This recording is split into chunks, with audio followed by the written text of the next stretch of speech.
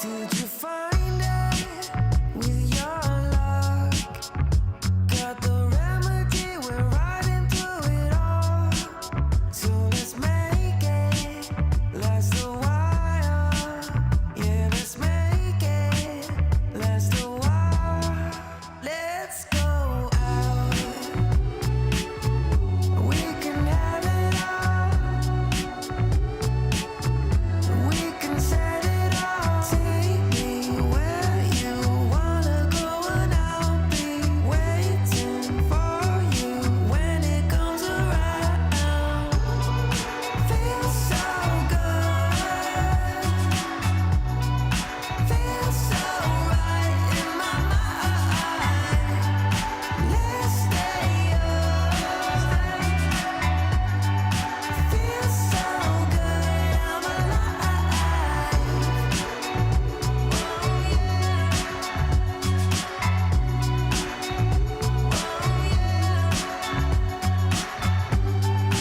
Let's stay up. Feels so good. I'm alive.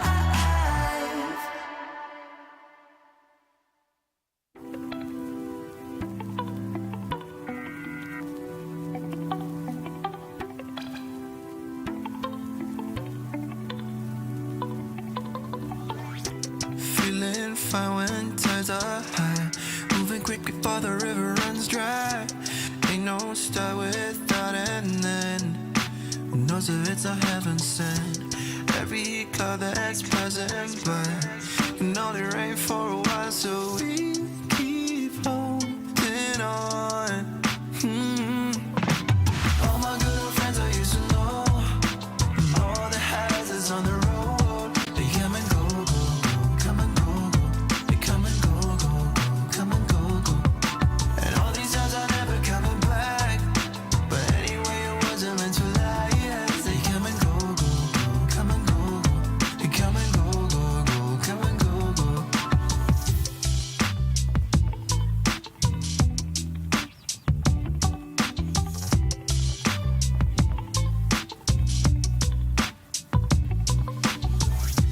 Holding pace when times are fast. Soon enough we're gonna call it past, yeah. Woman's luck makes woman sad, and even eagles need to land. Angry words leaving a scar, but she'll be covered with a smile, so we keep holding on. All my good friends I used to know, all the houses on the road, they come and go, go, go, come and go, go. They come and go, go, go, come and go, go. And all these times are never coming back, but anyway it wasn't meant to last. They come and go, go, go, come and go, go. They come and go, go, go, come and go, go.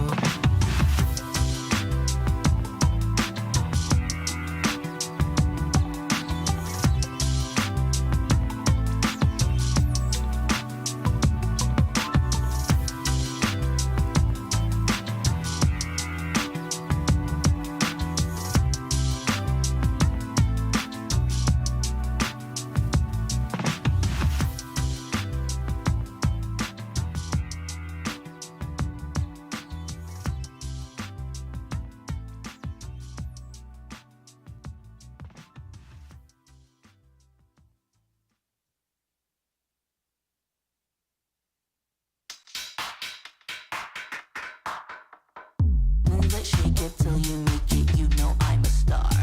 Crave it, chase it, I'm gon' make it, baby, I'll go far. Crush it, kill it, you compel it, my tab's on the bar. Crush it, kill it, you compel it, my tab's on the bar.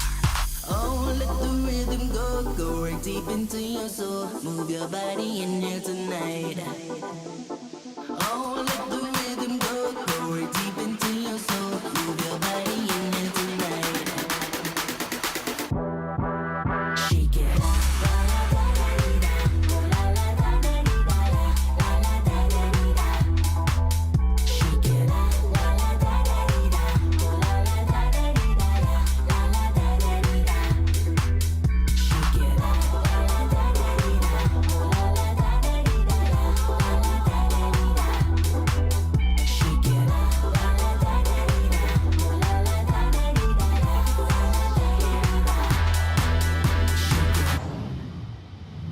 Touch it, own it, I can tone it, yes, we raise the bar. Want it, feel it, know you need it, like a shiny car. Kiss it, feel it, don't conceal it, I'm on your radar. Kiss it, feel it, don't conceal it, I'm on your radar. Oh, let the rhythm go right deep into your soul. Move your body in here tonight. Oh, let the rhythm go right deep into your soul. Move your body in here tonight. Shake it.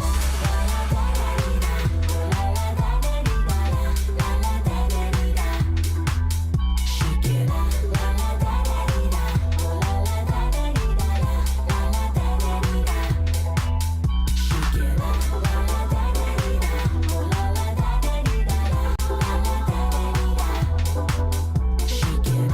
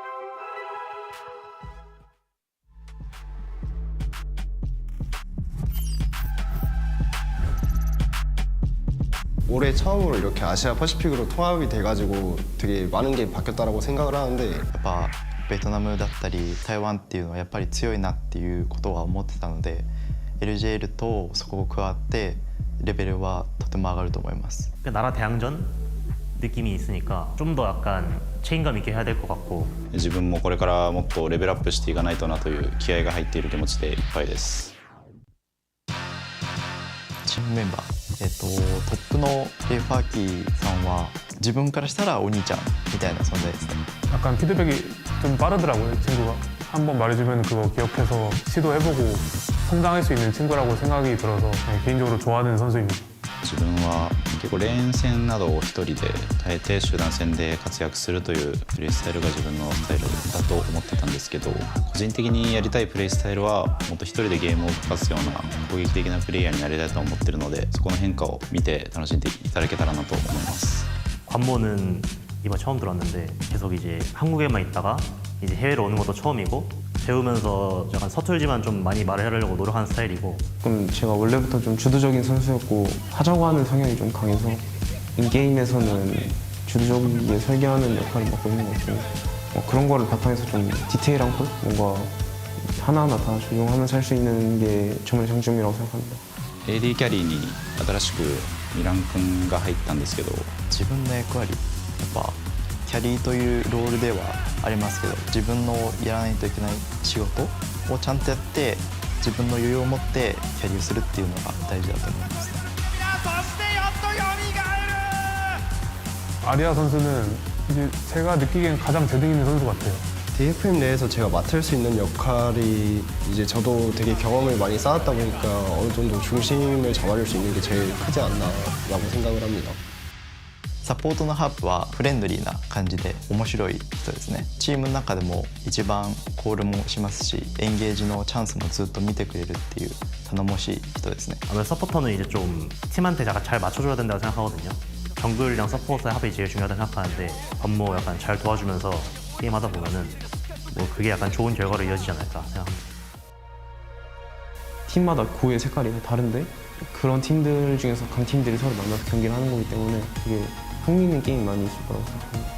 물론 당장에도 물론 자신감이 있지만 멀리 본다면 더 강해질 수 있는 팀이라고 생각하기 때문에 굉장히 재밌을 것 같아요. 저는 이번에 DFM이 LCP 리그에서 성공을 거둘 수 있을 거라고 생각하고 성공의 의미는 이제 저는 롤드컵 출전하는 게 가장 큰 목표로 두고 있거든요. 決して弱いチームだとは全く思ってなくて、やはりまず一つ目の成功は LCP リージョンで優勝すること、チャンピオンになることなので、その成功のために全力でやっていきたいと思ってます。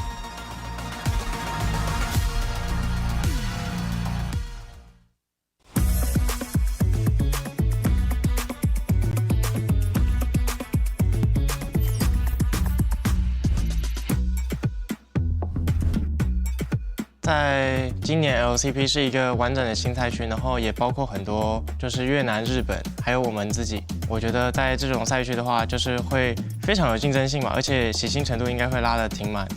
但因为今天融入了越南跟日本，我们可能会去分析其他玩法可能会不会更好，对我们来说。在2025的 CFO， 我觉得最特别的是我们选手都很年轻，然后他们也乐意去学习。 那就非常适合现在的这个赛制，就是全局 BP 嘛，因为其实他们也是有非常多的角色词可以想要给观众去看、去表现。我觉得我们的学习力跟随机应变能力是很强的，所以不用太怕他们的那些风格。可以被选上，就感觉自己肯定还有潜力哦，然后可以为团队带来很多帮助，就觉得蛮开心的。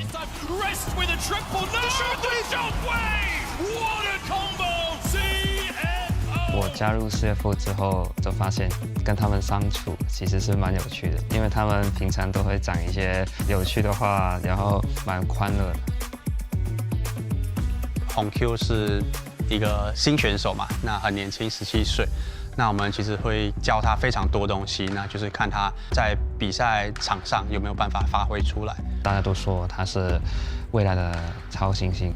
我希望带给粉丝们一个激进、敢打、敢操作的风格，不保守，就是打得比较进攻性一点。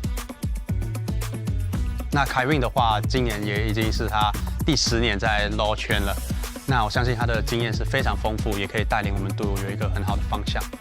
比较像领导者，因为凯文比较常拉我们队员一起去沟通、讨论游戏，所以有这个角色挺重要的。刚入4节的话，可能就游戏内，我觉得话也算蛮多的，就是然后操作也蛮好的。我会说我自己应该是算是老大哥吧，就有点牺牲自己，比较团队，然后因为我是上路位置嘛，我可以自己顾好我自己。 那 Dogo 的话，他自己本身在 LoL 打了1年，就打出很好的成绩，然后就已经去 LPL 那边，就是拼了好几年。这次回来的话，我相信他已经进步了非常多。自己在团练看到他的表现，还有他的操作，我觉得他非常那种明星的，还有领袖的气质，我觉得。车长就是游戏态度很好吧，会很积极的沟通，想他的想法之类的。因为我能留在竞争力那么强的 赛区就代表自己有一定的竞争力。俊佳是一个经验非常丰富的选手，也去过很多国际赛，就很开心能跟其他赛区的对手交手吧，然后希望可以在比赛中就进步更多吧。今年我觉得我们 CFO 应该会是一个稳中带狠吧，就是要狠的时候狠，然后 会乖乖的时候就乖乖的，不会想要去乱打架，然后顺利的拿下比赛。如果能够在第1赛季的常规赛里面快速进步的话，我觉得3个国际赛我们都是能去的。那我这边就先说一下，我们一定能去世界赛。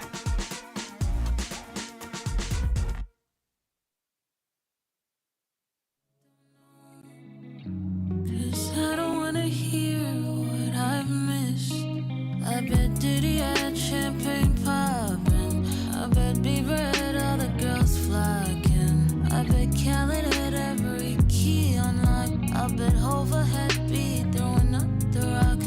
bet Oprah was handing out cards. I bet Bruno was headed to Mars. Bet my night wasn't better than yours, 'cause I ended up spending it alone. But how was I supposed to know? This was a party of a century, and there was somebody that was supposed to meet. The way you're describing it sounds like make-believe. I should have been the first to know. But wait, no one really invited me. Well, I wasn't really feeling too well anyway. I've got a bad case of FOMO. Fear of missing what I don't know. Got a bad case of FOMO. Don't you tell me what I don't know, 'cause I don't wanna hear what I missed.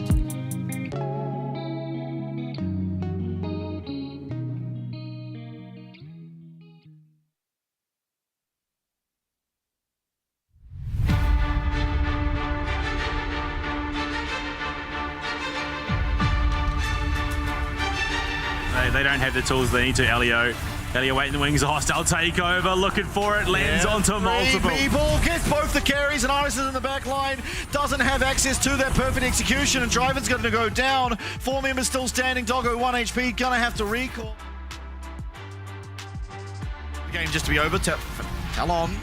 Very low, the Between Worlds used, but the Curtain Call comes out, and Dyer here's the flash away, and a shutdown. Biddy somehow weaves it. It's going to be one answered back, though, as Caster's taken out. Arj's getting very low, does have to flash the wall, and Hero's going to go down. Fofo's going to find the kill.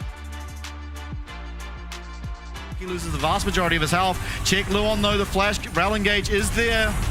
You will find it, but it's not the best. It only lands onto Stella. The bullet time's okay. It's doing damage on the back end. Al will go Dyer. This Artican's down to 3k. It's doing a lot of damage to Mir, though. Down will go Biopanther. It's a shutdown. And now forward will Team Wolves go. But Mir gets the smite. He gets the withdraw. It's going down on the Baron. Nothing's going to have to be committed. They see the teleport go forward, and Archie finds a 3-man fresh body slam. And as fast as it starts, it ends. Aria, he does get the phase rush, but Penny doesn't care. He just clicks on you. Oh, you've only got Artican halfway down. That gravity well. There you go. What a jump. He finds it in. The crash down lands onto many people, and it's the public execution coming through. And Talon, they're getting run over. Caster trying to find what he can, and Benny just having to run away. No Fofo means no hope. Yes, it's a double kill going over to Histo. It's the Artican as well.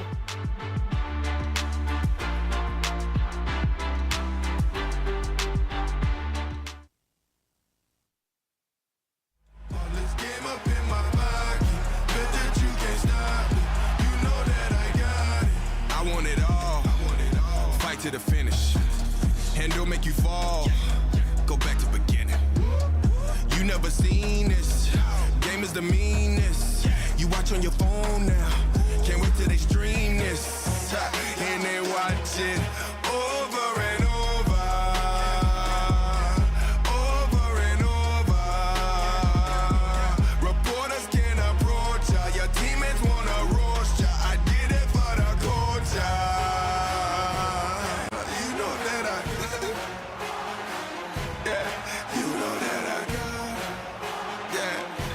Reporters can't approach ya. Your teammates wanna roast ya. Did it for the culture.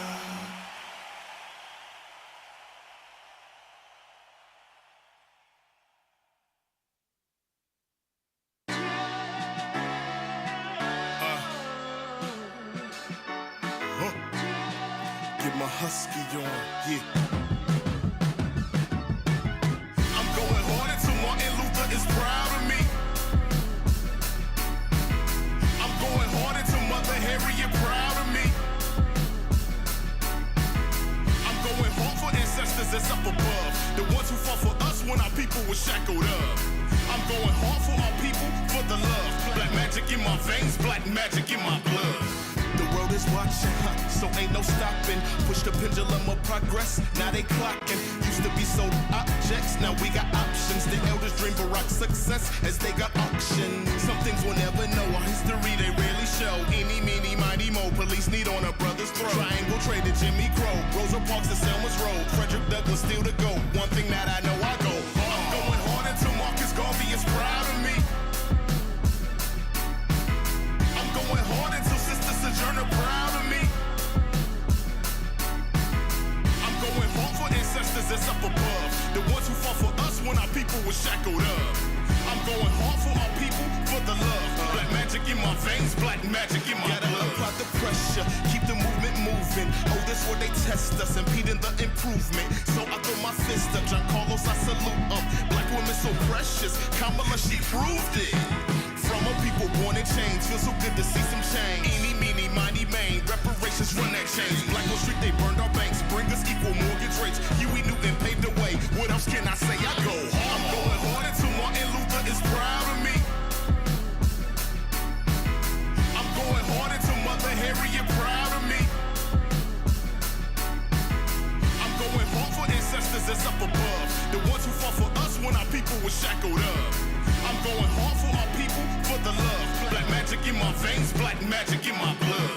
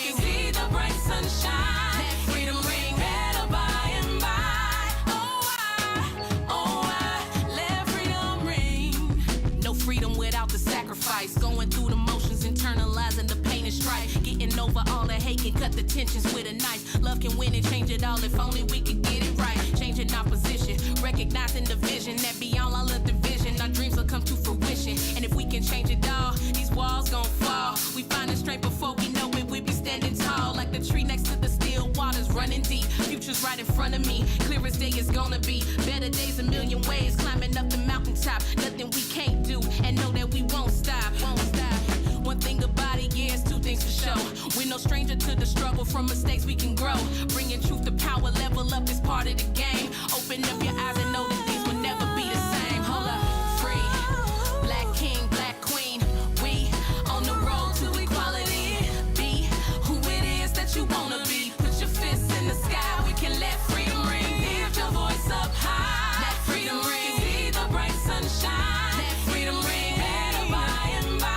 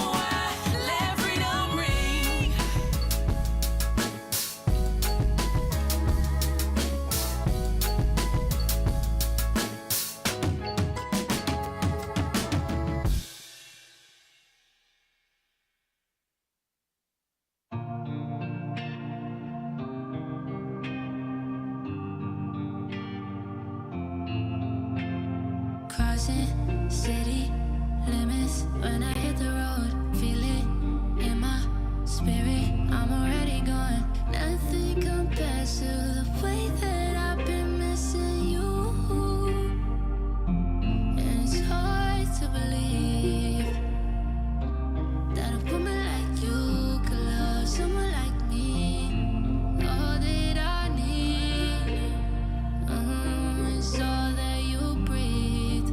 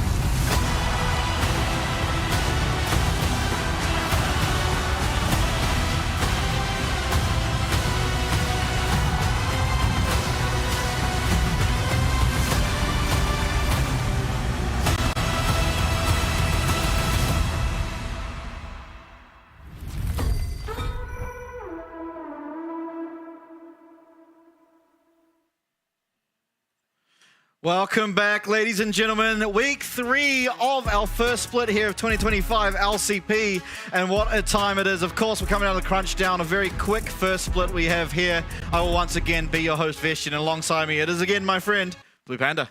I mean, look, coming in tonight, crossing the halfway mark of split 1 of the year, it's a good time. We've had a bit of a break. Some teams definitely look like they've needed it, and so hopefully they've made those adjustments in that time off to come into this, this second to last week of comp before we head to playoffs, and they can utilize that what they've worked on in that break. Yeah, absolutely. I mean, I hope everyone at home has enjoyed their Lunar New Year break. And of course, I hope the teams we have playing here in the LCP have used that time, as you said, to either improve on their already found successes or find success.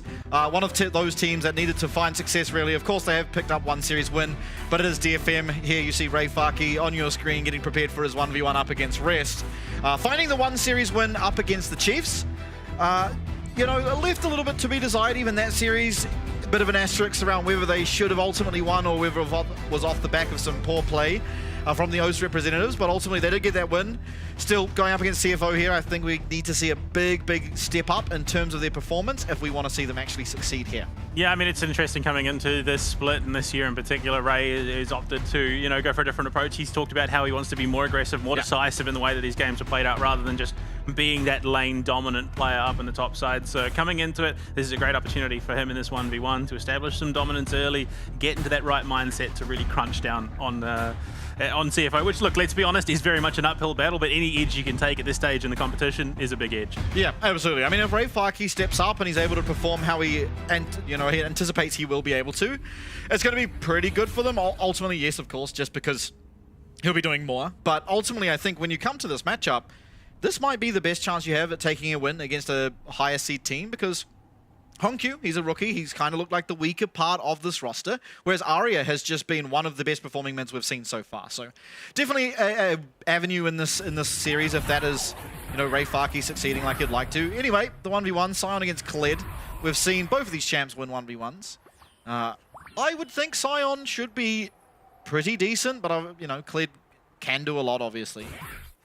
I think just in terms of bulk, Sion wins, sustainability with that grasp as well. I think Conqueror is going to be all right, but by that stage, Rest has likely lost that much HP that he's going to be demounted. He's going to go for the fight, though, onto Ray. And Ray, again, out-sustaining at the moment.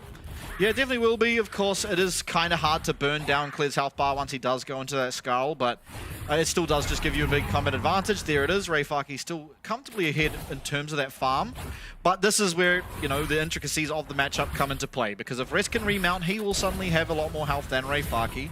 Still, it isn't easy. While a lot of people, they see the Bowls play Sion, and that's one way to play him, he is also a very strong sort of poke tank early on in the game. Can I just talk about that for a moment? I try not to have beef with competitive players, but seeing Baus's inting Sion infect our ranked games the other day genuinely hurt. So unfortunately, they only read the inting part of the strategy and not the rest of the thought behind it. Yeah. And he proceeded to run it down 7 times in lane phase. So yeah, look, it was a rough game. It was. I was trying to block that one from my memory, but there it comes back up. Still, Ray Faki doing well and healthy. We'll be running out of mana. Ultimately, I mean, both of these champs aren't likely to kill each other in the near future, and more than likely we'll just be taking a recall and coming back out with some items. I think that's where we get to see cool things. What do each player go for? Rest now will not have the ability to remount, but Ray Faki, does he really have the mana to be able to take down, as well as just the ability to keep up with the clear? I think he does. I mean, look, I think best case scenario, which is saying something, Rest does get the kill onto Ray, but Ray then, Glory Beyond Death just comes back and whomps him out as well. So I think it would be a 1-for-1 trade ultimately. So I think best bet, Rest. Get a little bit more gold, push this wave in towards the tower. He's going to go for the 6 though, and maybe look for something. I think, at this stage, your best bet is just back. Why risk throwing something away in this situation? The funny thing is, you'd think about it, okay, Sion can just back and I'll back to lane, but Kled can as well. So they're not really beating each other out in that regard. Rest now, I mean, he has threat. Getting that skull back on. Yeah. Got to be careful if you're Ray. I think overstaying here could be a bit punishing. We know how much Kled can do with it. A little bit of gold.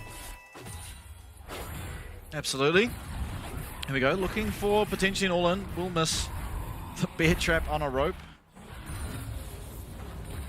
But Still, Skull, okay, he gets the health relic, gonna get some health back. Reifaki maybe overstepping. It's gonna get his Q only for the short usage. As Rest chasing him down. We'll get Skull back available to himself. Now comes the shield, the ultimate will come through as well. Barrier there for Reifaki, though he looks for the knockout, will miss, and Rest just claims himself a free first blood and puts himself at a significant advantage. Yeah, that was definitely an overstay there from Ray. I think, yeah, your best option would have been back, spend some of that gold, and then ult back into lane, because I think it just feels a bit questionable overstaying there, which, to be fair, there are a couple of teams in the league who have had that issue in terms of overstaying. Yeah. But it gives Rest an avenue to close this one out. Yep, definitely ahead in gold now. Only 700, which isn't the end of the world, and ultimately Sion does do a lot with very little. Has the Iceborne Gauntlet. I believe we saw Biopanther, was it? I don't remember. Someone who played Sion in the 1v1 and went for the Grasp Iceborne Gauntlet proved pretty successful. One thing to consider as well is, I believe, you know, if it comes down to sudden death, Rest will be favored because there is a little point of time of invulnerability that he will get. You know, that burn will continue to tick away at a Sion's health bar. Going aggressive here, does have the Eclipse available, and you're seeing how much that item is able to shred out the Sion's health bar. Yeah, look, value, I definitely think Rest has got the better end of the deal here. Picking up that Eclipse, he's going to be able to commit to the fight just a little bit better. Sion just feels like it's too slow a burn. You kind of need to be a little bit more aggressive with your itemization. The Iceborne Gauntlet, Grasp combo, great in the actual 5v5 against the right champion in the 1v1, but right now it's really suffering. Yeah, Conqueror fully stacked from Rest. He's going to be dismounted, but once again, how is Reifaki going to find an angle here onto Rest? It doesn't feel all that likely, at least within the time that, you know, the Skull is down. Rest now will not get access to the health relic. Rest is just an absolute menace on this Kled so far. He's really putting Ray under the pump. Remounts, and yeah, Ray, if he steps out again, that's going to be a second death and the 1v1 over. Yeah. It's just a pretty rough position to be in as the Sion. The Eclipse doing percentage health damage while giving him a shield means the trading power is just so strong for Rest on the Kled. Now he's looking for some tower damage. Will ultimately find quite a bit of it, but now he's found himself in a pretty rough position. Going to pop that barrier. No unstoppable onslaught available just yet, but the barrier comes out. It's still Kled who wins out the 1v1. And Rest claims CFO. Side selection here in our best of 3. When in doubt, just stab him with a really big knife. Yeah. Apparently is the game plan there for Rest, and it works quite well. Once you've used that combo as the Sion, you don't have any cooldowns to be able to proc the Iceborne Gauntlet, and the Kled just thrives in a 1v1 situation where it'd be a knuckle brawl. It was a rough spot for Ray to be in, unfortunately.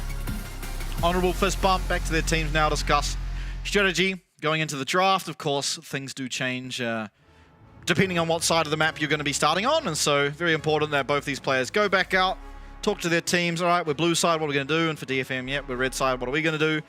If I were to be the coach of DFM, which I'm absolutely not, and I'm probably nowhere near qualified enough to be that, I would probably look at how our team has found success, and I'd say, you know what, this Arya guy is very good when given advantages in the game. Red side 5th pick. Unless there's like a ridiculous champ left open. Aurora, I'm looking at you. Yeah, I don't know. Look, you got to admit, Ari has showed his flexibility. We saw a Vlad, we saw a Yasuo come out. Yes, admittedly, it was against a team who's probably not of the same caliber of CFO. Let's be honest, definitely not of the same caliber as CFO. One day, maybe. We'll see. It's a new season. It's a new year for them. They've got an opportunity to shine. But in this matchup, looking at how things have been going, the was in behind and helps them achieve that victory. But yeah, if CFO have played the game that they keep playing week in, week out, they should be able to shut them down. This is looking like an even rougher spot than it was before the 1v1. Yeah, absolutely. It's not going to be an easy spot to come back from. I'm assuming that CFO will choose blue side, of course. They could possibly select red side. But ultimately, I think DFM, if we're looking at them, if we're looking at ways they can find success here, I think despite what Reifaki says about wanting to be more aggressive and whatnot, I kind of don't take that into consideration until I see it. I think the recipe for success has been for this team, Guwon and Arya pairing up and doing well together, and I think it needs to remain that, because ultimately, the biggest hole I find in their team, just game in, game out, is the bottom lane. I really don't see Kakun or Milan really doing that much in terms of, you know, carrying the game. Even oftentimes, and this is not like almost any other team in the league, we'll see Milan opting to give away kills to his jungler, to his mid laner, so they can get gold, preferring not to be that carry, to be that Ashe, to be that Varus, and just provide utility for his team. So I feel like you just have to rely on getting Guon a nice jungle matchup, a nice jungle pick against what you can see on the other team. And Arya needs a comfortable lane that he can scale into the game for and be a realistic sort of 1v9 carry champ. Yeah, I mean, that's really the case, honestly. In terms of what we've seen out of Arya, there's been a lot of flexibility, a couple of those less than, you know, familiar picks in what is the current state of the game. The Vladimir's come out twice, the Yasuo's come out. I think you lean into that pivot ability, you know, just give him something that he's very comfortable on. He can look to influence the map, like I said. Guon, pretty consistent when it comes to those lockdown junglers, so you pair that with that nicely. The big problem I'm seeing at the moment is, well, they're 50-50 for winning games where they're ahead. And again, that was against the Chiefs, who kind of spoon-fed it to them, if we're being honest with ourselves. So I don't really see a weak point that they can exploit on the CFO team. Again, I think as it has a couple of times now, it's going to come down to whether or not CFO give it to them. Yeah, absolutely. And I think ultimately, like, if you're a CFO fan, if you are a member of CFO or whatever, you just have to look at this team and you just have to look at your jungler. You look at Junja, he is probably the best jungler in the league and one of the best junglers worldwide at making sure no chaos happens. He is pretty good at, you know, if he found an angle, he is sure that this angle is not going to be punished, and we kind of see that from them very, very consistently. And I think that's really good, because the only time you often see like one of these better teams, I put in quotations, lose out to teams you wouldn't expect to be able to win is when there's a lot of chaos, when there's uncertainties in the early game. And I think Junja is just one of the best junglers in the game at denying any of that sort of chaotic gameplay. Yeah, I mean, he's been really consistent. He's been playing the Zen, he's been playing the Zyra. No real flexibility. I think it's just consistency is the key for the CFO roster at the moment. And Junja being as powerful as he is and influential as he is out of this jungle, he's going to be the spear tip. We've heard them talk about it. Hongq, look, yeah, he's been a bit hit and miss. He did give a first blood of, you know, his first blood of the tournament to Artikan, so no one's going to be able to claim that against him, I suppose. But, I mean, this is a team that hasn't shown a huge amount of flexibility across the board. I think the most diverse picks we've seen is out of Hongq of all the players. Everyone else has sort of been sticking with what works for them. So, yeah, look, I think CFO coming in consistent, whereas, yeah, like you said, DFM need to come in. They need to embrace the chaos. They need to thrive in the chaos and really try and throw CFO off their game. Yeah, absolutely. I think you could even say, obviously, we're going to see them in the second series of the night, but that's something that Team Secret Wales have done really good at. Like, we found them, you know, 12k up against Talon. And Talon is probably who we have all as our favorite to win the league. They almost beat Talon as this rookie roster that no one really knew a lot about, and that's because it was just so chaotic. It's very hard. It doesn't matter how good you are at League of Legends, if there's a lot of chaos, it might be bad plays that are being made, but you are forced to make the correct decision against those plays. Otherwise, you know, if you're not all cohesive and not doing everything as a team, then despite it being maybe a less than optimal play, it'll work out because everyone on the other side is on the same page. And that's, you know, one of the most key things is early this on into the year. If your team is able to be all on the same page already, then that already just gives you a leg up above the competition. And, you know, DFM, they came in the day before they started their first game. They brought in Kakun, and, you know, we already knew there was going to be a level of uncertainty there. Now they've had the Lunar New Year break, should be able to look a little bit more solid as a roster. I saw we do have Kakun in for our first game as well, which means this opens up the possibility of mages in the bot lane. Yeah, and I mean, we've seen pretty prevalent in scrims and games across the world for League of Legends at the moment. I know there are a lot of North American teams that are playing around the majors in the bot lane at the moment, so it is definitely going to be interesting. Now, obviously, you know, coming in on a fresh patch as well. I mean, not massive changes, but enough that maybe there could be a bit of shake-up in terms of objective priority.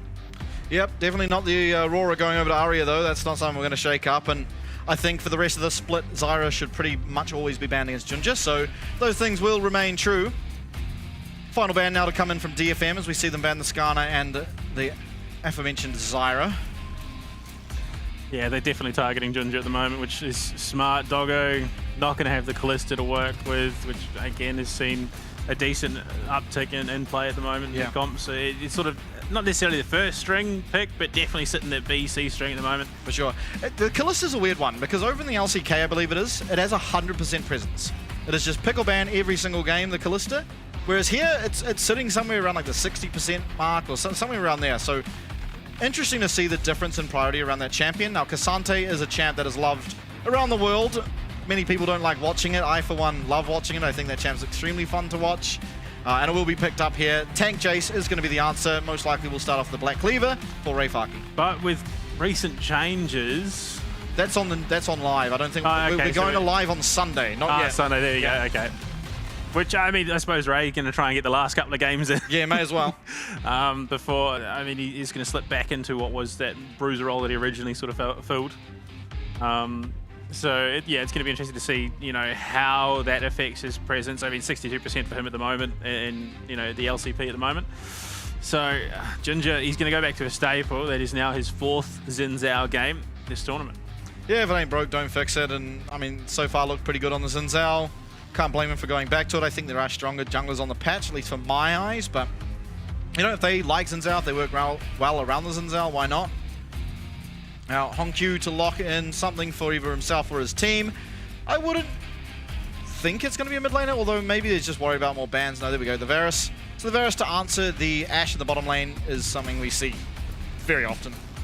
Yeah, I mean, so it's interesting. You can see 2 drastically different stories for the Kalista and the Varus.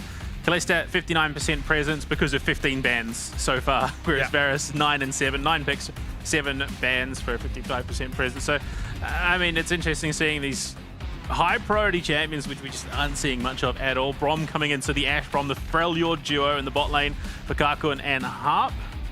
I mean, it has potential to be a very, very rough game for CFO, just purely off the lockdown that we're already seeing. Absolutely. I think now coming in, you probably want to ban array supports that Varus likes to pair with, so Renata strikes me out as one of them. You may also look towards mid laners, although because you have that last pick, I would think that it's, just leave open whatever mid and we'll lead Arya pick his comfort into it. So the Rakan is taken away as at least the first pick. It pairs well with Xin going in, Cassante with wherever he wants to play any given fight, and able to get back to your Varus pretty quickly to be able to peel as well. So yeah, that's another one. Come Sunday, that's going to be copping a bit of a hit. The grand entrance isn't going to be as potent, receiving a bit of a nerf in the cooldown. So yeah, look, it's going to be an interesting, just to see how much that shifts things up when it does go live. But right now, yeah, Rakan, very solid. Pantheon, yeah, definitely target away from Gohan. We've seen a great number of Pantheon picks, not just here, but again over in the rest of Asia as well. It's been great, not just out of the jungle, but out of the support as well. Just the global presence, the real threat that it brings. And Orianna taken away from Hongqiu in the mid lane. Makes sense, especially with the Xin Zhao in the board. That could be a pretty potent combo. Yeah, absolutely. So one more ban to come through now for the side of CFO before we get to see DFM's 4th pick. Most likely will be jungler. Where do you look to ban Wukong? Makes a lot of sense. That is probably, for my eyes, one of the, if not the strongest jungler on the patch, at least, in solo queue, but also as a champ that is able to transition into competitive very well. I didn't realize we were doing themed drafts. Yeah. Jace a little bit off theme. So Arya's picking Anivia. Yeah. Right? Surely. Lissandra. And the Jace is actually an Ornn. Yeah. Yeah, or a Volley. I don't know. Volley is more blue. Like, I know they're both Freljord, but, just color-wise.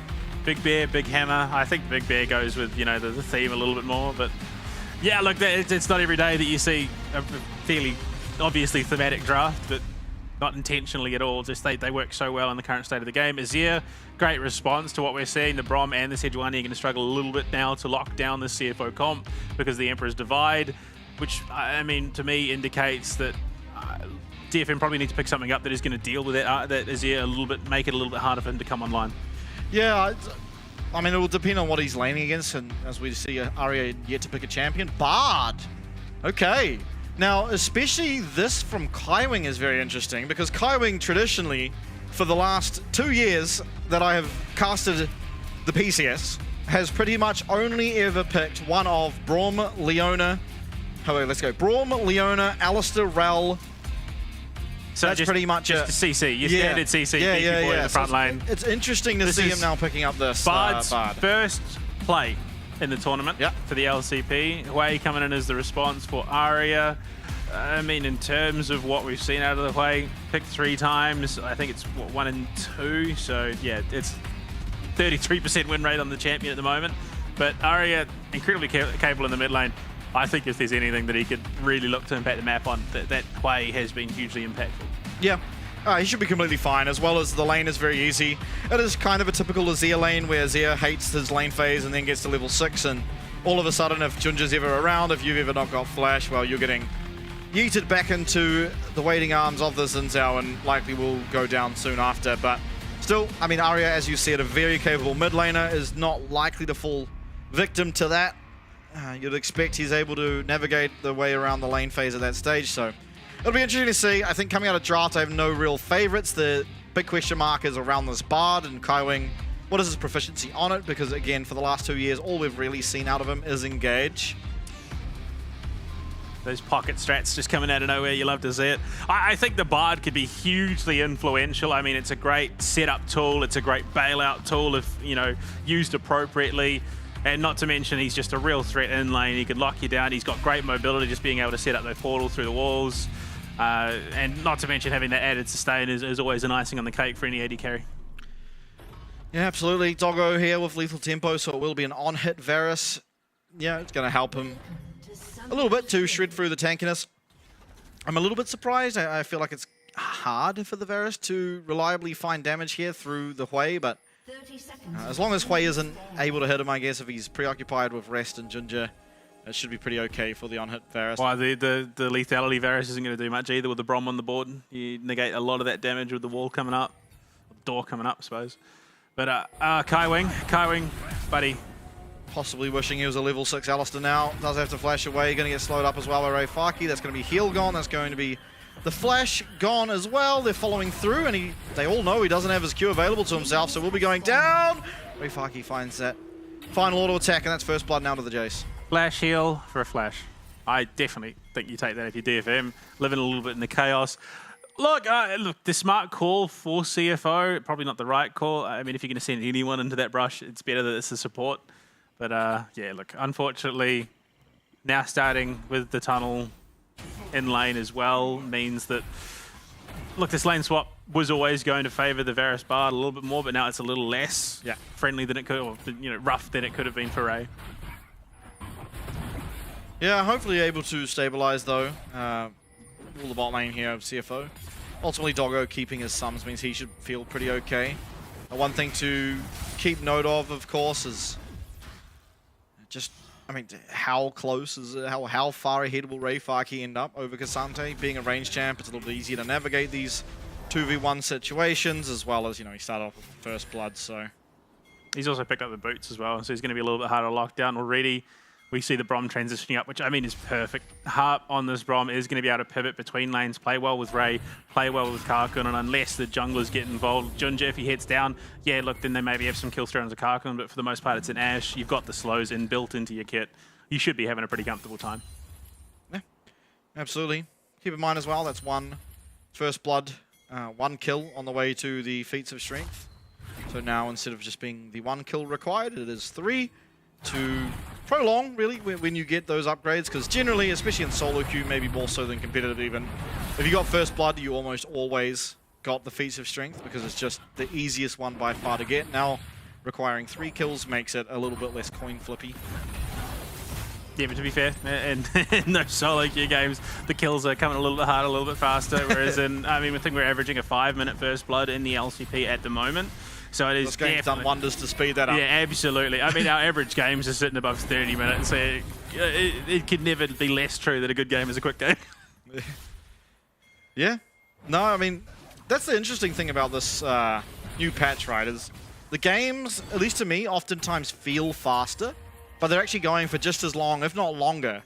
And I think that's just almost entirely due to the delayed spawns of Baron in particular, where, in general, in a competitive environment, it's very hard to just randomly get towers.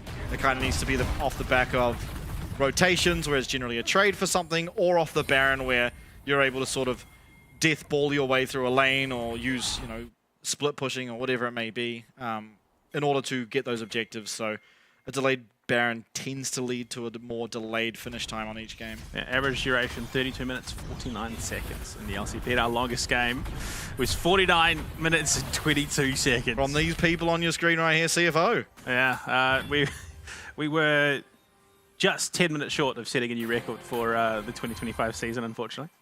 EU just has to do it one better. I think that was on their first night as well that they did that. You love it. Went back and looked, but... You love it, coming back from a break. Oh yeah, let's get it to a 59-minute slot. There's nothing quite like it at esports. But I mean, look around the map, things are, stabilizing like you said. We're not seeing huge advantages now in that top side. In fact, at the moment, Rest is out CSing Ray, despite that first blood. Yeah, it's a little concerning, but I think the majority of the reasoning there is that ultimately it ended up just being a 1v1 lane down bot, and you saw, you know, Harp leaving to go and assist his top laner, but the wave was already getting culled by each minion, whereas Rest was just 1v1ing you up against Kakun, and while Kakun does have kill pressure, it would require Rest to sort of take his hands off his keyboards, kick his feet back up, and call it a day, really. The ADC dream. Unfortunately, that's not how the game goes. Junja down in the bot side. Ray could be in a bit of trouble. Yeah, it does have flash available to himself very shortly, or it is up, and going to get slowed up, trying to get his way out there with the Q, but Junja's going to be able to find the kill eventually. I guess his flash is only just still down, but... Yeah, I think it's just, it has, the shadows just shifted, it's just come off cooldown too. So timing there, look, another reminder that it is always important to ping those summoners, make sure you got the timings pinpoint, because it could spell the difference between finding a kill off a gank and not. Yep, there's a key difference between spamming the ping on the summoner because you're frustrated you died, and pinging the summoner so you can get the timestamp and then record it for later. Obviously, CFO recognizing that Flash is still down for a minute amount of time. Let's go punish it. Junji finds the angle, finds his way in, and unfortunately, Rayfaki's lead that he found with that first blood is all but lost. Fun fact, looking at the heat map, around Void Grubs is where, well, Baron Pit, I suppose, is where DFM has had the most kills so far this tournament, and the most deaths, ironically enough. I think it will mostly be Grubs. I remember quite a few of their games. Artican as well up there, you know, a lot of the time. So it makes sense. The majority of the objectives that end up being massive fights are up on the top side nowadays, although Artican can be on either side. Rest finds his way now onto Rayfaki. There is flash available to this Jace now, and Rest won't be able to find his way for any sort of kill threat, especially just being a level 5 Cassante for the time being. It's crazy though, the lead is still there for Ray because obviously Junja was the one to pick up the kill off that gank, and now Ray has caught up in overall CS. Grubs taken out pretty cleanly by CFO. There was no real contest out of DFM, and I think it's probably a smart choice. Trade objectives, get yourself your first Drake on the board, and look to try and pivot from there. You do have that little bit of an advantage, I suppose, in terms of accessibility of the Dragon Pit, but on the whole, Void Grubs has been the priority so far in LCP. Every team just loves those Void Grubs. Maybe change a little bit. We'll have to see. Come live patch where Void Grubs have been nerfed. We'll see if that makes any difference to how the competitive teams view the map. God, I hate being an AD carry and going back to base, and the only thing I can buy is the slingshot. That feels horrible. Is it as bad as going back to lane and you're still not 6 yet? Yeah, it's worse because at least you're going to get level 6 in the lane. The slingshot is going to stay like that until you recall. It's an Ashe though. You're a slow burn champ. You're really just there to set up the kills for the rest of the team. You don't really come online until later in the game, so I don't think it's the worst situation to be in. No, of course not. Especially in the team fight coming into the mid to late game. Karkun there to set up. Arya and Ray will likely be the ones dishing out the most punishment. Harp is level 4. He's the lowest level in the game right now. Yeah, it's just the support life. Kaiwing probably would be too if not for going around the map and collecting XP orbs that speed him up. Cheating. Inbuilt mechanics that make the game easier for a support. No, we can't have that. But yeah, we're looking for a bit of a dive here onto Ray, but Guon coming down in support. Decent damage onto the plates, a little bit extra gold in the pockets of CFO. I think they've acknowledged, yeah, they can't commit. That's a bold call from Junja. Yeah, Junja going forward. There's only Harp and Guon there, though, and Rayfaki not really got an angle to get in, so we'll just eat one Rom Q and walk the other way. Now, my question is, so we have the Tear of the Goddess on Ray, but we also have a long sword. Are we seeing, you know, maybe some enemy in action go? I doubt it. I really doubt it in the current state of Jace, but look, maybe we can hope. Maybe he's getting himself ready for the next patch. Maybe he was misinformed and thought it was live. Yeah. No, it'll just be the Black Cleaver first into the Winter's approach. Fimble Winter, whatever. Probably be Fimble Winter by that stage, but most likely will just be that. That gap is just minimal now on the top side. Rest has been playing this so well. He's going to meet Harp and Karkun, but no 6 on Harp means that, I mean, that Glacier Fissure is not going to be a threat yet. So they really don't have the lockdown. I mean, it's still a Cassante as well, who's got that chain vest as well. He's so beefy right now. That's a beautiful sight. Hongkyu navigating this lane phase fairly well, down 100 gold, but ultimately if you are the Azir, you're not too sad by that, really. It's a completely fine amount of gold to be down. As you come into these team fights, the game gets a little bit easier to play, so long as you aren't just sort of standing in front of your team. I think he's very happy to just go even at this stage. Yep, for sure. I think both mids ultimately are. It's just a lot harder for Azir to be even. Yeah, but I mean, look, Hongkyu, the real test has yet to spawn on the map. We haven't got Artikan, so once that happens, maybe just maybe we see Hongkyu tested. But we've still got, you know, just under 4 minutes before that happens. Second lot of Void Grubs up. DFM positioning to try and threaten, but they... Yeah, all 5 members from each team is around this Void Grub pit.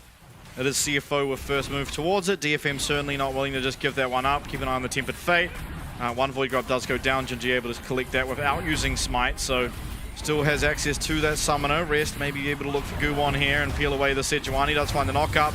Oh, it's a very nice Enchanted Crystal Arrow that will connect here onto Hongkyu, but no way forward as it's going to be that mystical journey out. But here comes the Glacial Fissure, and down will go Rest. A lot of damage back onto Guwon, but not enough to take him out. Should be able to pick up these Void Grubs here. At least the one. Harp very low, does get out as well as Doggo finds himself at a minute amount of mana. Ginger now getting marched down, does have to flash away from these slows out of Kakun, and eventually only Rest will go down, but DFM do collect themselves one Void Grub. Fun fact, there was no Glacial Frizz at that fight. He's just hit 6 and got it. That was purely off pre-6 Brom. And yeah, I think it did help that Kaiwing well and truly missed his Tempered Fate there. Beautiful Enchanted Crystal Arrow onto the back line, hitting Hongkyu, who would have completely disrupted this. It was the Glacial Prison coming down. I think that would have been an even more disastrous fight for CFO if Harp had been 6. Oh yeah, for sure. And I mean, ultimately maybe we're seeing some shakiness out of Kaiwing. Missing an engage or maybe even peel at that stage like that is going to be costly for his team. And while only giving over the 1 kill, it does, you know, lead to a slight gold advantage here for DFM that can quickly snowball out of control. Yuntal Wild Arrows is going to be the first item for Kakun. Not an item we see an awful amount. It is a lot of gold to invest into, you know, quite a bit of scaling. But if you are able to comfortably get that scaling done, then you will just be doing more damage than any of the other Ashe build options.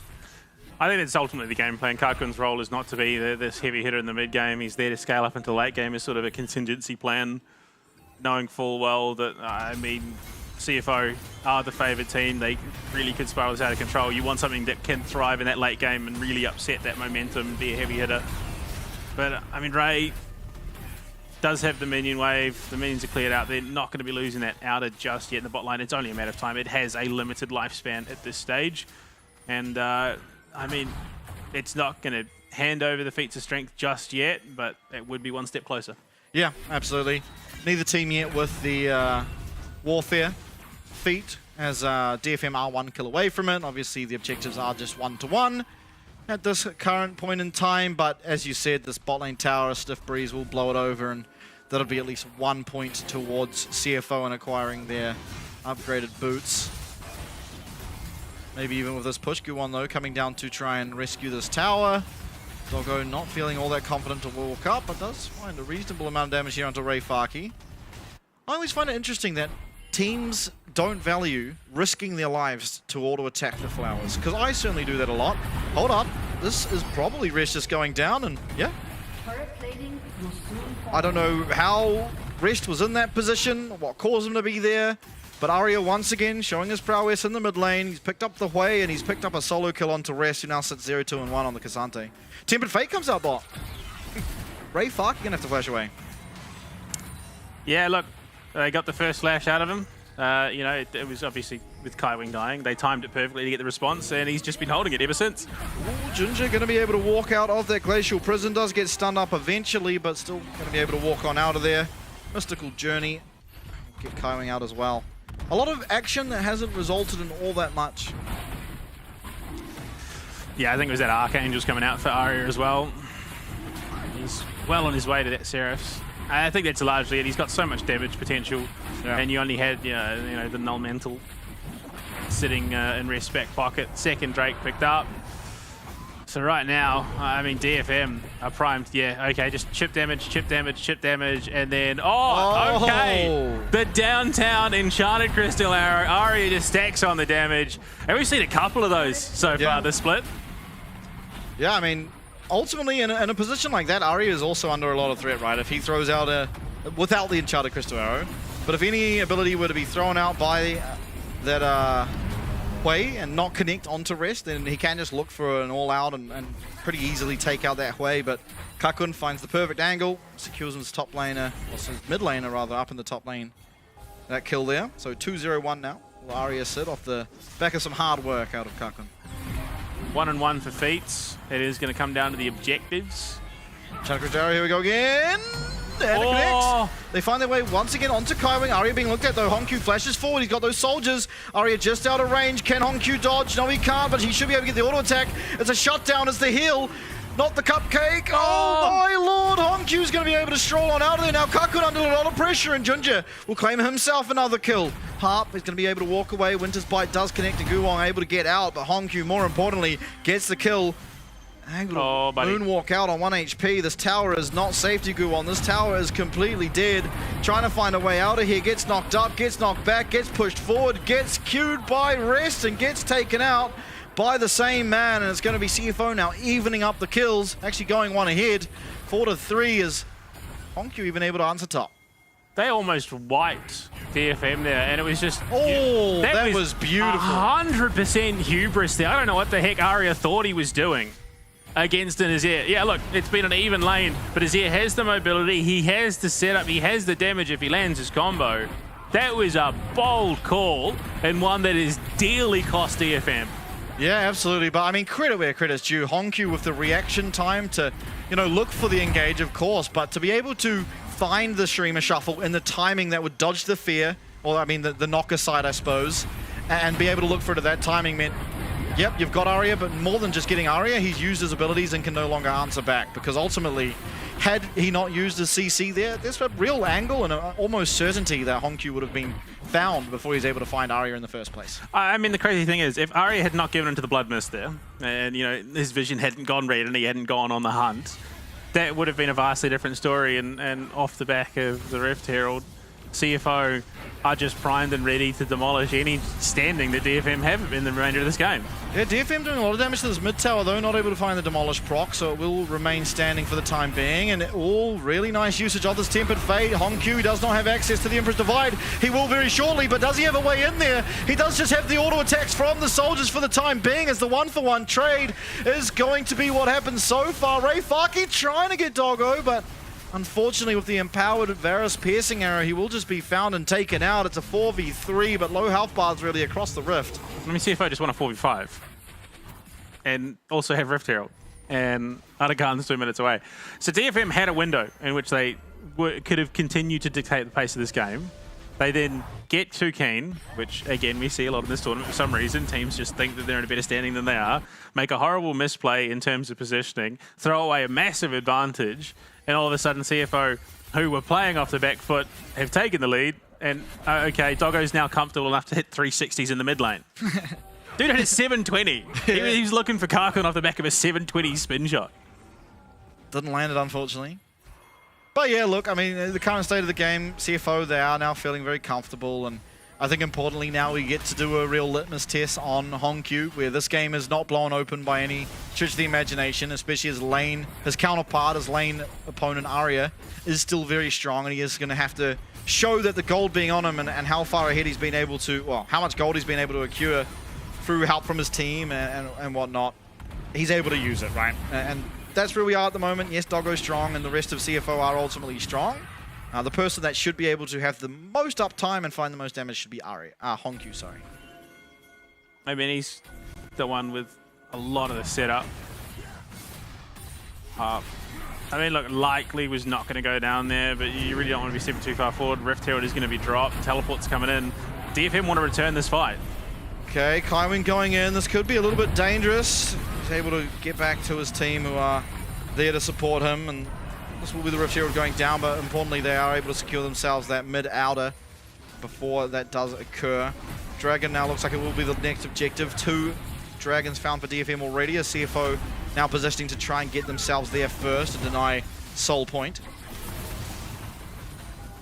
Looks like CFO were hunting for a bit of a bait there. Just hiding behind that mid-river wall. CFO don't really want the drag. I think they just want to fight, just wipe them out and then go for the drag. China Crystal Arrow lands on a Kaiwing, but a really nice Mercurial, or QSS rather, does get him out of that. Ray Farki now taking a lot of damage from Doggo as we see Rest in the middle of everyone. All Out does come through, and that's going to be Guwon now in the middle of the entire side of CFO. Honku on the side, though, being found by Aria, does flash away. The Spiraling Despair will not have the damage that they need to take him out. Junju with the flash forward. The Glacial Fissure means absolutely nothing. The damage is there, and CFO are following up. It's a double, possibly even triple there, as Doggo comes out supreme, and CFO now claim their glory. I would pause too. Off the back of that. Hubris. Well, there's a word I'd like to say, but I'm not going to. It is a pain. It is a pain at the best times, and unfortunately, DFM are learning that. They overstep their bounds again and again and again, and they get punished for it. A team like CFO is not going to let those opportunities slip, and as soon as they see a weakness, a missed position, and you can see it here, they were just waiting. They wanted DFM to come down to them. You look at this split, they're not really in a position to be able to back each other up. They commit with the Enchanted Crystal Arrow. They think they've done something here, but they've left Ray entirely on his own. Rest is so tanky. He can single-handedly manhandle the rest of the team, but, you know, jumps back, helps finish that kill, and they've committed so heavily onto Honkyu. It's just chaos, and this is where DFM... Nice snipe by Aria, but that is your participation trophy, if we're being honest. Yeah, I didn't see that during the fight. I mean, credit to Aria once again, you know, in the absolute depths of despair, able to find something, and does get himself a shutdown on the back of that. But ultimately, it was a curious fight, right? Ray Farki ends up being isolated by himself on the side. Meanwhile, Aria and Honkyu are kind of 1v1ing, and Aria is just demolishing in that instance, and there was just no one there to help to just finish off that Azir. If there were, maybe that fight looks entirely different, because suddenly that Azir is not there to control one area of the map anymore, one position in the river, and you can start walking forward with your team, but honestly, just looked a little bit, I don't know, disorganized, I suppose. That's exactly what CFO wanted. You could tell by the positioning. They weren't actually looking to start up Dragon. It was about baiting DFM into an unfavorable fight, getting them out of position, which they did brilliantly. And from there, yeah, look, they just collapse, get the Dragon. They can... Oh, actually, they didn't even take the Dragon. They're just going to go straight for Artican and then obviously utilize that to get the Dragon and whatever else they could want. Although, again, it is seeing some interesting changes going into the next patch. So again, live it up while you can. It's not going to be around for long. It is changing. Yeah, it is. I mean, ultimately, it does mean you just have less tempo, which the reason why this Dragon is so broken is because you can go into play and still be up tempo, which is it's just a ridiculous sort of thing to think about in League. But now, you know, going ahead into next live patch, it's going to be 15 seconds withdrawal time instead of 4, which is a significant nerf and one that is much needed, particularly for competitive play. Oh, absolutely. It was just ridiculous how quickly you could get back into a fight. You just throw anything at a wall, something sticks, then good. If not, then you just teleport back in and absolutely mollywomp them. So yeah, it was very punishing. Yeah, for sure. Dragon out. Going to be taken by CFO. They do deny Soul Point and have the Artican. Let's see what they choose to do with this buff. It's not going to be up for Baron, so marching down as one massive death ball into one of these lanes. Perhaps having Rest join later on might be the play, and is typically what we see. Honestly, just force a fight. You've got the power to do it, especially in a choke point if you're not playing carefully. Yeah, that's a conversion. Guess the 2 points there does Ray Farki is CFO. I mean, it is hard to siege without Baron into a way. I mean, you got to score a try to be able to go for a conversion, depending on which sport we're playing. It was likely a drop goal. Okay. Which so rugby would be 3 points for League. I think it's still just the 2. There's 1. It's 1. 1. Okay. Yeah, there you go. I haven't watched much League, unfortunately. Okay, answering mid lane. Go ahead. Our Pacific fans have no idea what we're talking about at the moment. Except maybe the Japanese. They're big fans of the rugby. So right now, yeah, just the threat of the Artican is so great. They can't even take a 5v4. Like, it's so brutal, especially with Rest and mid. He can just pivot down to the spot side. I think they're just going to use the Sardakan buff to threaten all the turrets and look, just maybe even go for a fight under tower. Yeah, I mean, Chain of Corruption does land. Everyone's going in, and that's the enemy tower. It's going to be a really nice Emperor's Divide, but ultimately, can they find a kill? Yes, that's one. Withdraw 1, 2, 3. Flash forward for Kakun. That's going to be maybe another withdrawal, or maybe he's just going to get absolutely headshot as Rest finds his way in, finds himself too. Doggo flashes forward, not able to find Arya. The shield there from the CFs is going to be enough for him. And they do get the withdrawal. It was very close to an ace, but ultimately just got the fuel there for DFM to get all 5 withdrawals through. Still massive advantage here for the side of CFO as, yep, they give over 1k gold. They earn just as much back, but now are all on the map. I don't know how different a fight that would have been if the Temper Fate was onto the tower rather than Arya. Look, to be fair, there's a lot of damage coming out of Arya, yes, but maybe, you know, Rest survives a little bit longer with the amplified towers at the moment. Yeah, Doggo just... He almost pulled off the miracle 1v2. Fortunately, Arya's just a little bit too quick. Scampers out of danger. But I think that those withdrawals probably... Okay, they will probably come into an end very, very soon. So you might as well use them where you can, get a bit of damage on that mid tower. Yeah, as well as, you know, you pretty much traded even in gold. It was, what, 4 withdrawals? All 5, so yeah, it was 1,000 gold, and I believe 3 kills were picked up. So somewhere in the ballpark of 1,000 gold answered back when you take into consideration assists. So, I mean, ultimately, gold was just an even trade, but you benefited. 1,000, when patch goes live, it's 100 at the moment. That's 200. 200, okay. It was 200 as of this patch that we're on here, yeah. Okay, yeah. Tower goes up, that's the Sandcastle in mid lane for Azir. It's not going to be defended at all. Jinja's going to look for Guon, who does just have that Arctic Assault to get himself out of harm's way. On cue, you're seeing this Azir really able to pump out the damage now that he has those 2 items online. Even gets the Merc Treads upgraded, bit of extra magic resist, trying to deal with the CC that, you know, was offered through Braum, Ashe, Hui as well as Sejuani, but then magic resist more importantly for the poke that Arya is able to dash out. But talking about poke, you're not going to need it if you just one-shot the Azir. He's trying to get away. There's no more follow-up. A lot of damage does come through from Arya, but his team not able to find a way through that brick wall that is the tanks of CFO, and Rest being one of them here is 1v5, and I think eventually will just be going down, looking for the all-out, but it's just a shutdown onto exactly who you'd want it to be there. And Arya, Jinja now getting locked down by that Braum, but has the blast cone to get himself out. Kaiwing as well, taking huge amounts of damage. Arya doing his damnedest to keep DFM alive. They committed a lot onto Honky there. Unfortunately, they weren't able to find the kill, and a lot of that utility would have been very useful in the subsequent fight. I think they probably could have found a couple more kills there, if I'm being honest. But yeah, so much onto Honky. Rest is well overextended in the back line. Obviously, CFO were much more confident. I think they had any right to be with that position. They were looking for a dive under the tower. But the damage is slow coming. They finally get Rest. But I mean, a Glacial Prison there would have also secured Jinja, which could have opened up Baron as a play, potentially. But yeah, look, I think they're just too laser focused on this Azir right now. Yeah, and I think, you know, with good reason. Well, Doggo looks, you know, he's 5-0-5, it's a very scary scoreline to go up against the AD carry. It is a lot harder for him to find his timing in these team fights than Azir, who can kind of just stand and deliver from a little bit further back with, you know, AoE auto attacks and whatnot. Always a threat of the streamer shuffling, especially onto Arya. If Arya ever got found, oh, nice sidestep. Ducks, dives, and dodges. If you can dodge Wrench, you can dodge an Enchanted Crystal Arrow. The tower goes up in the mid lane, and it is going to be cleared out. Glacial Prison. Oh my lord, that was close. I feel bad for Guwan, but in goes Jinja. Sees a potential weakness and tries to capitalize on it. Arya with the fancy footwork does get him out of that Tempered Fate. Coming not quite able to land on that one, and now it should just be CFO turning around, claiming himself their second dragon of the game, but importantly, Arya keeping his flash up, dodging out of that Bardol. Meanwhile, in the bot lane, Rest is off, just doing his own thing. They will claim themselves the second Ocean Drake. And yeah, unfortunately, there's just no recourse for DFM. They've been bullied out of position. They don't have the util they need to try and contest this fight comfortably. And yeah, that could have Did CFO know? Did they see Arya accidentally misclicked his ult and sent it flying towards the Baron Pit when no one was there?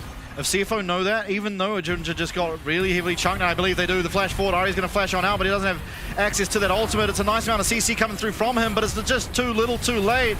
No ultimate on your way because of a misclick is a disaster. Rest not going to be able to find his way forward, but off screen, we do see that Doggo is just taking out Kaku, and it's only Aria and Ray Faki that are left against all 5 of CFO. They find a lot of damage onto Rest, but it's not enough, not even nearly enough to take him out.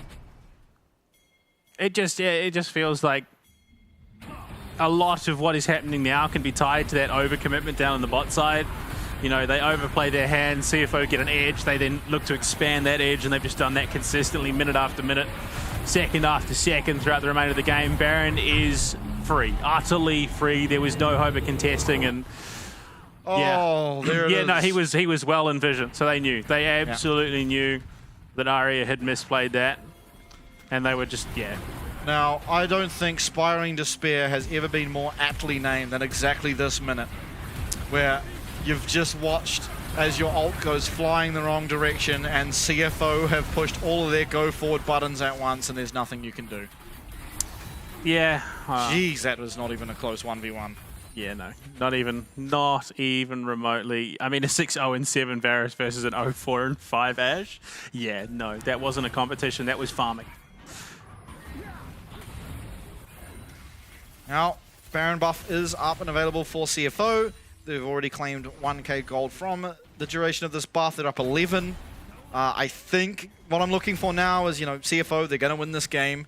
But I really, really do hope they get it done on this Baron push. There's not enough wave clear, really, that is offered. Not safe wave clear, especially. That CFO shouldn't be able to find some angle. You've got the poke that can come through. The tanks just aren't there when you do have the Varus, you do have the Azir, and we see Honkyu now going to be able to push down and look for this inhib. Fight could even break out mid, and all's going to be a very nice Mikhail's blessing, rather, to get Aria back out of harm's way. Doggo takes a lot of damage from that way, but once again now Aria did lose his ult to find that damage. Inhib going to go down in the bot lane. Harp's health also going to go down in his Nexus. I think the only way DFM bring this back is they can somehow draw it out to Elder, and even then, I don't think that's enough time for Karkun to really come online. He's 4k goal behind. You can just see it. CFO, it's a slow bleed out. There's only so much DFM can do. Looking for Honkyu, they do find the engage tools onto him, but there's so much peel coming through from Rest. What a great job! And the Shurima Shuffle Emperor's Divide is fantastic as Doggo claiming so many names and Rest. He's going to go down to Fountain for goodwill, but ultimately CFO, they're able to thwart through, they fight through. Behind early game, able to find the angle, find the winning game number 1. Yeah, look, better late than never. Look, it was beautiful. That was brilliant stuff out of Honkyu. And I mean, for a player who died as his first blood to an Ida card, and he's really sort of stepped his way through this competition. He's looked better and better game day after game day. And I mean, look, he was playing Azir brilliantly that game. Unfortunately, Aria didn't quite live up to the hype that we've given him. There were a couple of very big mistakes that really crippled DFM's potential to run away with the game. I mean, they were in a position where if they just carried on playing the same momentum, they likely would have been in a position to win that. But unfortunately, a bit of overconfidence, a bit of hubris, and it is DFM's downfall. Yeah. I want to say, though, while obviously this game, when he goes aggressively on the Azir, tries to look for that kill onto Honkyu and it didn't pan out, I do like to see that someone at the caliber of Aria, like someone with the caliber of Aria's skill, or whatever, however you say that word, it is good to see them actually look for these plays. Because quite often you'll have a really, really, really, really good player that he performs in team fights, but sometimes you'd want them to do something in the side lane and they just sort of sit there and farm and just play, the 1v1 honorably. I do like to see that he is willing to take those risks. It didn't pan out this game, but you might see it in the future, they're the ones behind and they need to find something. Aria's strong, he looks for that and it might pan out. So I mean, the problem was it was completely unnecessary at that point in the game. Yes. Like they were doing well, they were up, and then from there they lose a big fight. And look, they got control back in terms of GP difference a few times, twice, there, as you can see on the graph, but it was legitimately much of a muchness at that point. Look, they were on track. They had started good on Dragon control, they'd started good on map control, they were winning their ones, they were getting good kills, and then they just blow it down in the bot lane. Yeah, like you said, it is good to see a player, like Aria coming in as being able to have that confidence to go for those fights. But unfortunately, in a situation like that, when it goes wrong, it goes so drastically wrong that it influences the rest of the flow of the game. Yeah, for sure. And ultimately, it's kind of sucks for Aria, where it feels like currently with how DFM look, if he makes any mistake, they kind of just end up losing. And that's a rough position to be in, because sometimes you want to have that ability to look for these plays to solidify your win. And that's rough. Yeah. Starting off with the highlight that really was sort of the tipping point. And I mean, it wasn't like it was just a complete blowout. He very nearly did get that kill onto Hongkyu, but it was what happened after the fact that sort of just made everything that much worse. The Corrupted Chains lands on the Kaku and he wastes his flash to try and get away. And this is another pivotal moment. They held too much with that Enchanted Crystal. If it landed on the right target, it could have been the make or break point for them, but they landed on the Kaiwing, who immediately, cleanses it out with the Mikhails. And from there, Ray's isolated. They just blow him up. Ari gets a consolation prize, but then he and the rest of the team die as well. So, yeah. For sure. I think credit also due to Doggo. He played this game pretty flawlessly. I didn't really notice any time that he made a mistake. It seemed like every single chain of corruption he threw out landed. Found like, in these team fights, he pretty much found damage where he possibly could. And you saw that reflected in not only his kill score, but also just the damage he dealt at the end of the game. Even here, it was a very, very close situation to him not even withdrawing and actually finding the kills after that flash away. The Seraphs keeping Aria alive and eventually did mean that Doggo was able to go down. Yeah, and then at this point there was just nothing DFM could do. They had a comp where the Ashe wasn't due to come online for at least another 10 minutes, and even then, that's with great farming and fights going their way. And this just perfection out of Hongkyu, the Shurima shuffle, smoking DFM and setting up a three-piece for Doggo, who had a flawless game. It was just brilliant stuff. Yeah, absolutely. So CFO now lead the series 1-0. Pretty comfortable where they are, but DFM, I mean, it wasn't without hope. I think we can go into game number 2 and know it's going to be a competitive one. But first of all, we're going to go to a break. See you very shortly.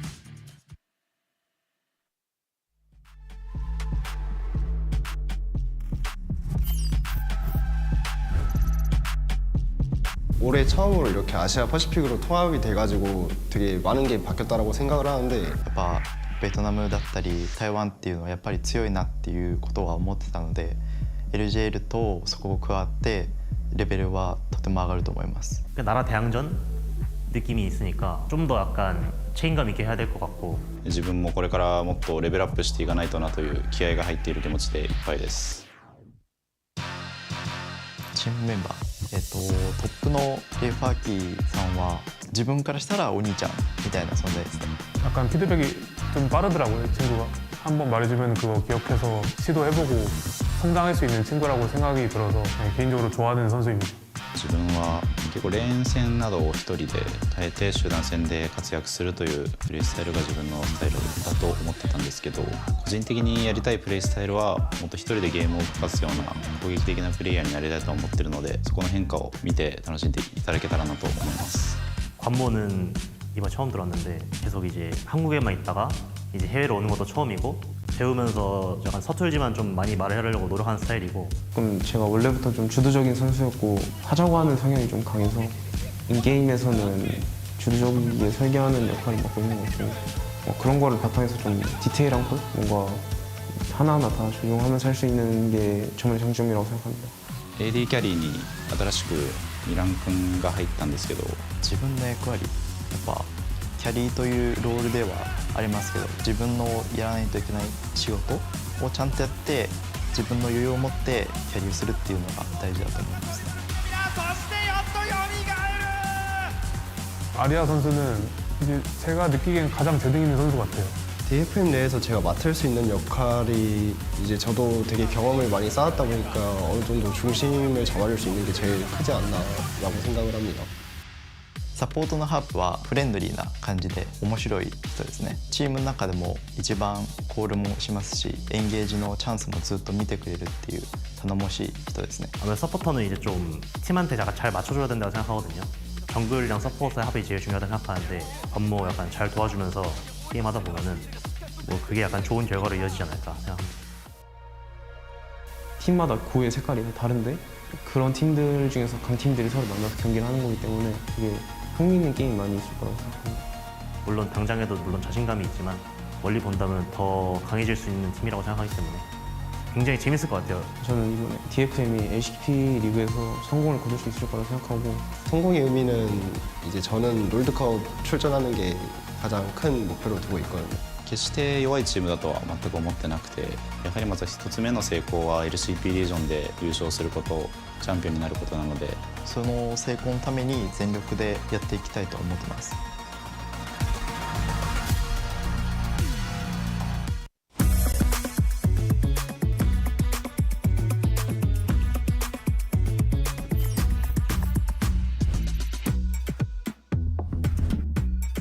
在今年 LCP 是一个完整的新赛区，然后也包括很多就是越南、日本，还有我们自己。我觉得在这种赛区的话，就是会非常有竞争性嘛，而且喜新程度应该会拉得挺满的。但因为今天融入了越南跟日本，我们可能会去分析其他玩法可能会不会更好，对我们来说。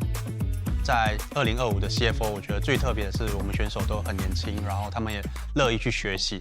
那就非常适合现在的这个赛制，就是全局 BP 嘛，因为其实他们也是有非常多的角色词可以想要给观众去看、去表现。我觉得我们的学习力跟随机应变能力是很强的，所以不用太怕他们的那些风格。可以被选上，就感觉自己肯定还有潜力哦，然后可以为团队带来很多帮助，就觉得蛮开心的。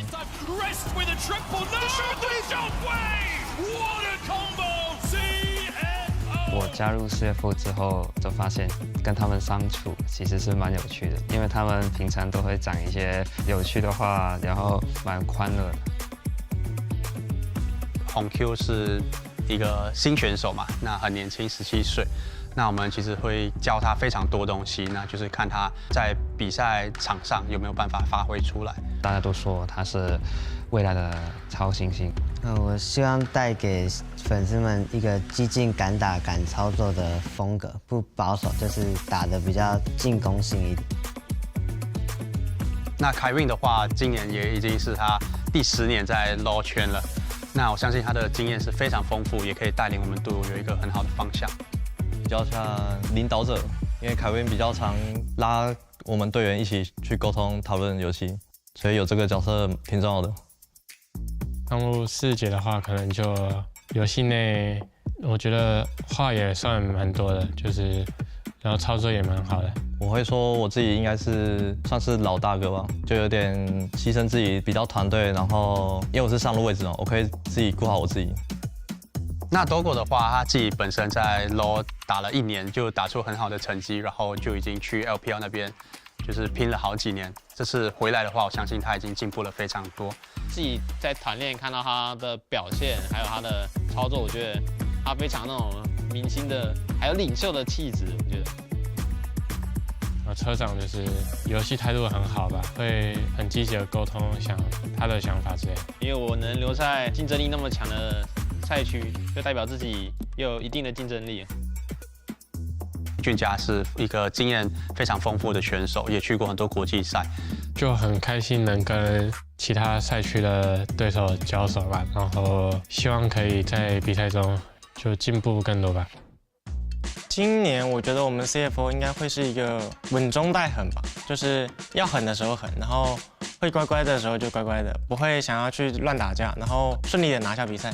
如果能够在第1赛季的常规赛里面快速进步的话，我觉得3个国际赛我们都是能去的。那我这边就先说一下，我们一定能去世界赛。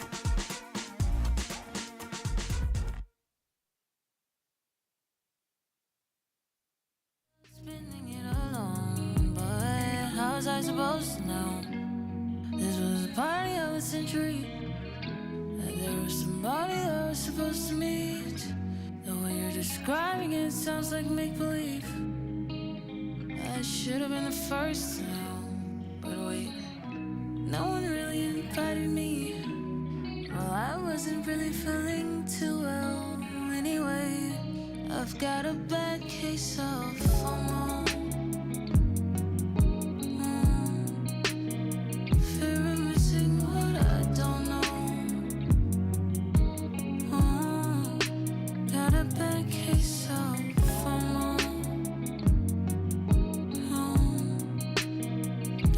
Tell me what I don't know, 'cause I don't wanna hear what I miss.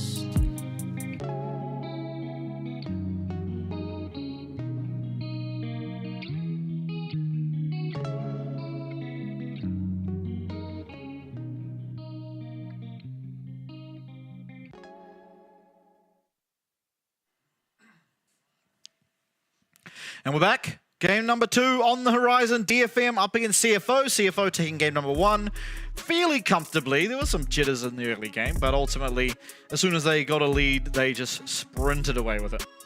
Yeah, again, DFM sort of stumbling over themselves a little bit there and potentially costing them, not necessarily the win, but at least a bit of standing in the end game, I suppose. It probably would have been a better scoreline, I think, if they just stayed the course and not overcommitted. Going into it, looked like DFM going blue for game 2 here. I mean, look, to be fair, it's not the end of the world. I don't think side is going to be the be-all and end-all for them, but in terms of CFO, this likely will just be a closeout, a nice 2-0 for them.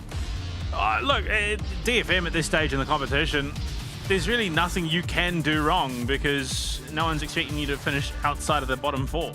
Yep. Driver in here for game number 2. So, see what that does to impact the draft. It's pretty hard to tell based on the Rest fact dies that one time in the enemy jungle and he's subbed. No, like Driver. Both of them have a decent claim to that top lane at the moment. Yeah, I don't know. They're both doing perfectly well, at least from my view. But anyway, I don't really know if there's any rhyme or reason to the sub-outs. But alas, here we are. Bans the same thus far. Yep, they will remain the same. Just flipped around as CFO now are on the red side. Yeah, I mean, we're seeing pretty consistent bans across the board from most teams. I mean, Skarner, huge presence. Kalista, again, huge presence. Rumble, immediately locked in there for Ray. I would imagine in the top lane. I don't really see him going anywhere else. I mean, long gone are the days of Rumble mid. Yeah, we'll be up in the top lane there for Ray Farkey. What is going to be the answer here? Do they even look to take that top? They could look to answer with an AD carry. Misfortune stands out as something that's been very prevalent, but it has not yet been targeted. Corky, another one, so probably will just be what I imagine to be the Corky here for Doggo. Could still go mid, and likely it will be answered with an MF for Kakun. Fun fact, Misfortune, the most picked champion in the competition at the moment as well. There 12 you picks go. so far. Pretty high up there in the standings. Corky's been picked 9 times. This is the 10th. So we are seeing some of these staples come in. Wukong. There we are. Making its way through for Ginger, and I mean, one of the if arguably the best jungler in the competition, on arguably the best jungle champion in the competition. This is going to be a bit of a showcase, I think. Yeah, he's always been a very, very, very good Wukong player, and it is. I always feel weird calling someone a really good Wukong player because, you know, the only really skill expression that this champ tends to have is his clone. Oh boy! But his clone usage is insane. Now here's a combo. Nocturne Orianna, that is one of the most solid ball delivery systems in the game. Better than the likes of Malphite or anything like that because you cannot flash a Nocturne engage. The Dusk Ball combo, that's a bold one. But I mean, look, again, Wukong copping a bit of that nerf hammer going to the next patch. Do you reckon that dethrones him potentially as the best jungler? It's down to cool times and attack speed coming off the E. Yeah, well, I think ultimately my argument for the 2 best junglers in the game might just be Nocturne or Wukong, and we're going to see both of them here. I just think they offer a lot. You can kind of put them in any spot. Not every single spot can you put them in, but like in general, you can put them in a game and you're going to feel pretty comfortable on either of them. There's, you know, neither of these junglers really do. Well, I mean, Wukong, I think it's a cooldown increased on his clone, so he's going to have a little bit of a harder time, you know, playing around that, and he's getting less attack speed off the E in the coming patch. Yeah. So it just doesn't feel like it's quite enough to dethrone him. I think he's still going to be incredibly solid. I mean, it is the Cyclone that really sort of makes him, but maybe does take a little bit of hit in priority. Yeah, I mean, he does. Obviously, any nerf is going to be impactful. Is it impactful enough for me to think that he's been dethroned? Probably not yet. Wukong would pair well with the Galio, but as you see there, it is going to be banned away from Hongq. We've seen him play the Galio. We've seen him succeed on the Galio. So we just get rid of it. Yeah. This should be an MF ban. No, Poppy. Okay, so just wanting to give over the MF.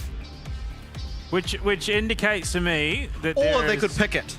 Yeah, I mean, it could be Doggo's MF. I would But imagine then you have to find AP somewhere. they're probably looking for something a little bit more heavy engaged oriented on the top side. Just thinking in terms of the Rumble, I mean, there are a couple of options. A lot of them that Xayah. Yeah, it's an AD carry that does very, very well against Nocturne. Yeah. Probably the best AD carry against Nocturne. Maybe Zeri up there. But alas, it is going to be banned away. Still, you could go for the MF. It is a bit of a sitting duck for that Nocturne Orianna combo if you do miss position. But then if you do take it, what's Kakun going to play?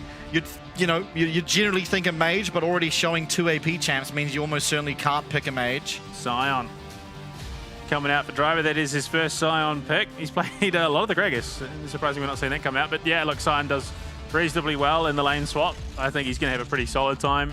Yeah, also synonymous with the name driver. It is a champ that I believe it's his second most played all time. Maybe not in competitive, just in the game after only Gragas. So yeah, definitely comfortable on the pick. Sivir, the lock-in here for Kakun. Interesting. What are they going to pair it with? That's interesting. Sivir, typically not the strongest of laners. Any fights that do happen in the bot lane, she will generally struggle. Obviously, it could change depending on the support champion. However, I'm imagining, yeah, it's going to be something beefy, something that I would have said, yeah, Rel or Alistar would have been my pick. Just something that can just run at you with Sivir just having that huge steroid in terms of speed. Yeah, the Orianna ball. I mean, DFM have just your absolute classic press R comp, really. Just all of these champs, if their R's are up, they'll fight. If their R's aren't up, you better be running away. Admittedly, Orianna, Rel, and Sivir, pretty good champs at running the opposite direction of a fight. Victor here for Hongq, very, very good champ for a very good player of said champ. So definitely different looks. Victor will be vulnerable to the Nocturne Orianna combo, but if he's able to navigate that for the early stage of the game, get his Zhonya's online, will all of a sudden be a exceedingly difficult champion to deal with. I mean, I feel like On the Hunt could be make or break in this situation. I don't necessarily know if it kind of synergizes all that well with the Nocturne Orianna combo, but I suppose it is just going to be the follow-up is going to be a little bit stronger. So that 5v5, yeah, there is potential for this to be a really, really scary comp for DFM. But on the whole, the response from CFO, very solid draft. For sure. I think the thing with On the Hunt is, even if you're not using it necessarily for your engage, it's just really, really nice to have in-combat movement speed. There's not a whole lot of champions that offer in-combat movement speed steroids, especially for an entire team.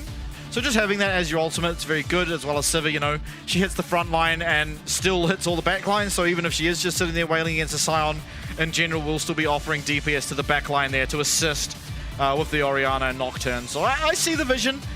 The practice will be interesting to see. There's some different angles you can go for the Sivir. If you really want to have mid lane prio, you can go something like the static Shiv. It just means that the wave's absolutely going to be clean. There's a bit overkill. Essence Reaver keeps your mana nice and topped up as you are a bit of a caster AD carry. Definitely different angles you can look for on the champ. Interested to see what he does end up going for. However, we are now on the Rift. DFM on the blue side up against CFO, who do lead the series now 1-0. Yeah, I mean, second game of the series, so 2 games, well, technically 1 and a bit played, and 2 champion debuts in the Bard and now the Sivir. So we are starting to see teams rounding out that draft. I mean, it is DFM, so I don't know how much stock I put in this Sivir pick, but obviously they've got a game plan that they want to work to. Yeah, I mean, this is something I really like to see, especially, you're the underdog in a series, you pick something that the enemy team might not be so familiar with, and all of a sudden there's a lot more chaos, because the Sivir champ probably scales the hardest out of every champ in the game, just by virtue of eventually you get to the point where you're pretty much throwing all your auto attacks into Scion and you will kill Doggo in the back line. A very, very hard scaling champ. If you get to 4 items, you get to 5 items, all of a sudden you do somewhat become Exodia. And you have the parts of the puzzle to get there, right? You have the mid game that Nocturne Orianna provide, the early game that Rumble provides, Rel to set up, a clumped up group of enemies where you can just keep hitting everyone. I mean, I'm also expecting it to be the experimental Hexplate Nocturne, so it's just going to be a very reduced cooldown comparatively to the standard Nocturne. Just being able to constantly jump around the map with Paranoia is going to be a real problem for CFO. I mean, they've got decent mobility, and Doggo, Junja, and Driver is going to be incredibly hard to lock down as well. So the real threat for this CFO roster is Hongq finds himself in a bit of trouble, and the gravity field's there to potentially alleviate some of that. For sure. I think ultimately Hongqi's going to have to be a little bit worried up until the point where he gets his Zhonyas, and then the game becomes a little bit easier for him to play, particularly those team fights. With mid laners trading pretty evenly here. Oh, that command attack definitely not finding its mark, and I feel pretty good as the victor there, as you see Hongkyu trading very well, but this time Aria answering back. Dissonance will be adding a lot of additional damage. Yeah, I mean, command dissonance, bit of cognitive dissonance. That ward is going to spot that the Raptors are being taken. Doesn't necessarily spot Ginger himself, but information gathered nonetheless. So pings are going out. Know that this Wukong is topside. Ray and Driver are just going to go at a hammer and tongs, and Ray really is a rough spot fighting a Scion. Yeah, it should be okay, and, you know, it's going to get better for him, ultimately. Barring any mistakes coming out of him, he will just eventually, you know, get his Leandries online, and then Scion starts to burn his health away each time he goes for these trades, and never really has true kill threat over the Rumble. Yeah, I mean, Rumble's role is not to 1v1 though, it's to get to that mid to late game, and Chuck Equalizer down the comes Equalizer, out. yeah. And just, yeah. On top of a rail ult. DFM's entire priority is that team fight. To be fair, CFO's is as well. They've got a pretty decent team fight, but they've got individual elements that are really strong. Oh, nice stun by Harp. Tilt takes a big chunk of damage. Carving definitely on something more familiar for himself this game. I imagine even between solo queue and whatever, he would have a lot more reps on the Rakan than the Bard.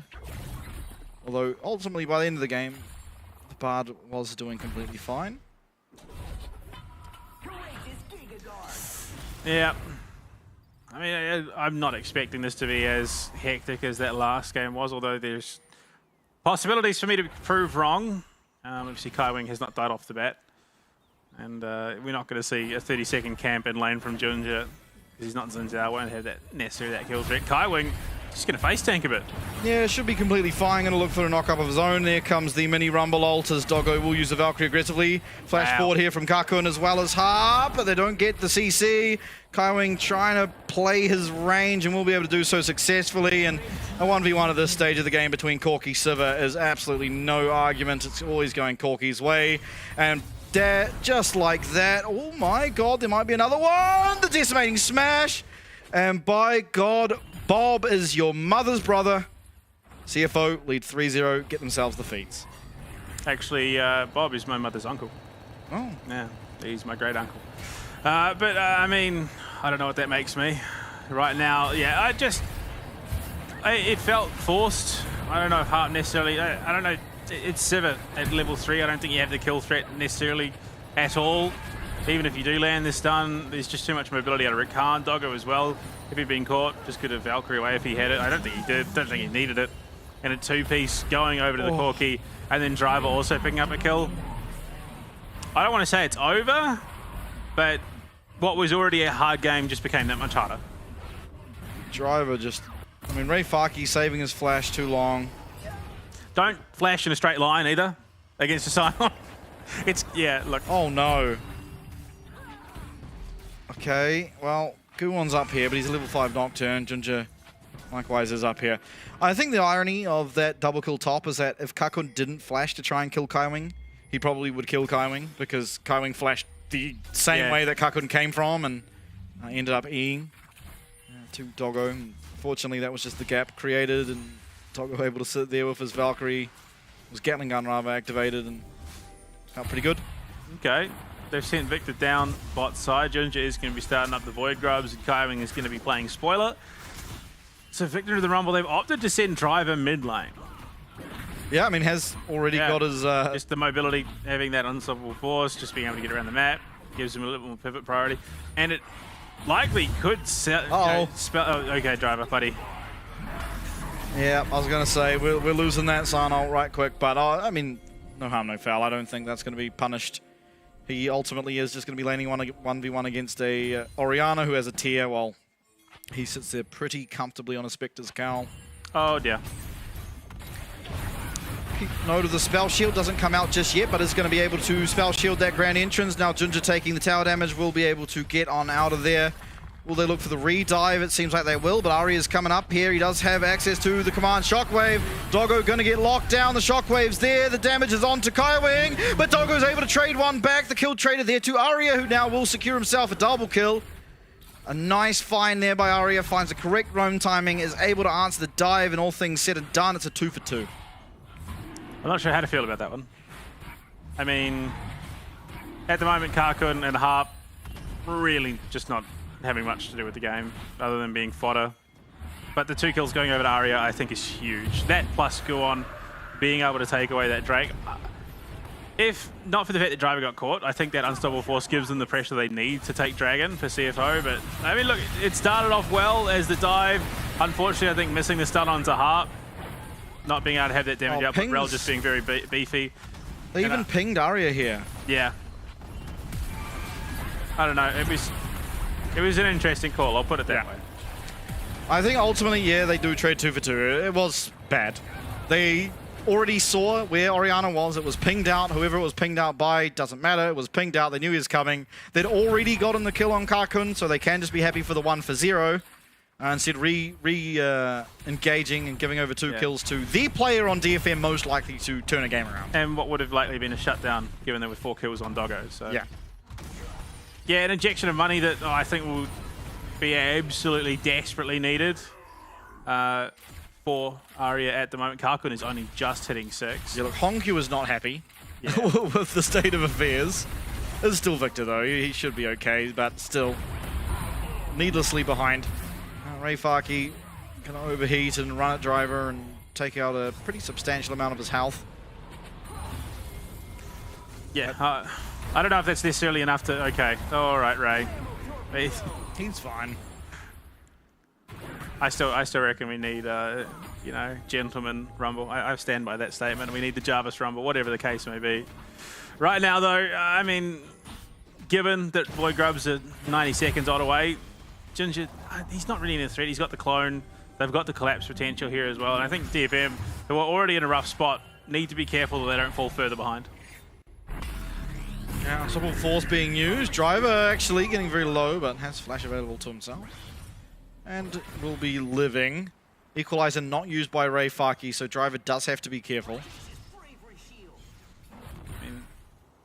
Let's have a look. I don't necessarily think there is kill threat. There's still a flash available. I do think he's going to get the flash, though, which is definitely worth it if he does.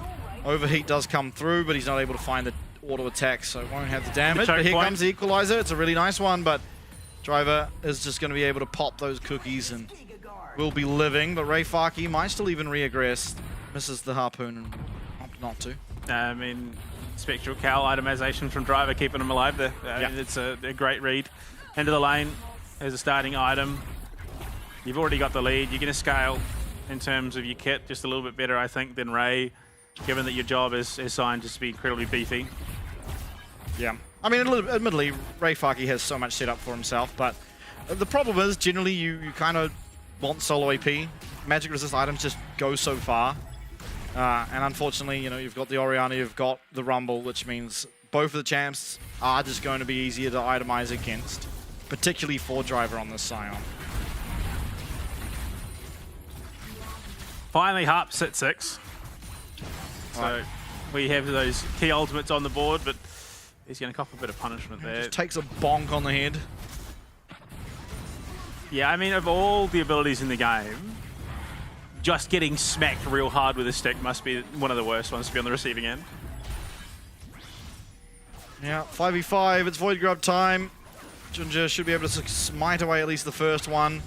If he does want all 3, it's going to have to be a 5v5 fight, and you see that both teams are angling for that. All ultimates are available here, except for the Equalizer on the side of DFM, and they are a press R and go comp.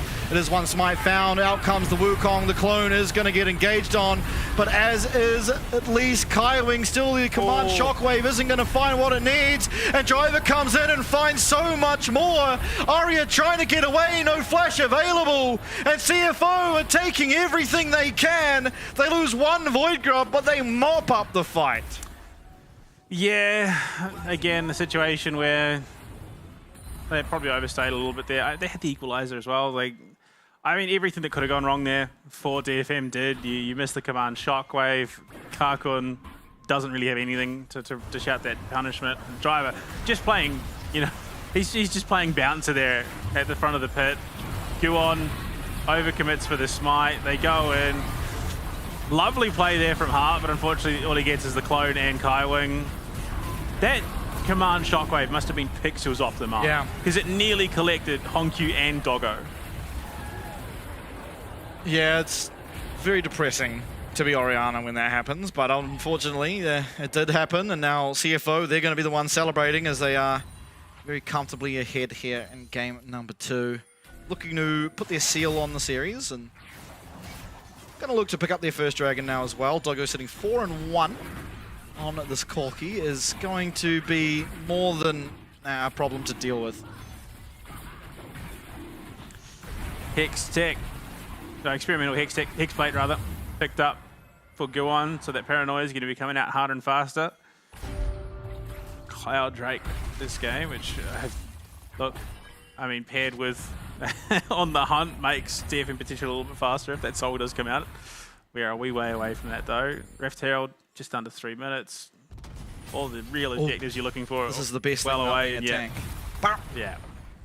Ball threat under the tower. I mean, CFO are well on pace to being able to pick up these feats of strength. Yeah. Carmen gonna take a ball to the head and loses his support shield. I mean, the fact that Kai Wing is that confident as a support that he can just walk up and ward, and Guan doesn't feel like he can do anything about it, speaks volumes. Yeah, it is admittedly Rakan. Even still, like you could still throw out some damage, push him away. Yeah. But yeah, no, just no fear out of Kai Wing whatsoever. Now, bit of a lull state. 2 minutes until the next objective, and that will be the Rift Herald. Which you'd have to think should just be CFOs if they don't make any massive misstep in the near future.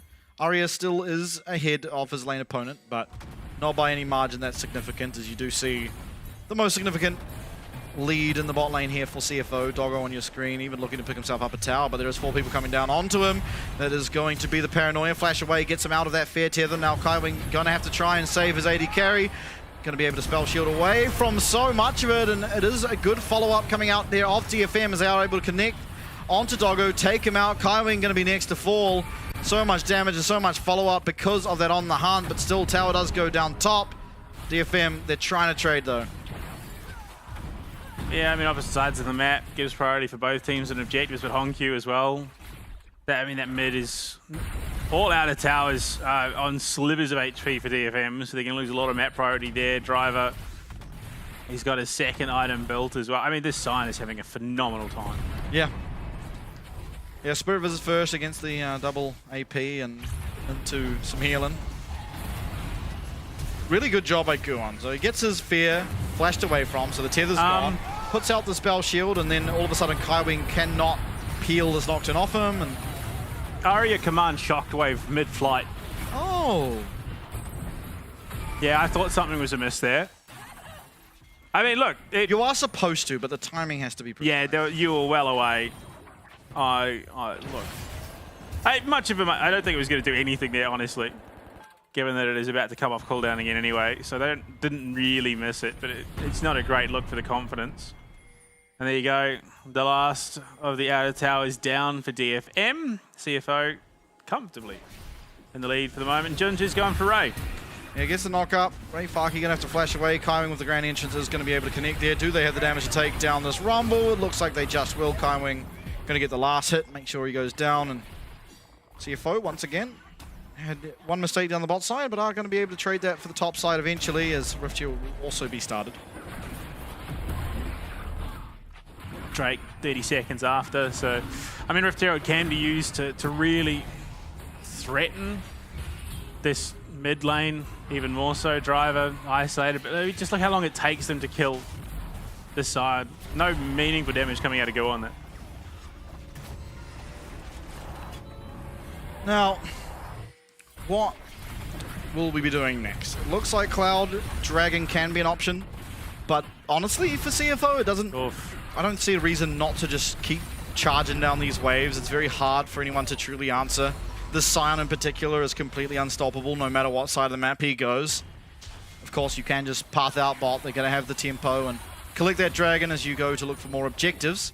Arakan spawning in 3 minutes, but possibly, just the dragon few waves pushed, a bit of ping pong, until eventually we do look for the Arakan. Well, they have vision score now, but it's in decimal. There's decimal points in the vision score. Hey, yeah. That's the first time I've ever seen this. I mean, look, at least Harp's winning on some stat. Yeah? Just. I would imagine, to be fair, the CC score, I think, probably should be reasonably even given the two champions. They're both pretty disruptive. For sure. Kaiwing has the opportunity to go forward more, though, so I'd imagine he's slightly higher, but who knows. It is easier for Harp to land on multiple people. Drake's up. Would be the second for either of these two teams. Lane priority is just brutally in favor of CFO, not to mention the fact that, well, okay. Here we go, that's how the combo should operate, and now Doggo will be just taken out. Walking into mid lane as an AD carry in 2025, you can't be doing that, pal, down he goes. It still feels like they took a little bit longer than it should have. Like, Doggo did survive a good long while there. Through both ultimates and in the fear, of course. But, I mean, look, they get it done in the end, which is the main thing. But I mean, I think it's just because Arya's not going for a one-shot build. Yeah. Which is good, because you can't when you have double AP and you've got a Scion building magic resist. So it will take a little bit longer to kill the squishies, but we'll still have the damage now. Being an AD carry pushed up in bot lane in 2025 is almost just as illegal. He does have the flash, he does have a way out, but Harp finds a really nice engage. Is there the damage to follow up, though? Kako's trying to offer it with the ricochet. Junja misses out on that Cyclone, but does still have the clone and will still able to get himself out for the time being. Driver going to turn around to try and find that peel as Hongkyu comes to the fight. Now, with so much damage coming out, this Victor's going to force at least the flash away from Guwon. The decimating smash will not connect, but there comes the laser. Hongkyu just not got the damage yet. But still, CFO, they're able to survive. And Junja maybe even looking aggressively as this Rift Herald was placed. Let's check out Kaiwing and his forklift license. Oh, no. Uh-oh. Uh-oh. Uh-oh, Kaiwing. All right, he's dead. Oh! No way. I think one misplaced Rel Q, and that allows Kaiwing to just make it out. Also, wisely colliding into the tower to get as much distance as possible. Okay, so the reason that went so poorly for DFM, Arya had no mana and Command Shockwave was on cooldown. If not for that fact, that likely would have been a very devastating fight for CFO. But they also, I mean, they survived, they burned so much in terms of utility. Equalizer came out, they did pop on the hunt.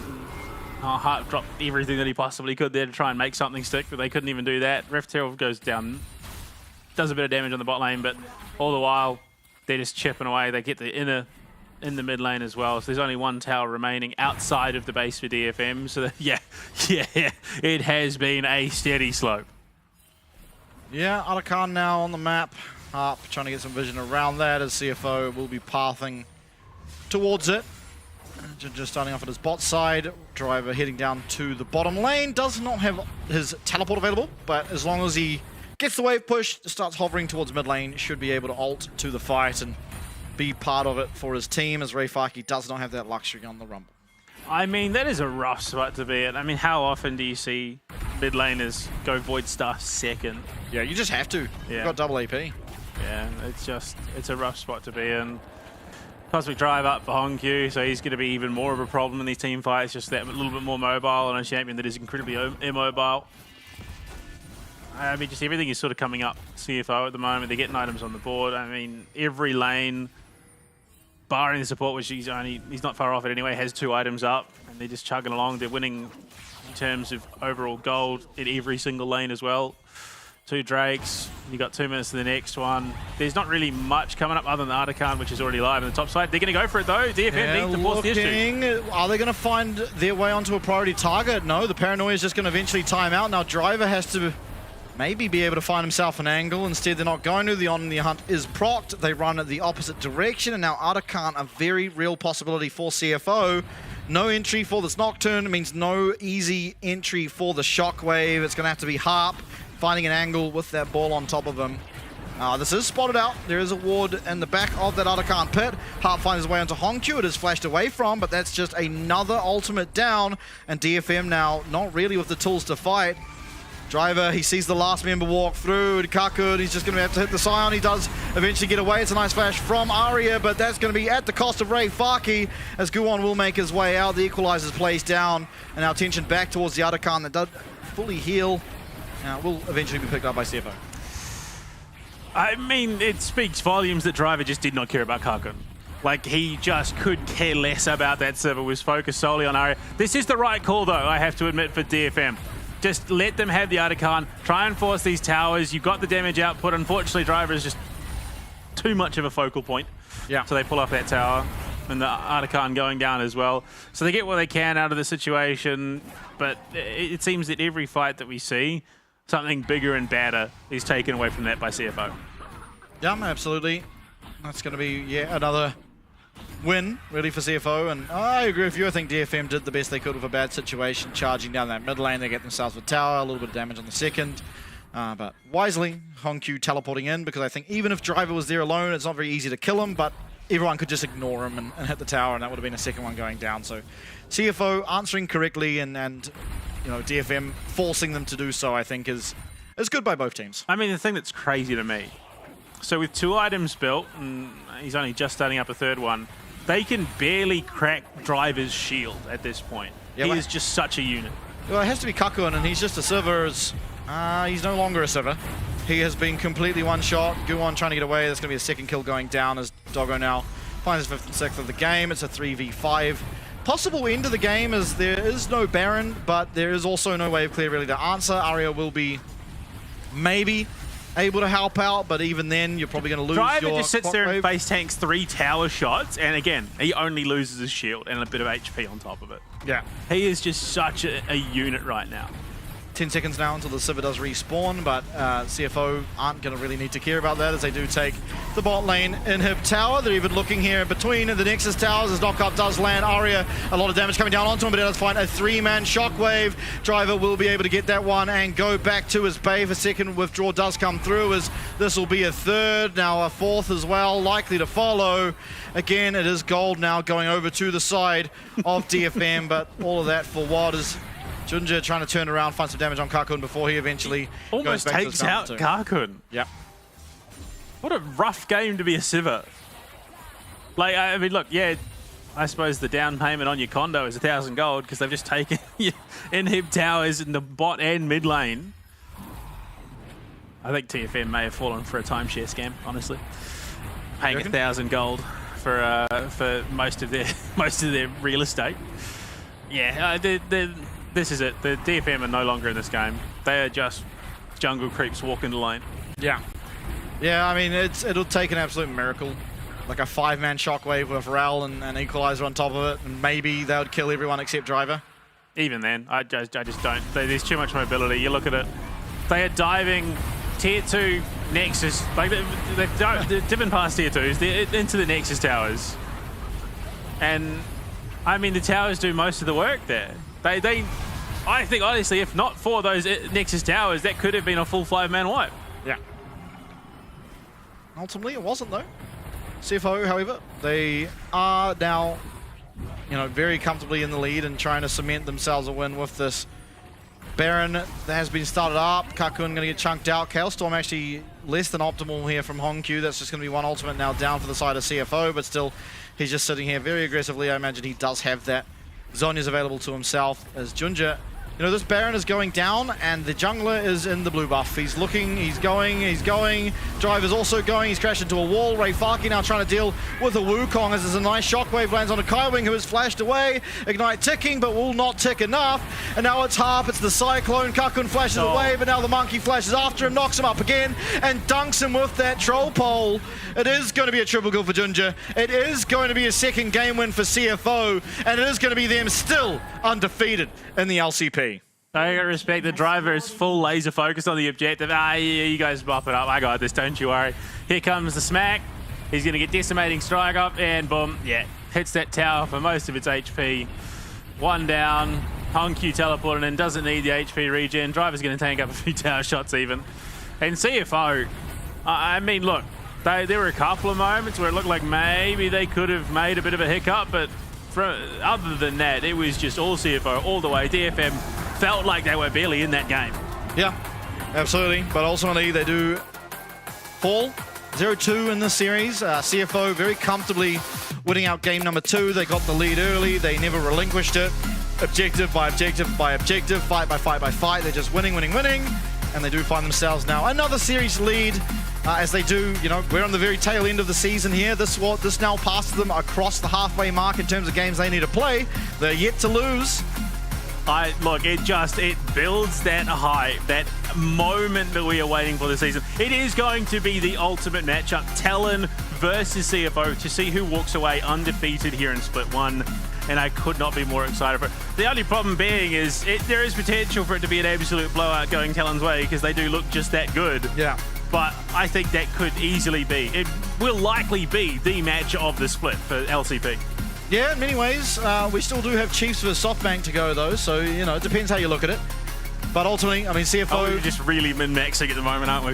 Yeah, CFO here are looking good. I think ultimately, game number 1, some hiccups. And, you know, while it's hard to say if...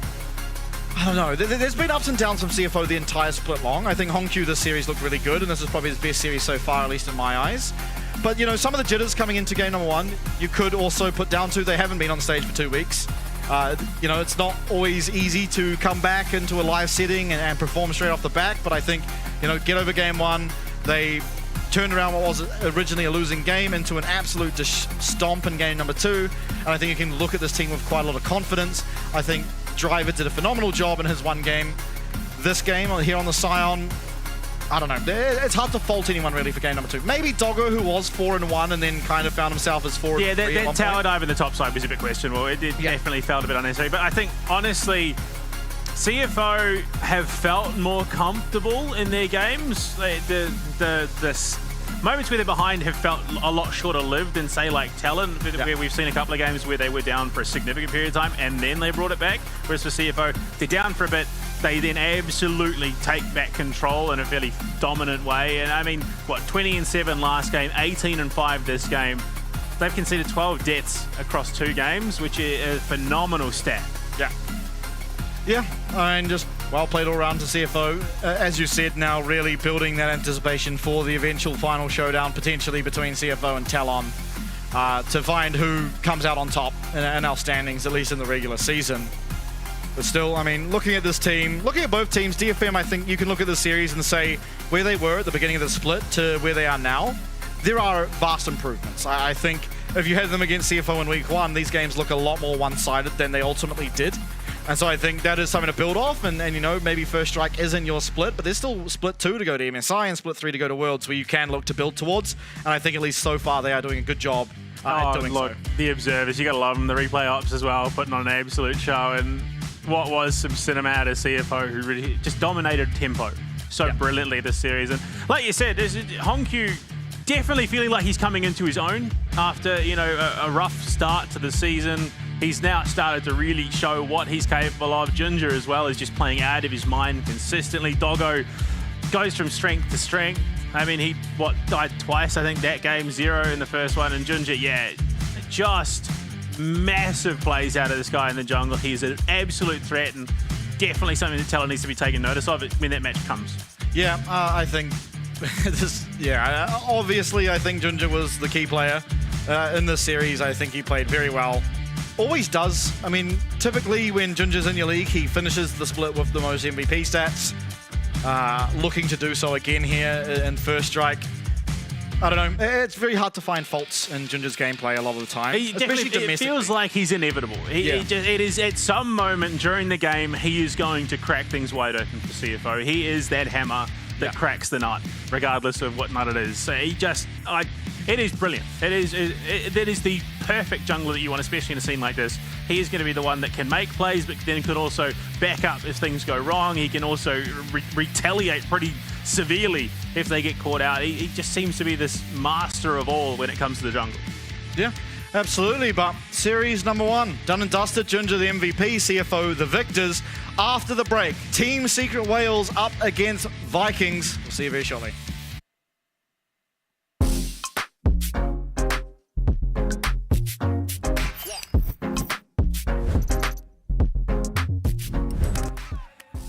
Với cái giải LCP thì thật sự rất là mới với mình, tại trước giờ mình thi đấu ở VCS thôi. Dạ, theo em nghĩ thì việc kết hợp giữa cả ba khu vực thì sẽ làm cho giải đấu thêm phần kịch tính cũng như là hấp dẫn. Nên tụi mình sẽ cố gắng để tích lũy thêm kinh nghiệm cũng như là trải nghiệm để trước khi ra đấu trường quốc tế. Hiện tại đội tuyển Viking Esports là có 9 thành viên và nổi trội nhất đó là vị trí của KT, đội trưởng của đội tuyển Viking Esports. Anh KT trong game rất là hot. Đội trưởng team em là một người trong game thì luôn là điểm dựa cho mọi người. Mình xin tự giới thiệu về team của mình. Team mình thì có một top, Kratos thì mình thấy khả năng đi lên rất là tốt.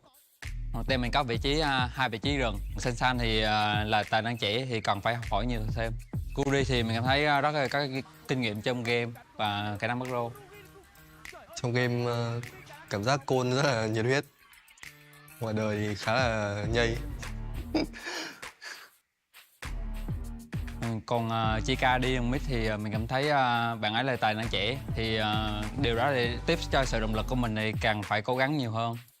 Dạ, cảm nhận đầu tiên của em khi mới vào team thì mọi người đều rất là thân thiện cũng như là tập luyện rất là chăm chỉ. Em rất là bất ngờ về điều đó nên là em cảm thấy bản thân em cũng cần phải cố gắng rất nhiều để có thể bắt kịp đồng đội.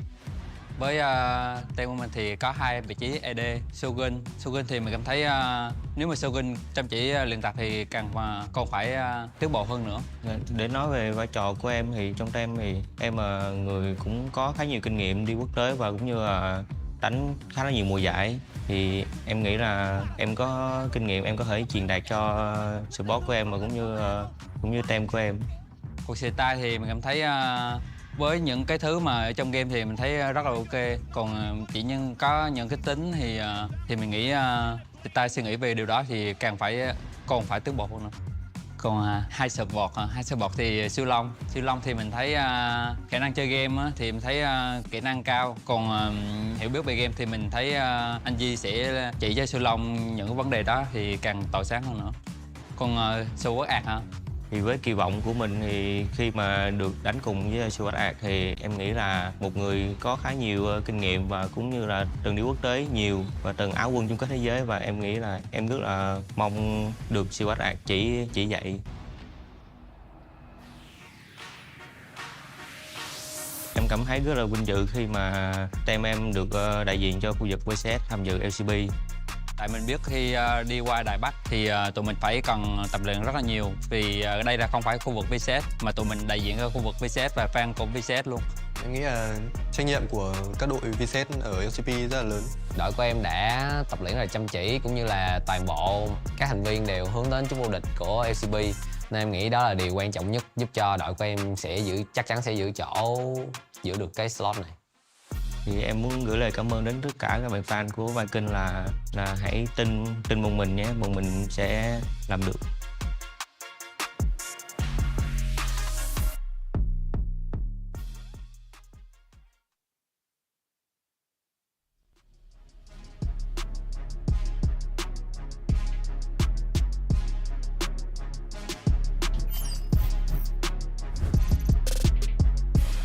Cảm thấy rất là hãnh diện và tự hào khi mình là một trong những người Việt Nam có cơ hội cọ xát ở giải đấu LCP lần này. Đây là một cơ hội tốt để em gặp những tuyển thủ giỏi ở những khu vực lớn. Đối với em, tân binh mới đánh giải như em thì em nghĩ cũng hơi áp lực, nhưng mà em vẫn sẽ tự tin để đánh giải LCP lần này. Ý nghĩa với em là cái giải đấu lần này chắc là coi như là lần đầu tiên em đánh ở quốc tế đi, tại vì nó cũng lớn rồi nên là cái tham vọng của em là sắp tới là rất là cao. Tham vọng chỉ có tham vọng thi đấu với tham vọng thành tích các thứ này nọ hơn.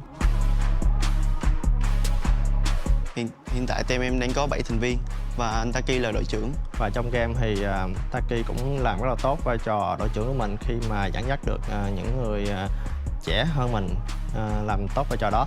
Cá nhân em thấy một điểm khá là riêng biệt là em có thể tự tin đánh với bất kỳ mọi AD nào, và em cũng có thể tạo ra được sự tự tin cho mọi người với cái vị trí của mình. SD thì là khác với Taki một xíu. Thì em cảm thấy anh ấy rất là trầm tính, ít nói và cũng rất là hòa đồng luôn. Em nghĩ là lần chơi lại này thử thách lớn nhất là bản thân em. Còn những đội khác thì em nghĩ là em với mọi người có thể làm được, là lo chính bản thân mình đợi trước là được, không quan ngại những đội khác. Tại vì vừa rồi em nghỉ một thời gian ấy nên là em hơi dè chừng một xíu về bản thân em. Còn người đi rừng, mình có tới 2 người đi rừng thì mình sẽ nói Hito trước. Em nghĩ là em cần thay đổi nhiều thứ hơn, kiểu nói nhiều hơn cho đồng đội mình hiểu mình hơn. Còn người đi rừng còn lại là Di-com. Thì anh ấy lúc nào cũng là cười vui vui, nói tạo không khí. Thì em nghĩ là với em là người chơi trẻ nên là em nghĩ em có kỹ năng để em đọ với các bạn đó. Mình cũng có 2 người chơi đường trên, thì một bạn là Hero 02, thì bạn ấy cũng đã thi đấu ở VSET cũng khá là lâu rồi, cũng là một người chơi về dạng có kinh nghiệm rồi. Khi mình đối đầu gặp gỡ với những tuyển thủ mạnh như vậy thì nó làm mình có ý chí phải cố gắng nhiều hơn để có thể đối đầu với những đối thủ đó. Còn bạn còn lại là một bạn nhân tố trẻ mà Spirit Wales vừa mới tuyển về. Bản thân em đã chuẩn bị cùng với đội rất là nhiều thứ, từ luyện tập rồi đến giờ giấc sinh hoạt, rồi các chiến thuật thi đấu các thứ như nào. Em đã rất là cố gắng để có thể thích nghi với giải đấu lần này. DMX thì cũng là một tân binh của từng thi đấu tại... Dạ, em nghĩ em chuẩn bị tinh thần thật tốt khi đánh giải LCP lần này. Team Wales trẻ, đó chính là Daira. Em nghĩ nó không có gì quá là đặc biệt, chỉ là có những tuyển thủ trẻ lần đầu được thi đấu một giải đấu lớn với niềm khao khát được chứng minh bản thân mình. Thì em nghĩ phong cách chơi của đội em tại giải sắp tới khá là thú vị. Chắc chắn khả năng cao Spirit Wales sẽ đánh thể kỷ máu chiến. Vì đội của mình trẻ mà nên áp lực là đương nhiên là có, nhưng mà bọn em sẽ cố gắng để thích nghi. Em nghĩ đội em đánh khá là hay, nếu mà cố gắng thì thành quả nó sẽ gặt được thôi. Em mong chờ em và cả đội cùng nhau vô địch giải LCP lần này.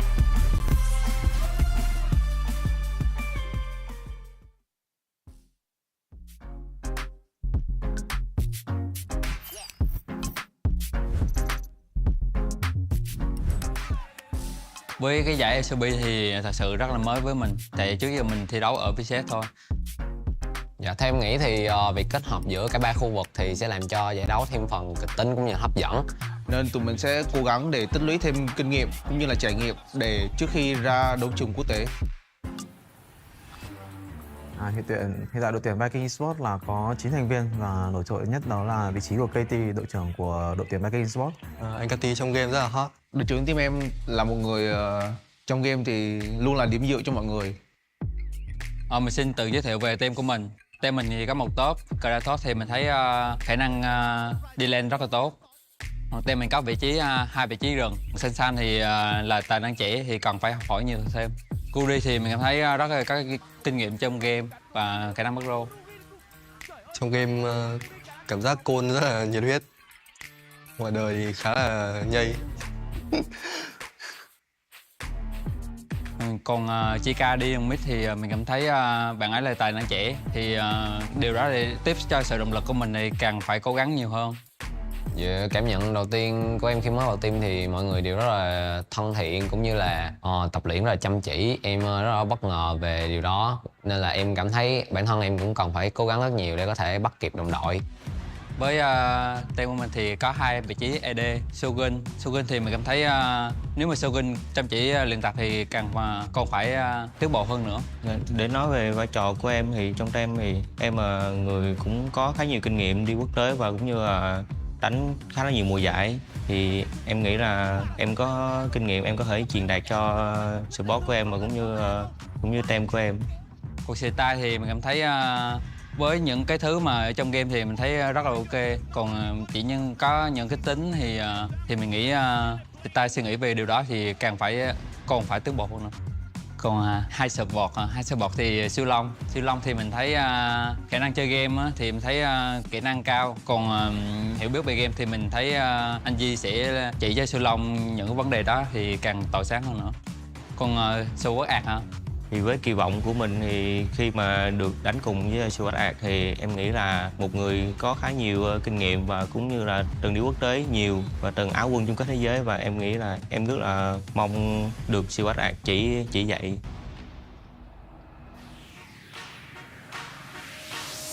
cảm thấy rất là vinh dự khi mà team em được đại diện cho khu vực VCS tham dự LCP. Tại mình biết khi đi qua Đài Bắc thì tụi mình phải cần tập luyện rất là nhiều, vì đây là không phải khu vực VCS mà tụi mình đại diện cho khu vực VCS và fan của VCS luôn. Em nghĩ là trách nhiệm của các đội VCS ở LCP rất là lớn. Đội của em đã tập luyện rất là chăm chỉ, cũng như là toàn bộ các thành viên đều hướng đến chức vô địch của LCP. Nên em nghĩ đó là điều quan trọng nhất, giúp cho đội của em chắc chắn sẽ giữ giữ được cái slot này. Thì em muốn gửi lời cảm ơn đến tất cả các bạn fan của Viking là hãy tin một mình nhé, một mình sẽ làm được.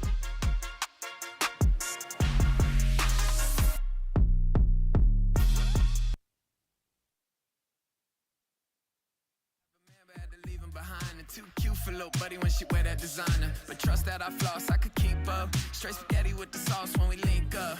Modified T-tops with the V12 engine, let you whip it, baby, not to mention I got your whole attention. Now you tempted, take you anywhere that you want. That's a gold impression. Every summer in the jet just to go around the world. Promise you gon' get tired of the diamonds and pearls, girl.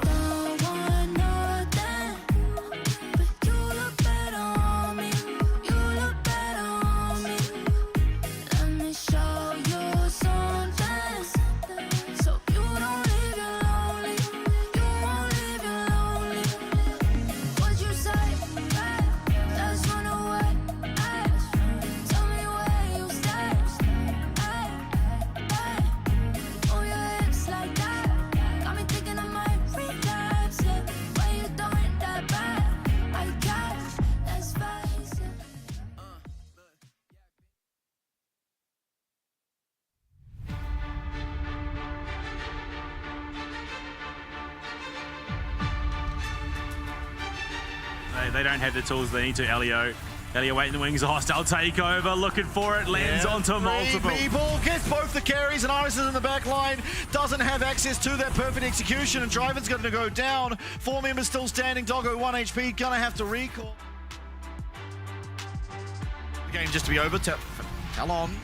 Very low, the Between Worlds used, but the Gurnicle comes out, and Dyer here's the flash away, and a shutdown. Biddy somehow weaves it. It's going to be one answered back, though, as Cast is taken out. Arj's getting very low, does have to flash the wall, and Hero's going to go down. Fofo's going to find the kill. He loses the vast majority of his health. Check Luon, though, the flash, Rail engage is there. You will find it, but it's not the best. It only lands onto Stella. The bullet time's okay. It's doing damage on the back end. Out will go Dyer. There's Otacon down to 3k. It's doing a lot of damage to Mir, though. Down will go Biopanther. It's a shutdown. And now forward will Team Wolves go. But Mir gets the smite. He gets the withdraw. It's going down on the Baron. Nothing's going to have to be committed. They see the teleport go forward, and Archie finds a 3-man flash body slam. And as fast as it starts, it ends. Aria, he does get the phase rush, but Petty doesn't care. He just clicks on you. Oh, you've only got Articon halfway down. That gravity well. Yeah, there you go. What a jump. Crash. He finds it in. The crash down lands onto many people, and it's the public execution coming through. And Talon, they're getting run over. Caster trying to find what he can, and Benny just having to run away. No Fofo means no hope. Yes, it's a double kill going over to Histo. It's the Otacon as well.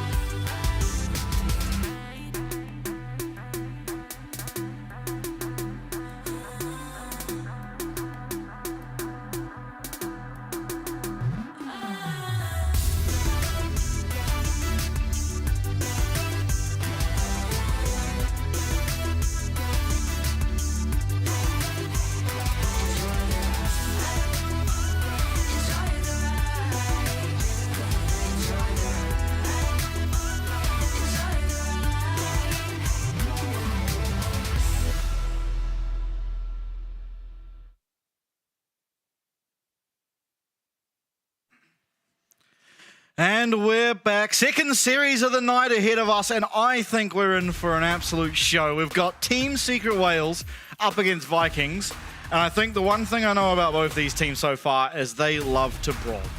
Yeah, look, this could be an absolute blowout, or it could be one of the most hotly contested series I think we've had this tournament, which makes for an interesting time. I think you've just got to edge out Vikings a little bit more in front. Sure. They've looked very, very solid. They've taken some big opportunities and made the most of them. Whereas for Team Secret, look, they've looked good, but they struggle to close. And the one big close they did have against the Chiefs where they were behind, it was handed to them not once, but twice. Yeah, absolutely. I think ultimately that's the thing, right, is that Vikings, they've lost one series, but it was a close series, and ever since that, they've looked infallible. So definitely edging out Vikings, but as you said, I mean, so far, Team Secret Wales are by far the closest to taking even a single game against Talon. So if they're able to play with the same sort of form as they had there, then there is definitely some confidence you can have. Yeah, look, they started strong. They just sort of petered out, and Talon just took the lead back. But I mean, it all starts here going into the 1v1. We've seen some interesting matchups, and I mean, look, I'm just trying to look at both these teams and figure what is that linchpin win condition. You look at Vikings, they've played very solidly. It has to be Kratos, I think. I mean, the fact that you've got double ups, you've got subs for every other role but Kratos speaks to their confidence in him, and he's been very, very good back in that confidence. Yeah, I think for me, it's Shogun. I think Shogun down in that AD carry position is probably the only person that I have as in the conversation as best AD carry alongside Betty. Doggo now making a claim for it, I think, especially after today's series. But in general, I think the Shogun guy he's been the real deal for many a time, and now more so than ever. Kled versus Katarina. Katarina. Okay. Kled has been pretty dominant. I think we can agree. For sure. I think in the handful of showings that we've seen out of Kled so far, he's dominated, well, at least for me, the Israel and then the Scion, 2 weeks ago, and then obviously today. Katarina, a little bit more mobility. I just don't think necessarily has the damage output to threat. Yeah, I mean, there's definitely more kill threat as Katarina against Kled than there is as Scion against Kled.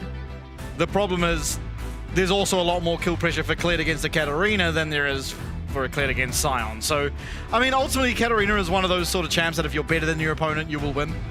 So, maybe there's an angle. It does feel incredibly difficult, though. I feel like this becomes a battle of the sixes, and then even then, there's ways to disrupt Katarina. So, I think your best bet is you bait Kled into all inning, wait for all that set, any potential interrupt being wasted, and then you go in. Yeah, I mean, the only real way to interrupt, you have the chain, of course, but like that is not a reliable way, as you see the amount of time it takes. Unfortunately, Katarina becomes incredibly mobile while ulting, so it does make it a little bit easier. Yeah, you can land it, but for it to actually cancel the ult takes a while. It is really, I think, just Guri needs to hold his ult. If you have your ult, you're going to be able to land on Katarina, knock her up, and it's like the golden rule of Katarina: just hold the ult. Unfortunately, not everyone follows that rule, and pre-6, it does become a bit of a struggle for Taki. I mean, Taki just dodging out of, was it bear trap on a rope? Very aptly named. Some things in this game are very aptly named. And yes, it is bear trap on a rope. Fun fact, it has a range of 8 Teemos. Damn, okay. Very close, but eventually Guri does just take it. I think this might be a done and dusted. Typically, when someone gets first blood, the lead is so substantial, it feels near on impossible to come back. He's going to get 2 tower plates as well. Can look to recall, can look to not. Okay, so it isn't just the bear trap on a rope. So charge, as it's called, also knocks back. So, yes, yeah. So you that's what I meant by multiple ways. Yeah, that's what I meant by Kled needs to hold his ult. When have you known a Kled to hold the ult? Yeah. I just did not capable. Look, Katarina was I think it was a solid pick into pretty much anything else but Kled. I think Kled he thrives in the 1v1. Violent Tendencies is just such a powerful passive to have because obviously you just smack them as much as possible, get it bonus attack speed, and then, well, hit harder.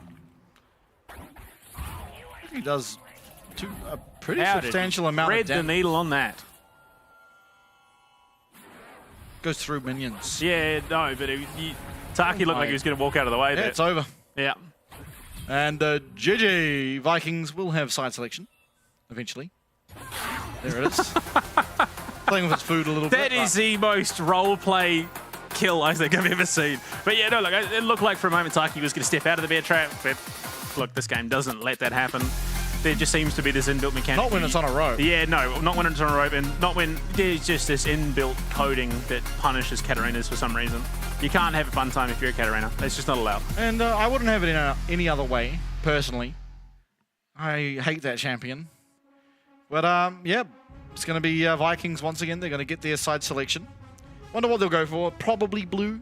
I mean, we typically see almost every single team going for blue now. Which is interesting, given that it's still a 35, sort of 65 split, red side victories. So, I mean, maybe I think it indicates that teams that are losing are often the ones picking blue side, which doesn't bode well because Vikings have opted into the blue side. Yeah, and I think more than that as well is, you might be the team that wins 2-0. You've picked blue side, you win on blue side, and then you win on red side as well. So that just evens it out. But then if you lose the 1v1 as the team that's supposed to win, you get put on the red side, and then you win on the red side, they pick blue side again, you win on the red side again. And, I think that's where we see this disparity more so than red side is better than blue side. Yeah, absolutely. I think it's more caliber of team than it is necessarily an inherent victory or strength in one side or the other.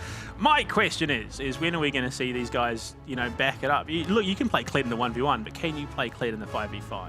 And I think we're probably not going to see that until we get deeper into the Fearless draft of the best of fives. And even then, I think he's well down the tier list of what we could be seeing played.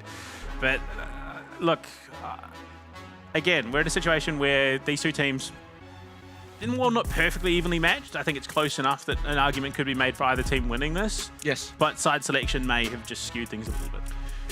Yeah, for sure. I mean, ultimately, if Team Secret Wales can play the early game as well as they did against Talon, then you feel confident that, yes, there's absolutely a shot in this game. If they play the early game how they played it against the Chiefs, however, you'd think, okay, they're probably not going to win this because ultimately Vikings on paper should just be favored. I think just objectively, they have been playing the split more solidly. They've gone against harder opponents and won. I think you have to favor them, but again, Team Secret Wales did go against the team that is currently leading the standings and have the best showing against them so far. So you can't count them out, essentially. They're a big question mark. They are probably the ultimate dark horse here in the LCP. I think what we're seeing is we're seeing teams that can capitalize on mistakes really thrive in the competition at the moment. We saw that at Talon. They were able to capitalize on the big mistake that was made by Secret and then just demolish what was an 11k gold lead. Secret, while it wasn't as, a significant capitalization as, say, against Talon, they still pulled the same thing off against Chiefs. I think Vikings, there's also an argument to be made that they've capitalized pretty well. They've played very well. In fact, they've been very decisive when they've been playing off the front foot. So I think each team's sort of victory condition is Vikings, if they can play off the front foot, if they can dictate tempo, they could likely run away with the series. But if Team Secret just bide their time, play to a win condition that allows them to really punish a misplay or a misstep, they could do the same. Yeah, I think one very interesting thing that we'll have to look for here in this series, and it's something that I talked to on this little podcast I'm doing about the LCP with Molecule and Skywalker, is that these two teams are the two teams that seemingly are most likely to lane swap their AD carry and support to mid lane. And Molecule kind of explained it to us, is that the whole reason you do that and the purpose behind it is you want to try and secure your jungler 3 quadrants of the jungle. And it's sort of like the teams that are most willing to brawl are the most willing to do that because they're okay with just going into the top side of the enemy jungle and all out fighting. And so that could be an exciting concept here. It's like, do both teams end up sending both their support AD carry mid? Does one team do it? But like, because the other team also does it, there's knowledge as to how to play against it. I think that's going to be just something really interesting to look at, whether it's in game 1 or at all the series. Yeah, I mean, it's one of those things that I feel like doesn't necessarily get acknowledged or respected or even understood, especially in lower elo. Just the mind games, the psychological element of just, well, if we send this piece here, they're going to have to come here. If we can win this piece, we can then, transition into this. There's so much thought. I mean, especially, you look at someone's POV like Faker. The guy is just constantly shifting. He's very rarely on his own character unless it's in a team fight. He's constantly just analyzing different elements of, where's this wave in this position? Where's this? And from there, he can sort of understand. It's just this big picture look at the game, and that macro play has just been so impressive in terms of those teams that can really manipulate it. Yeah, absolutely. So, again, going to be interesting to see. Vikings did choose the blue side. I think to no one's real surprise at this point, it is just pretty much whoever wins the 1v1 chooses blue side, game number one. See how they go to draft, because I remember, you know, the Vikings, out of every team, they are the team that survived the most 80 carry bans. I don't know if you remember back to when they ended up picking Smolder. There was something like 9 80 carries removed from the pool. Picked up the Smolder and went some ridiculous score on it. So a team that is very comfortable in drafts. Just think, when we get to the best of 5, you're going to have 8 80 carries already banned out, and then you could just add 10 more. I am 100% anticipating, once we get to those game 5, something like a Twitch coming out. It's going to be a wild time. Yeah, I mean, definitely could be. I'm so excited for the best of 5s, actually, but we've still got the best of 3s to go through. Until we have to do 2 of them in one night, which could make for a fun broadcast. Yep. It can get a little bit stressful, but should be heading into draft soon. I do hear the draft music, which is always a promising sign. What would you put the series score at for this one? I believe it or not, I, in my notes, have written down a prediction. I believe I did put this one as a 2-1. If my notes will come up, I think they've just disappeared for some reason. Yeah, okay, they're not working. What did I say? I said, week 3, I put this as a 2-1 going Secret's way. Damn! But it is going to be an incredibly close 2-1, I believe. Yeah, okay, I would think 2-0 for Vikings, simply because I haven't seen anything really to prove they've got that many faults. Yeah, I mean, again, I think Vikings are a very, very good team. Yeah. I don't think they're the team. I think I have to see a little bit more, but I think look, both these teams do have room in the conversation for sort of a top 3 positioning, but I just can't call it one way or the other just yet. Yeah, I'm definitely inclined to agree. Jay's going to be the first pick here for Kratos. Elise banned against Sealong. Already seen him play that one. No, actually, we saw Taki play that one. So it's banned by Vikings against Taki, and we saw him play that up against the Chiefs. Played it very, very well. Hero now does lock in the Aurora for Dyer. Dyer again has had some phenomenal performances on that Aurora. Definitely besting Fofo, at least in the lane, and similarly to that game, they did have a Viego in the jungle. So going for something they've played before, early on in the draft at least. It's going to be interesting. Where do Vikings look to prioritize picks for Shogun? The guy is 12.4 KD at the moment. Damn. I think he's second to bet. Second to bet. He was sitting 21 or something ridiculous there. The guy is just playing out of his mind. Jace, Wukong, and Victor for Vikings. Aurora, Viego, and Bessus. So both teams looking quite happy when it comes to the brawl so far. These bot lanes could be I'm expecting something like the Varus Ash to start things off here. You want something that's going to be a little bit more set up from distance, and I think that if they go for the handshake, we don't see either of those 2 banned out. I think that's likely what we're going to see. Yeah, I think most likely it should be what ends up coming out. It's kind of an interesting power dynamic here in the top side 3v3, where, you know, Wukong, Viego somewhat comparable. It just depends on, does Viego get a reset? Then he's probably stronger than Wukong. If he doesn't, then obviously Wukong's stronger. Aurora usually favored against Victor in those early skirmishes, whereas Jace usually favored against Ambessa in the early skirmishes. So it's going to be a really weird battle where it's like, okay, either team really can come out on top here, and it's going to, I mean, again, the buzzword, the classic absolutely mean nothing statement where execution is going to be so important. Ash banned. This should result in a Varus ban, unless they're happy to just pick the MF into the Varus. I thought, maybe there's going to be a handshake because both picks would have been quite good. I think either team could have taken the Ash or the Varus and been quite happy, but the Caitlyn ban out as well. Misfortune actually copping the ban there. So unless Vikings, I think Vikings might be trying to bait Secret into the Varus pick. They've got something up their sleeve. So there's the Varus. Why not? What do you answer back with, though? He's actually co-streaming. Why not? Shout out to the lovely co-streamers who are sitting here cheering us on with their communities and everything. You love to see the community involved. That's right. And Israel. Okay, so you ban out Caitlyn Misfortune. You allow the Varus to go through, and Israel is your pick. So, I mean, it is safe against Aurora, Viego, and Ambessa. So, but I don't understand why give over the Varus. Anyway, they've done it. Leona, a good pick into Varus, admittedly, is going to force the cleanse. You can engage from range and not be under threat from the Chain of Corruption. It also sets up pretty well for the Wukong and the Victor to offload their damage. But speaking of Leona,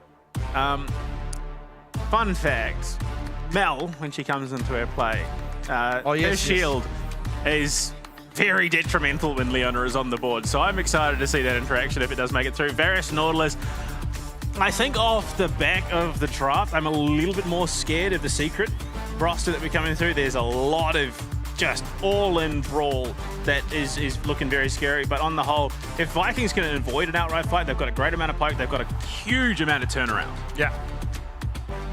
Well, let's see.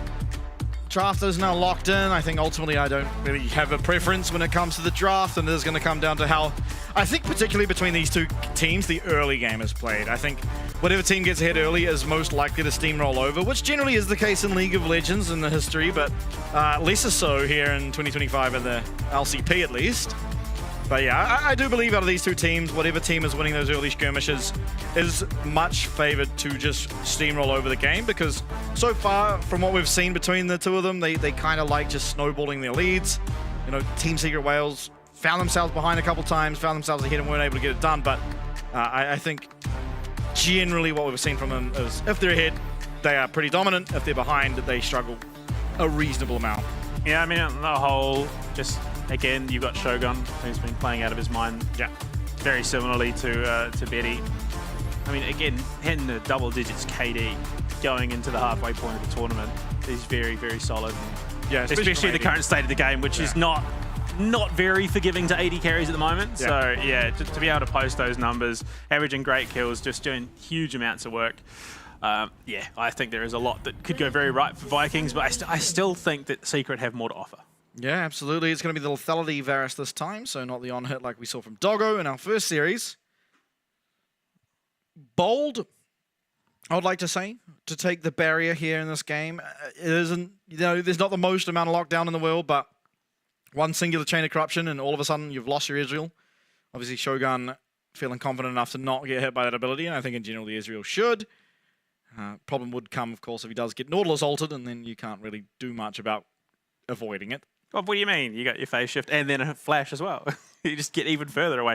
And until you flash onto your team and everyone gets knocked up by the depth charge. So, yeah, look, unfortunately, while with Scion, you know, flashing in a straight line is a bad idea, just, yeah, you can't really do much about the depth charge.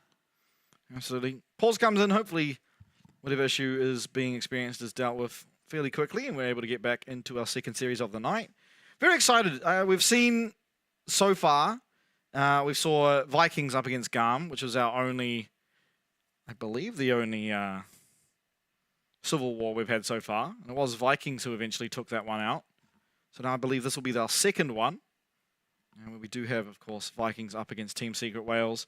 Vikings, I believe, currently sitting at third on the standings. Correct me if I'm wrong, but they've lost one series, I believe, and it was against CFO. I can tell you that in a sec. I believe you are correct. Yeah. But, I mean, look, Vikings, yeah, have had some good moments. I think their moments have stood out a little bit more than the Team Secret ones, but... Well, it's just a bit hard to get that unfortunate game against Talon out of your mind, right? And yeah, so Vikings are third, Secret are fourth. Okay, well, there you go. Even and it is a single victory difference, so they're both 2-1. But Vikings have won 5 as opposed to the 4 that Secret have won. Okay. And there you go. The more you know. Oh, so that means they didn't get 2-0'd. Yeah. They got 2-1 and then lost. Yeah, against CFO went to 3, so it makes sense. But here we go. Back onto the Rift we are. I've never seen that taco emoji before. Too Long is proudly showing the stream. Okay, so I may have just gone onto the Vikings website looking for merch, and my God, their website is one of the coolest esports websites I've seen. Just saying. But as we look to get this laning phase underway, Dire and Caddy just going to extend Electrocutes. Oh, sorry, Electrocute and an Airy. So a bit of damage going both ways. Yeah, that Electrocute going to hit a lot harder on Sunday when we do go to the live patch, as it was buffed. While 20 damage often doesn't sound significant, it definitely is. It adds up quite a lot, and especially at this stage of the game. And it's pretty much only used by Aurora, actually. It's like the only champ that we see in the LCP that actually uses Electrocute. You know, maybe later down the line, best of fives, we might get some LeBlanc or something like that, but for the time being... Lord, can you imagine? I'm excited for the best of fives. There is some room for some really out-of-pocket picks. Yeah. It'll be very interesting to see. There's the Taco emoji again. Taki playing very defensively. Look, well, I can respect it from Team Secret. I think they understand that there is really room for this to spiral out of control, especially with things going the way they are in the mid lane. I mean, Dire's not... Okay, I was going to say he's not in the worst position, but then he eats another laser, so what do I know? Yeah, and Kali's just dodging everything. I mean, it is difficult in the early stage of the game to navigate pretty much just control mages when you are Aurora, but it's similar to Azir, where the early stage is a bit difficult, but then you get to level 6, and all of a sudden it's very scary to be these immobile mages, but, I mean, yeah, as the lane state stands, pretty detrimental for his... No, that's some BM. Oh, what is going on here? That was 100% BM. Just walking up to the tower, just to recall. It does mean that he's going to be late back to lane. Yeah, I mean, he's already down minions, and while his health lead obviously existed, you kind of want to turn the pressure of getting your opponent low on health into gold, which is, you know, typically through farming. But unfortunately, yeah, wasn't able to get himself a lead in that regard, and so teleports come out for both mid laners, and Dai is feeling pretty okay, really. Guri and his toe gonna both be combat here in the mid lane. Guri is gonna take a lot of damage, does get a nice clone off as Dai flashes away. Oh, yes! One more! Oh, it's gonna be there. A lockdown coming from his toe. He does have flash available to himself. One more auto again, Cuddy! No! Oh, no. Oh. That was awfully close. Oh, he almost got both kills in the same regard, just charging under the tower with Victor auto, but unfortunately wasn't able to. Now trade going down to the bot lane, heavily in favor of Vikings. It is Shogun using his barrier to just win the trade that much harder in terms of those health values, but still not able to find the kill. Ooh, okay. Massive anchor goes flying out, and unfortunately will only connect with the bottom of the ocean. Yeah. All those names, you know, engraved on the plate, and it just seems odd that all this posturing in the mid lane goes so poorly for Dai, who just takes so much free damage. Like, I don't know whether it's a lack of fancy footwork. Yeah, that was just so rough. So rough, and there was nothing his toe could do to get anything back, and he almost dies himself. And Caddy so just close. min-maxing that he just really limit testing the tower range there. Definitely did. Eventually did find himself, I mean, obviously did find himself one kill. Very impactful early KP on the Victor, getting yourself 20 extra stacks towards your Hex core upgrades, and as you get those Hex core upgrades, of course, even stronger will he become on the Victor without needing to purchase items. Yeah, and I mean, that's a situation that can snowball fairly out of control of Victor getting ahead early, transitioning into the absolute beast that we know he can be. And now it seems that Secret are prioritizing mid lane. Yeah, okay, so Guri's in a great spot. Taki's there. If they can find Guri here, maybe they can make a play. They saw his jungle pet. Wait, no, they? Right roll. It's a nice gravity field, but are they able to get the kill? Yes, they will, and it does go over there to Dyer. Guri comes in, finds a little bit of damage, but ultimately, not much else will be done there. Team Secret Wales now, priority over these Void Garage. Should be able to get all 5. I mean, it took almost as long as it took Ginger to find that kill in the first game of our last series, just sitting in a bush for 30 seconds. But it works and alleviates some of that pressure. I mean, really capitalizing on the fact that they knew Caddy had burnt that flash, getting the kill onto Dyer in the mid lane. And I mean, Dyer's already ahead CS, not by a huge margin, but enough to establish some semblance of a lead. So yeah, Team Secret working their way back in, getting priority of their Void Grubs before obviously the patch goes live on Sunday. So capitalizing on what they can, and I think that was a great roam for Taki. Yeah, absolutely. Now, bot lanes both rotating up to the top side, and it looks like Eddie having a much better time for himself now.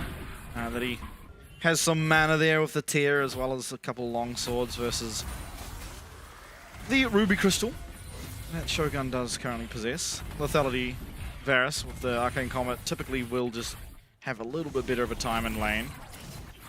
Also more consistent in terms of the poke damage, maybe the piercing arrow, obviously living up to its name, being able to go through minion waves, whereas the Mystic Shot doesn't have that same luxury, means that Shogun's output isn't going to be as significant. Drake picked up, so at least Vikings will find themselves an objective back overall. No one really in proximity to at least threaten their first of the 3 feet, or 2 feats that they would need. But a dive attempt could be brewing here. Yeah, the hook unfortunately goes wide, but the Chain of Corruption won't. Shogun, he's just going to take the damage that will come through from that Chain of Corruption. Does trade him back. One kill, and even sidesteps at least out of that piercing arrow. Dyer getting chased by a Chaos Storm, but will be completely okay. Now Guri up on the top side. Taki will get the stun off. Looking for maybe some way onto Eddie. Won't be able to find it, but here comes the Cyclone from Guri. Shouldn't result in too much. He finds another knock-up, but there's no follow-up to be had. Depth Charge comes out, piercing arrow as well. Baguri goes aggressive. Shogun finds one, flashes away, but Eddie turns it around. Gets one shot down. Can he find another? It's one auto attack, but it's Guri on the Wukong who will be able to pick that one up. Oh no. Oh, Dyer, buddy. Oh, this is... Oh, okay, that was clean. That was very clean. That was a scary moment. That was almost, you know, like League images that precede disaster. Like, yeah. Oh, wow. Like, this could have been so much cleaner. The juggling, the aggro juggling of the tower just wasn't there. Hizdo taking free shots while transitioning into the Leona. There was no fight. The minion wave was there. Eddie and Taki could have easily pushed in and followed up and got that kill, but they'd already backed off. So whether it was a miscommunication, Hizdo didn't know that he should have backed off. To be fair, he was tanking tower shots. There was no way that he could. I suppose, yeah, you take your consolation. He at least got the 1 kill back onto Shogun. Oh, they got the feet in the middle of that too, actually. Nice little additional cooldowns are not very forgiving in League of Legends, unfortunately. I mean, one ability and that would have been a kill as well. Yeah, for sure. Use it all on Shogun though. And as things stand, it is going to be Vikings with a slight edge, but you know, these two teams, if we were ever to get the Ruinous Khan, might just have to be these guys. Shogun is getting completely mogged. Does not have flash, and that's going to be one dead Ezreal, or does he have some way out? No, he does not. A lot of dashes on this Ambessa champ will eventually find the kill there onto Shogun. Hero pumping his fist on the player cams. He knew exactly what he did there. Poor Shogun came into the game with a 12 KD, and he's 2-2. They're doing everything they can to ruin his numbers. Certainly are. I feel like a bit of the number ruining has been self-inflicted. But ultimately, the only number that really matters is win rate. I'm pretty sure any of these players would be happy to be, you know, 0.01 KD as long as their win rate was as close to 100% as possible. Oh, absolutely. Interesting. What's Kratos' game plan with the item build? Setting the Aegis and the Giant spell? Oh, it's Unending Despair. Okay. Yeah, we're going full tank this time. I thought maybe, you know, does he go for a heart steal? No. He wants to... to be fair, I think in the face of an Ambessa, you kind of want that. I mean, you've already committed to the Jace. Just go as hefty as possible. Yeah, I mean, laning against Ambessa kind of already is Unending Despair, so you may as well just get the item to go along with it. Yeah, why not? Just embrace it. Lean into the spiral. Team Secret looking to start up their second lot of grubs. They will take away a fourth for themselves, but quite happily conceded over to Vikings, knowing full well that it's not going to do much in terms of the overall feats, given that now, obviously, the kill one has been picked up. No real threat of the tower, so we're still a wee way from it actually being propped. For sure. Only the one apiece in terms of the objectives as things stand. But it is one Void Grub in favor, or two rather, in favor of Team Secret Wales. Now Kratos is in a lot of trouble. He gets publicly executed. He gets put between worlds, but he does manage to survive. The true shot barrage will go wide. And Seolong is here. Does Hero have a way out? No, he just gets hit by the Zenith Blade and should be going down. Kratos happily taking that one away. Really good roam by Seolong to be there to capitalize on what was a reasonably poorly executed dive. Sort of definitely a dive that you wouldn't want to lose that way. Oh, here we go. Now, Hero at just some point he's like, yep, you know what, this is it. I'll just, you know, I can man fight chug it. This is easy. I mean, to be fair, it's an Embesser into an Israel who is well off. And what a public execution. What an angle. Yeah, just to find it. It was a little dicey near the end, but... Nah, never in doubt. Not for a minute. But the dive on the tier 1 that ultimately, you know, caused him to die, very... Yeah, I don't think we're getting a cool cinematic for that one. No, there was nothing cool about it. Again... Oh my god, the reaction times. Oh my lord. Guri, hands diffing. Taki gonna lose his flash for a clone. That was very impressive. That was phenomenal. Yeah, I don't know. Team Secret, look, they were looking solid, they were playing well, and then all of a sudden they just decide to dive a tier 1. And Dire has been a little bit underwhelming this game, I think, unfortunately. He's struggled to land abilities very consistently compared to Caddy, who's just landed everything. So, likely to be second dragon now. Shogun showing that he has no fear in forward into a Nautilus, and right to do so, as there wasn't any true threat on him. But Vikings so far controlling the pace of the game pretty well in general, and taking objectives as their reward for doing so.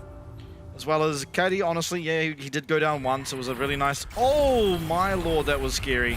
Hero unfortunately goes wide on the public execution. Does get stuck there in the gravity field, and now the dive is going to come through. Cody can tank one more tower shot. Will do so. Gets on out of there and actually tank one more tower shot and gets executed, but not publicly. Wow, missed opportunity there for a turnaround. And that's got to have been a fat finger, surely. Otherwise, that was an incredibly ambitious attempt on Ducati.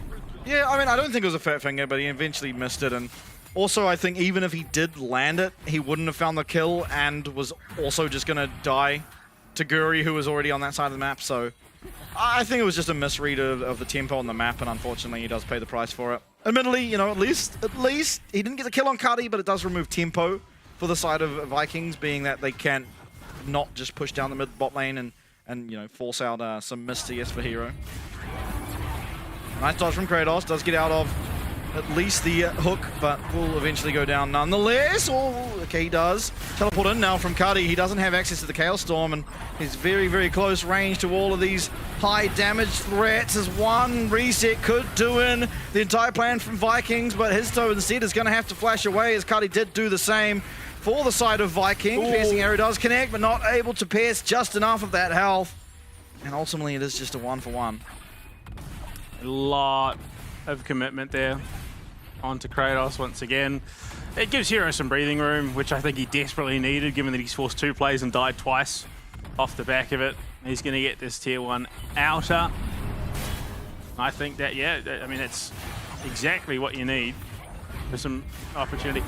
Kratos is just so beefy right now with that unending despair. Look how much it takes to finish him off. Yeah, definitely enough time bought, so his team does eventually make it here. Solarflare slightly off the mark, but still good enough to take down at least the Nautilus. And even here after, looked a little bit scary for his toe, but with the flash out, was able to get away, and it was just the trade off that top laner for the support. Still a winning trade from Team Secret Wales, top for support. You'll take that, and you got the bot lane tower. But yeah, I mean, if not for how tanky Kratos is, it's probably worse for the side of Vikings.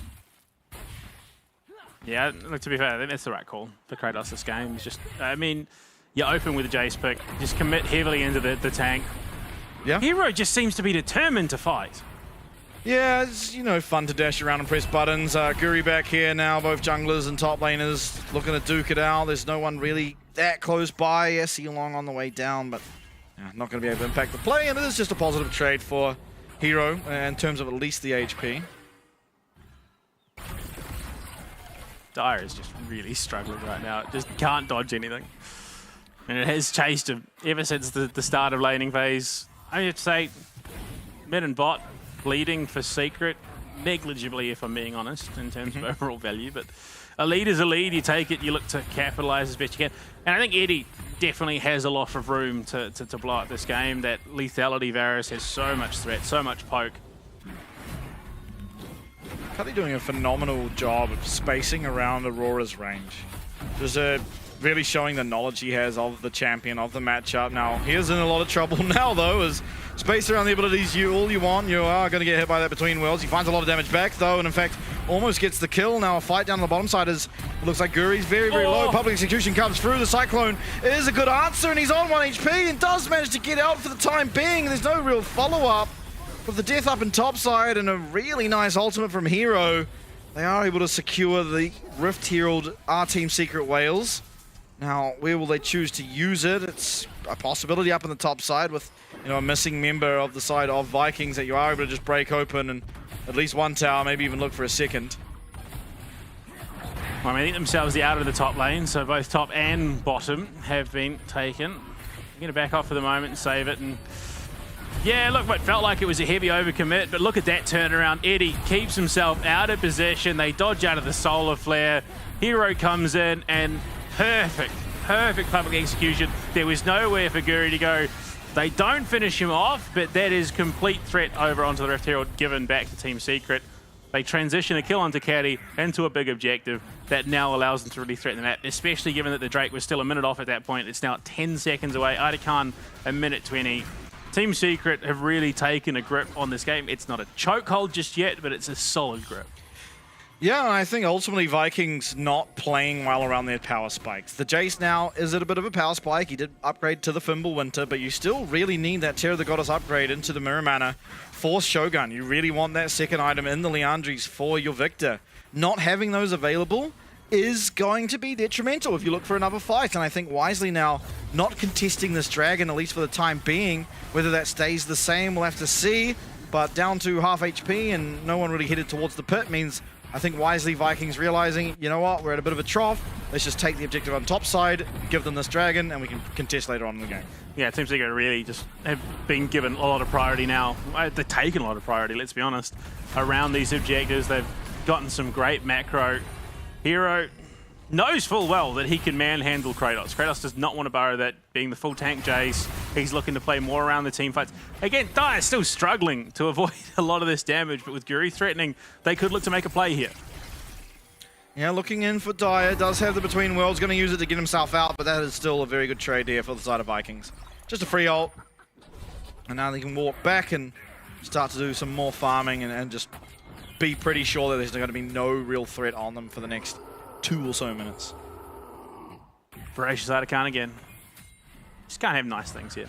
Can't have Ruinous. To be fair, I don't think we're ever going to see a Ruinous. Yeah. I just don't think it's a likelihood. Not in the way we're seeing teams play at the moment, but Team Secret, or given play correctly. Well, look, to be fair, yes, yeah. If you're not just full fighting every second of every game, you're not going to see it. Absolutely. But maybe some action. Yeah, no, it's probably the next dragon. There is an Artican. It's a lot scarier to contest an Artican than a dragon. So I don't really think that the next viable objective will be the Artican. But you never know, there could just be a random fight breakout and one team. I mean, Hero has been pretty keen to just straight fight everything and anyone that he can see, so... He's a bit of a brawler, isn't he? Yeah. I mean, there is that Herald as well. Team Secret likely will try and make a play off the back of it to give them that priority over either the next Drake or Artican. Taki, though. I cannot believe how confident Cardi was walking into that bush. I mean, to be fair, he had more backup than Taki did. Yeah, so. but, like, did he know that? Is the question. Who knows? Either way. Because we know that. Yeah, but of course. But I think at this stage, you've got to be bold if you're Vikings. If you want your way back into it, you've got to be bold. Oh, bold is Taki's. He lands a hook, but it's on the Kratos. That's not the target he wants. Both teams will realize, okay, maybe not yet. Turn around, Rift Shield now being used. This will not get the tower, but it will do a sizable chunk to it. Any misplay by Vikings now will lead to their mid lane inner collapsing and thus opening up the map a whole lot more for Team Secret Wales, who, once again, are currently doing very well. They're not massively in the lead by any stretch of the imagination. It is only 500 gold for the time being. But still, it is a position that, you know, they are in control. Yeah, I mean, it's not... I mean, the macro's been pretty solid. Oh, Guri, yeah, we're starting to see Dyer. Oh, my lord. Yeah, okay, so we're starting to see Dyer hit his stride with those power spike items. All right, maybe I won't finish this video board. You know what? The gold, probably not worth it. Oh, okay, guys, you can keep it. That's fine. It was just a joke, guys. It's fine. Arakan being started here and no response really being shown thus yet for the Vikings. Guri going to spot out that it's happening. We'll have to see how the collapse does occur. Kratos with teleport available to himself. We'll have to use it in the near future, and Shogun's going to have to find some way to show up to the team fight as he is starting to head down. Arakan, though, may just be left to reset. It has done a reasonable amount.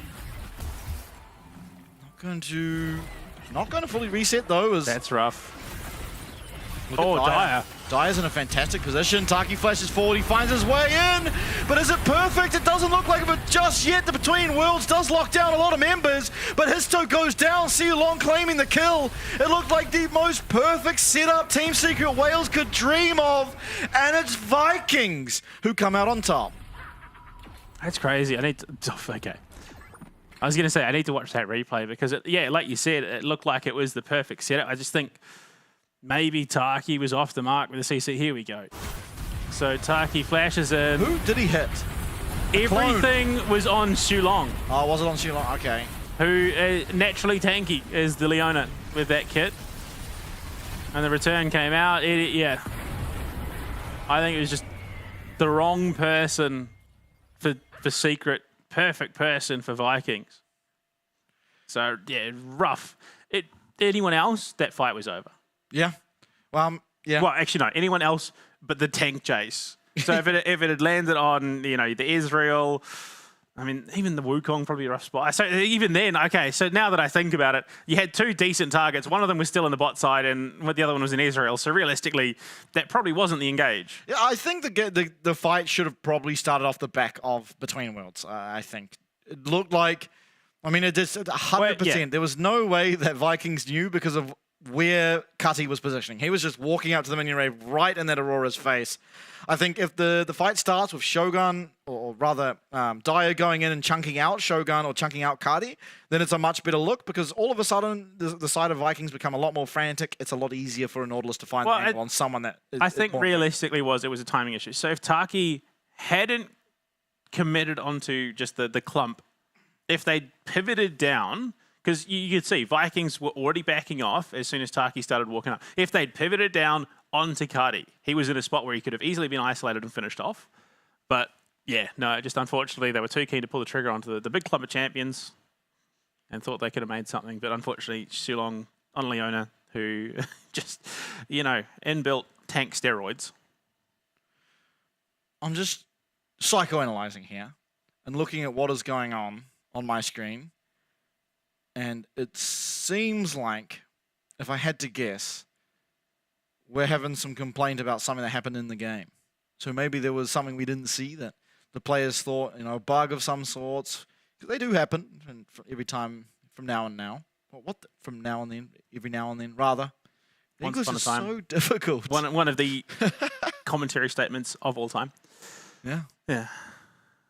But, I mean, yeah, that could not have gone any worse for Secret. I mean, they were in a good spot, not a great spot, mind you, but in a good spot where they could have really just slow burnt into a position where they dominated. They land onto the one champion who had an inbuilt ability, Eclipse, to just become real tanky, and then turn around and drops the Solar Flare on top of everyone. But yeah, it looks like Vikings are the ones who have called for the pause. It did seem like that, right? The referee was on their side, and Team Secret probably eager to get back in and try and make up for the issues of the prior fight. I think still, you know, the problem is that last split, this one team fight probably doesn't shape the rest of the game too much.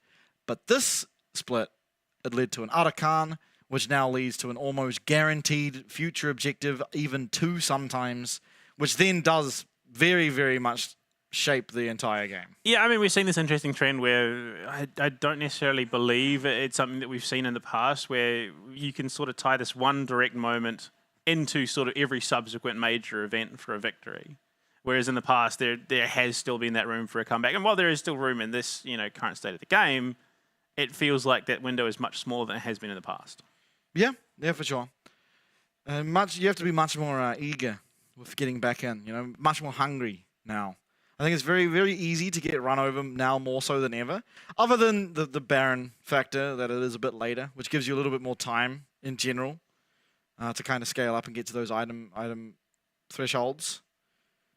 But yeah. What do you think about this game? Do you think Team Secret Wales are going to be able to withstand the Artican and whatever objective now that Vikings want to go for? I mean, there is a chance that Teamfight throws their confidence a little bit, I'll admit. But I think they still have the comp to still pull this one out. I think it becomes a little bit harder, yes, with the Artican. Just there's more flexibility for now Vikings to force the issue.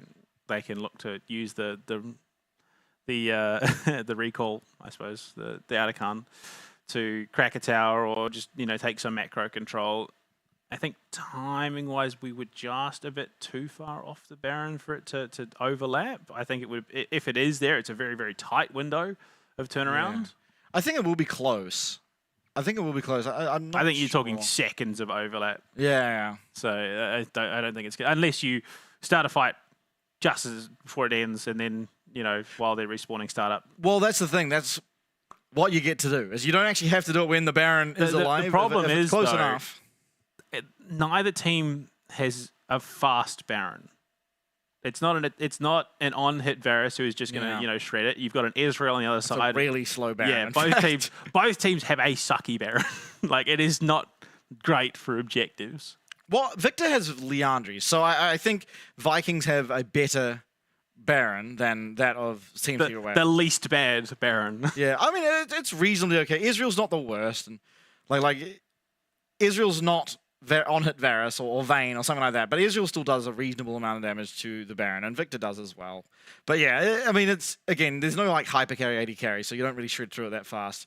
Team Secret Wales almost need an ace to ever dream of hitting it, or just really have to be confident in their ability to turn. And with an Aurora, you can, that she gives that sort of certainty that the team fight can be found. You just play in pockets of vision, try and find a nice between worlds.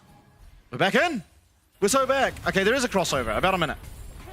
Okay, so not as rough a window as I thought. Okay, well, there's one. Oh, that's going to be a withdraw. A pretty simple one at that, as Dyer just completely one-shots that guy. Mid lane tower now will go down as well. Where was that in the team fight down at Artican?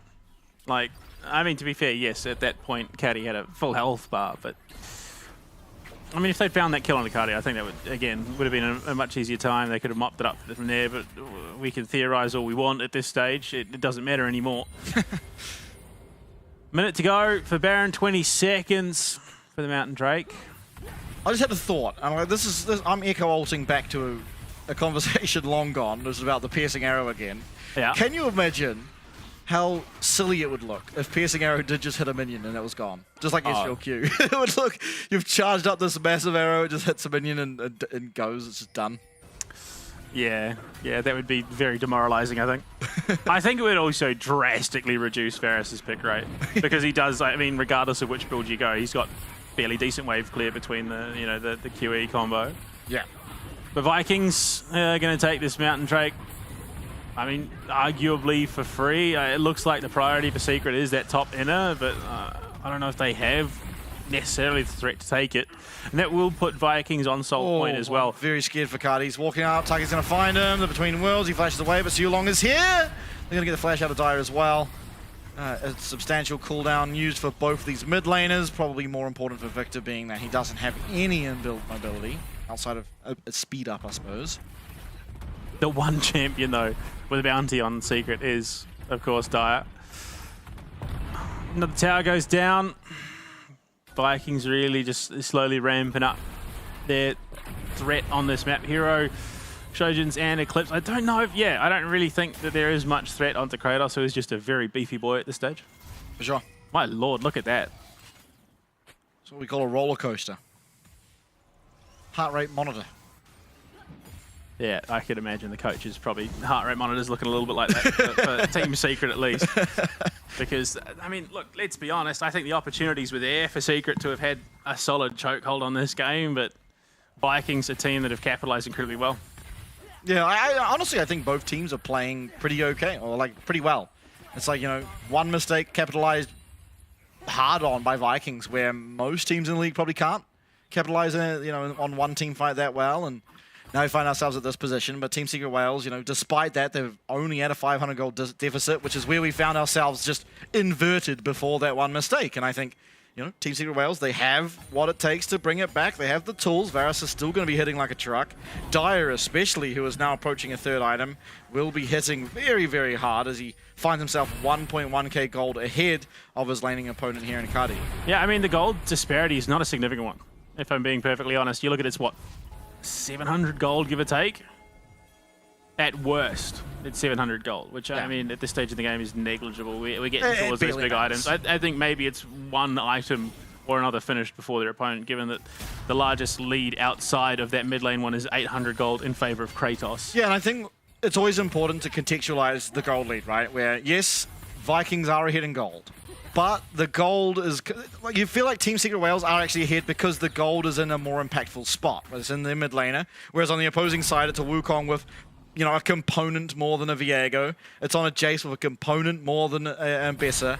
And the same can be said for support. It's like, these are not gold leads that matter. They're not going to change the fight all that much in comparison to a 1k gold lead for Dyer on this Aurora. His toe, I believe, did lose his ultimate there, and that is something that certainly will matter, but was traded for at least the Solar Flare. Yeah, I mean, I don't know how much necessarily you're going to get. Okay, Taki's just dead.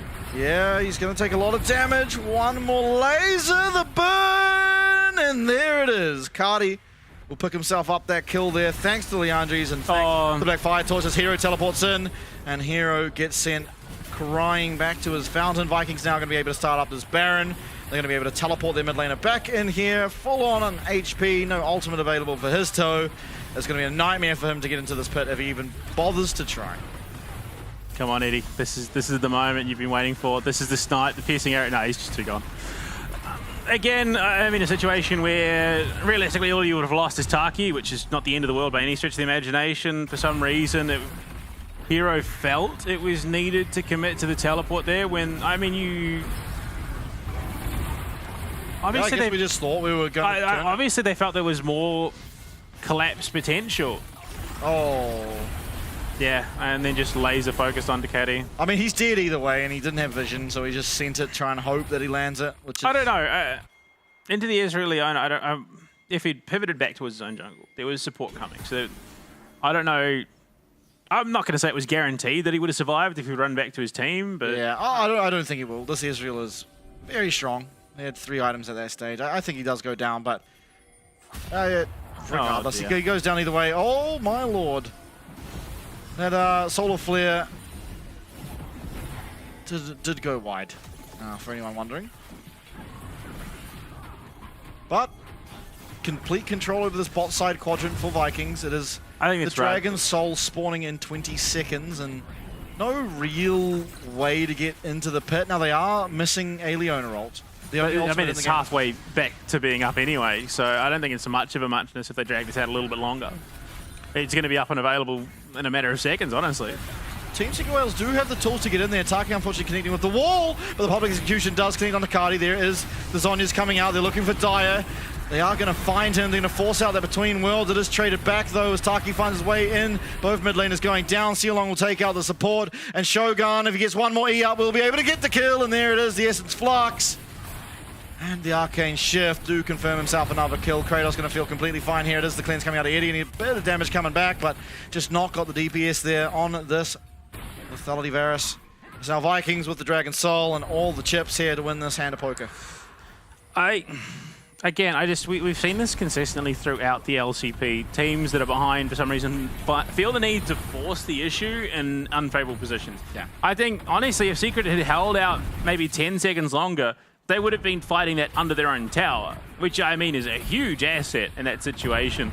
but they feel they need to force the issue. Taki dredge lines into a wall. We're going to see it now as the replay comes up. Hero well isolated. The fact that Shogun can single-handedly keep Hero out of this. I mean, yeah, look, Hero dived to the middle and took a bunch of damage, but from there it was over. Okay, so we're not going to see.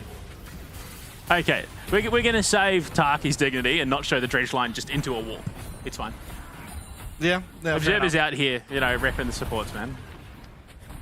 True, it is hard. I mean, it was a tough angle, and I also feel like they had to somewhat search for it before that Leona ult came on. But again, I think ultimately, you know, that sort of started bleeding at that one misplay around Ardakan, and then all the dominoes came kind of crumbling down after that, and that was off essentially an unforced error, a bit of an overextension onto an engage there, and we've kind of seen the same thing happen for the rest of this game. So while, you know, 7K not an insurmountable goal deficit, it does feel near on impossible. Yeah, I mean, you look at it as well. Mbessa in the hands of Hero has just been a rough game, 1-4-1, whereas you look at the opposite side, Kratos, who arguably would have had a much worse time as just the full-on tank Jace. He's 1-1-5. He's just paced himself incredibly well. He's happy sitting as this tank. He just wants to sit there in the middle and soak damage. And I think it just speaks to pacing. Vikings have paced this game incredibly. Yeah, absolutely. Showing their finishing touch on that cannon minion. Baron, 2 minutes. Almost certainly to be the next objective, and you sort of feel like, similarly to last game in our last series, that this next objective, assuming nothing goes completely wrong, Vikings should be pretty comfortable to get it, and then thereon close the game out. Yes, Eddie and Dyer are still strong, but the gold lead in the other roles are now definitely significant, more so than they were before. You know, 2.7k is an entire item. Same in the jungle. Only really Dyer competing. I just think at the moment, Team Secret struggles in the 5v5. They kind of want isolated fights. They want to, you know, take the 3v2s, the 4v3s, because you've got two champions that can absolutely blow up someone, but they kind of struggle in terms of recyclability in an extended fight. Aurora is Varus, they both want to just blow up champions and then be able to back off, wait for those cooldowns, and then sort of look to follow up from there. So these sustained fights where Team Secret are overextending, their players are out of position, and then it just becomes this dirty little brawl is never going to go their way. Yeah, absolutely. But I guess they're not out of it, especially because of Dyer. The problem is it's just so hard for Dyer to reliably find a way onto Cardi or onto Shogun and actually blow them up, because ultimately, you know, Cardi can just press Zhonya's and Shogun can just press E. I mean, we haven't really, other than maybe 1 or 2 instances, we haven't actually seen Dyer get the full combo, blow someone up. He just has not had that opportunity just because, you know, positioning was not there for the team. They weren't able to follow up on it, whatever the case may be. He looks to engage and then the team gets collapsed on and he has to back off. It's not been a comfortable game for him. No, for sure. Oh, Taki. Oh, Taki, buddy. Soul Flare gonna have to be flashed away from.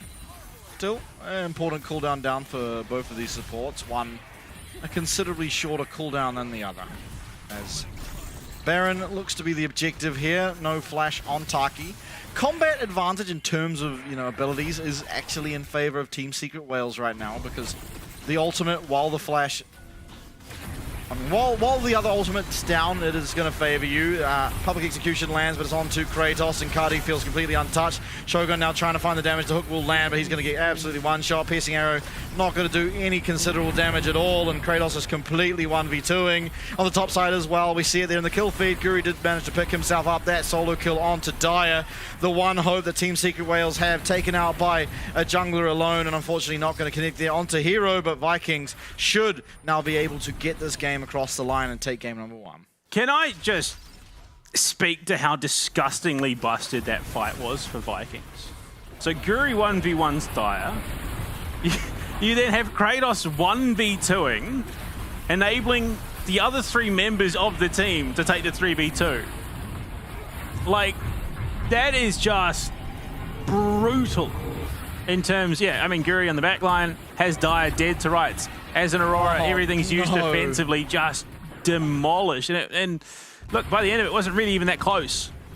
Yeah, you could see on the mini-map, how does Kratos, as a tank Jace, 1v2 in that situation? That's just absurd.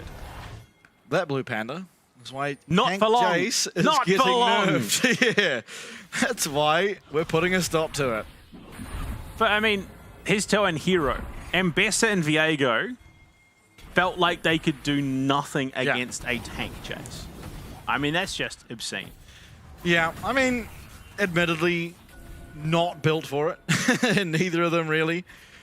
Built to deal with the tank because, I mean, ultimately they just want to blow up one of the squishies, get that reset onto Viego and work from there, but not able to do so this game. Hex Flash going to use from Taki, not going to find anything. As Hero does teleport in, it's the Elder Dragon. This would almost certainly be that final objective of the game. Keep an eye on Dire. Solar Flare going to be dodged out. Taki going to try and get out with that Dredge Line. Not going to be able to do so, though. Hero just going to have to jump away. The Between Worlds is eventually going to be used as Dire is just going back and forward, but no damage done to absolutely anyone. They do eventually find Sealong. That's just a support. Only Dire will remain. It's a 4v1 as Cardi tries to chase down that Aurora. The rest of the team likely to head down mid and end. Team secret emotes, if nothing else. Yeah, I think that's just the brutal reality of the situation that, yeah, look, okay. Yeah, there it is. Okay. Style points. I mean, Cali didn't even have to do that. He could have just gone and followed up with a team and they could have forced the issue, but he's got teleport. Might as well buff the stats a little bit. And then from there, Vikings are just going to end it. I mean, Team Secret had multiple opportunities, multiple avenues back into that game, and every single time it just slipped away from them. I mean, with a poor positioning or the fact that Tank Jace is just gross. I mean, that fight was disgusting. Yeah. Justifiably, Jace is being bad. Yeah, absolutely. I think the one thing you can take away from this game, and just Team Secret Wales' split so far in general, is that they are very capable of navigating early game. They're very good at the early game. They often find leads. It doesn't matter who they're against. Against the Chiefs, they often found leads. Against Talon, they found leads. Here against Vikings, at least in game number 1, they found leads in the early game. Now it's about capitalizing on those leads to actually get through the mid game, get to late game, get through the late game. That's what we've got to see them work on. And, you know, it's simple. I need to look at that team fight again, to be honest, because I don't exactly know what went wrong. Sure, Taco went on to Sealong, but that essentially is a trade of support fighting a support.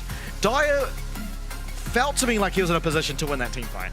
It was not knowing where he was. He's pretty much behind an entire team with 2 squishies that aren't strong at that point in the game, and they don't manage to kill anyone. Yeah, So I think I'm definitely keen to see that replay again. So it felt like Dire went in and then all of a sudden realized that, oh dear, we're, you know, kind of all the focus is over towards this clump of champions over here. I'm going to back off, sort of reposition. I don't know. It felt like there was Dire, whatever the case may be, Dire felt hesitant to commit to any given situation there, and it was rough to watch. I think Team Secret had so many opportunities to really take that they just completely fumbled. Yeah. Yeah, absolutely. And, you know, it can happen. Game number 1, yes, they do go down, and Vikings did a great job of capitalizing on mistakes, and that's something we've seen them do this entire split long. Are they able to get through the early game is what I want to see from them now, while Team Secret Wales, you can tell they are good at the early game. I need to see Vikings command the early game, at least in this next game, so I can feel more confident about them going forward, because they still do have to go up against Talon, keep in mind. Yeah, I mean, my biggest problem that I'm seeing from these teams that are sort of, you know, middle of the pack towards the bottom end, they don't handle desperation well. If they make a desperation play, it's always just the worst possible play, and I mean, it kind of just... It feels like this was indicative of how things went. You know, Team Secret try to limit test, and it just doesn't go well. It doesn't go well at all, and Caddy just lightning feet. The guy just wasn't standing still at any point. And I mean, you look at the scared here, where Shogun just tanked her. So Histo's there. Eddie second guesses himself. Eddie and Taki second guess himself. I think if they just walk up, finish that second kill, yeah, Histo's going to die regardless. But you don't find yourself put in this situation. Shogun's already dead. He can't follow up. It's just Guri alone. Yeah. I mean, he's still so close. There's literally one auto attack apart. I'm just going to say that lethal tempo, Varus wins this one. The additional attack speed. This was clean though. I have to give it to Hero, but unfortunately, you know, he tasted blood in the water after this and felt that he needed to fight everything and everyone from that point on. I think you just put him on something a little more consistent that isn't just so keen to man fight everything. Put him back on the tank because, I mean, look, the Ambassador was good to start off with. Here we go. Yeah. So everything. So the public execution was dropped onto Shulong as well. So everything was dropped onto Shulong. And then from there, they just had nothing to lock down anyone else. Yeah, and this was where it was kind of already feeling over. I believe this was actually the last fight of the game, so it was literally over. Yeah. I don't know. It's just unfortunate. Target priority there was a bigger issue. It is just unfortunate. The mid to late game. They just couldn't isolate the right person in any of those home fights. Yeah, I mean, very promising signs from the start of that game there in game number 1. We are going to go to a quick break. When we're back, game number 2, can they bring it back?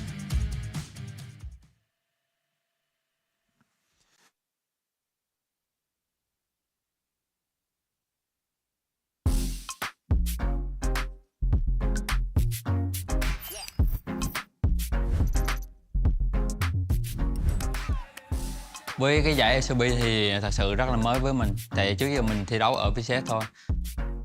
Dạ, theo em nghĩ thì việc kết hợp giữa cả ba khu vực thì sẽ làm cho giải đấu thêm phần kịch tính cũng như là hấp dẫn. Nên tụi mình sẽ cố gắng để tích lũy thêm kinh nghiệm cũng như là trải nghiệm để trước khi ra đấu trường quốc tế. Hiện tại đội tuyển Viking Esports là có 9 thành viên và nổi trội nhất đó là vị trí của KT, đội trưởng của đội tuyển Viking Esports. Anh KT trong game rất là hot. Đội trưởng team em là một người trong game thì luôn là điểm dựa cho mọi người. Mình xin tự giới thiệu về team của mình. Team mình thì có một top, Kratos thì mình thấy khả năng đi lên rất là tốt.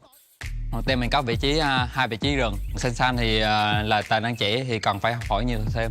Kuri thì mình cảm thấy rất là có kinh nghiệm trong game và khả năng bắt rô. Trong game cảm giác Côn rất là nhiệt huyết. Ngoài đời thì khá là nhây. Còn Chika đi mid thì mình cảm thấy bạn ấy là tài năng trẻ thì điều đó thì tiếp cho sự động lực của mình thì càng phải cố gắng nhiều hơn. Dạ, cảm nhận đầu tiên của em khi mới vào team thì mọi người đều rất là thân thiện cũng như là tập luyện rất là chăm chỉ. Em rất là bất ngờ về điều đó nên là em cảm thấy bản thân em cũng cần phải cố gắng rất nhiều để có thể bắt kịp đồng đội. Với team của mình thì có hai vị trí ED, Shogun thì mình cảm thấy nếu mà Shogun chăm chỉ luyện tập thì còn phải tiến bộ hơn nữa. Để nói về vai trò của em thì trong team thì em là người cũng có khá nhiều kinh nghiệm đi quốc tế và cũng như là đánh khá là nhiều mùa giải, thì em nghĩ là em có kinh nghiệm, em có thể truyền đạt cho support của em và cũng như team của em.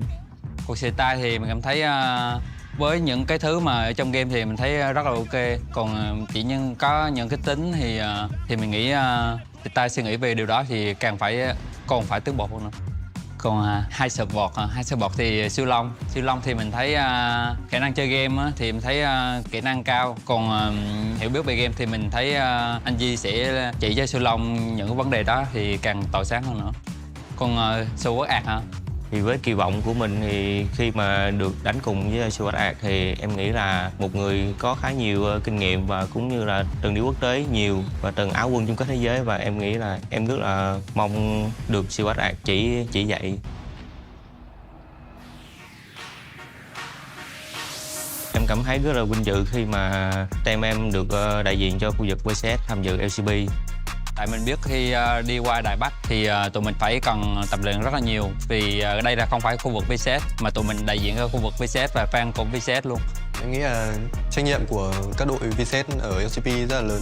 Đội của em đã tập luyện rất là chăm chỉ cũng như là toàn bộ các thành viên đều hướng đến chức vô địch của LCP, nên em nghĩ đó là điều quan trọng nhất giúp cho đội của em chắc chắn sẽ giữ được cái slot này. Thì em muốn gửi lời cảm ơn đến tất cả các bạn fan của Viking là hãy tin một mình nhé, một mình sẽ làm được.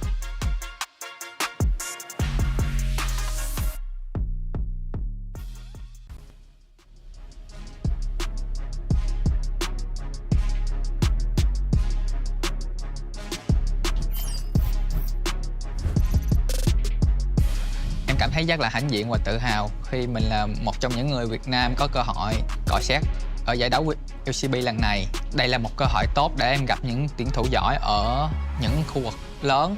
Đối với em tân binh mới đánh giải như em thì em nghĩ cũng hơi áp lực, nhưng mà em vẫn sẽ tự tin để đánh giải LCP lần này. Ý nghĩa với em là cái giải đấu lần này chắc là coi như là lần đầu tiên em đánh ở quốc tế đi, tại vì nó cũng lớn rồi nên là cái tham vọng của em là sắp tới là rất là cao.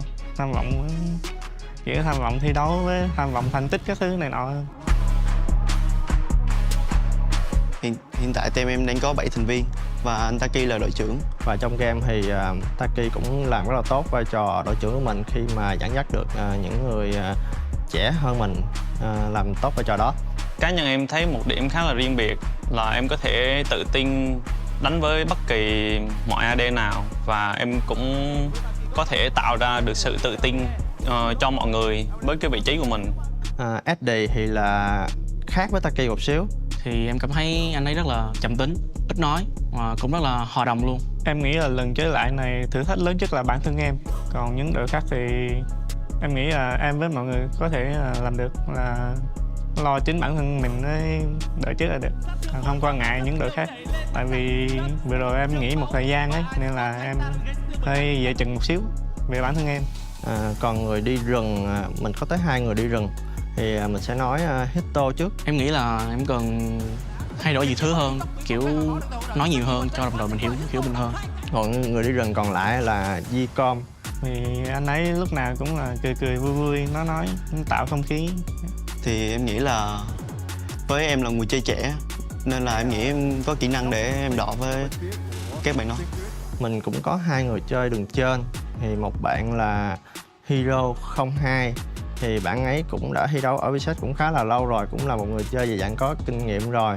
Khi mình đối đầu gặp gỡ với những tuyển thủ mạnh như vậy thì nó làm mình có ý chí phải cố gắng nhiều hơn để có thể đối đầu với những đối thủ đó. Còn bạn còn lại là một bạn nhân tố trẻ mà Secret Well vừa mới tuyển về. Bản thân em đã chuẩn bị cùng với đội rất là nhiều thứ, từ luyện tập rồi đến giờ giấc sinh hoạt rồi các chiến thuật thi đấu các thứ như nào. Em đã rất là cố gắng để có thể thích nghi với giải đấu lần này. Dimic thì cũng là một tân binh của từng thi đấu tại... Dạ, em nghĩ em chuẩn bị tinh thần thật tốt khi đánh giải LCP lần này. Team Well trẻ, đó chính là Daira. Em nghĩ nó không có gì quá là đặc biệt, chỉ là có những tuyển thủ trẻ lần đầu được thi đấu một giải đấu lớn với niềm khao khát được chứng minh bản thân mình. Thì em nghĩ phong cách chơi của đội em tại giải sắp tới khá là thú vị. Chắc chắn khả năng cao Secret Well sẽ đánh theo kiểu máu chiến. Vì đội của mình trẻ mà nên áp lực là đương nhiên là có, nhưng mà bọn em sẽ cố gắng để thích nghi. Em nghĩ đội em đánh khá là hay, nếu mà cố gắng thì thành quả nó sẽ gặt được thôi.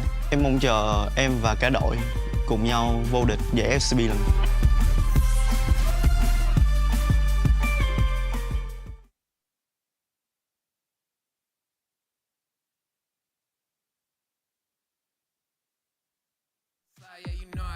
She wanna fire just to see how I move, and if she touch, better grip that. Tell the DJ play somewhere to hit that. I ain't messing with nobody that ain't getting the cake. Throw stacks, I'll consider it maybe.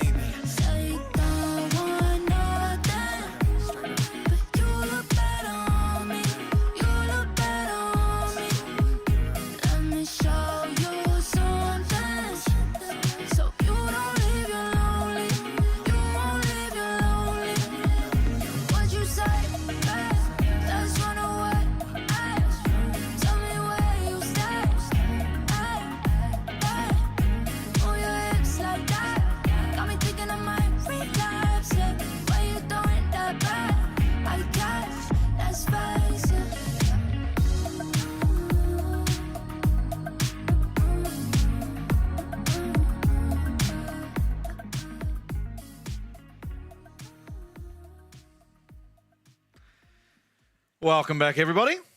Getting ready now for game number 2 of our second series of the night. Final series of the night and possible final game of the night if Vikings are able to clean this one up as they were able to clean up the back half of the first game. I think it's been the fastest night we've had so far. Yeah. Interestingly enough, we still had averaging 30-minute games, but Look, we talked about the impact that this week off could have for teams. And for teams like CFO, it looks like it's done them water good. They're looking solid. They're looking clean. It doesn't look like they've missed a beat.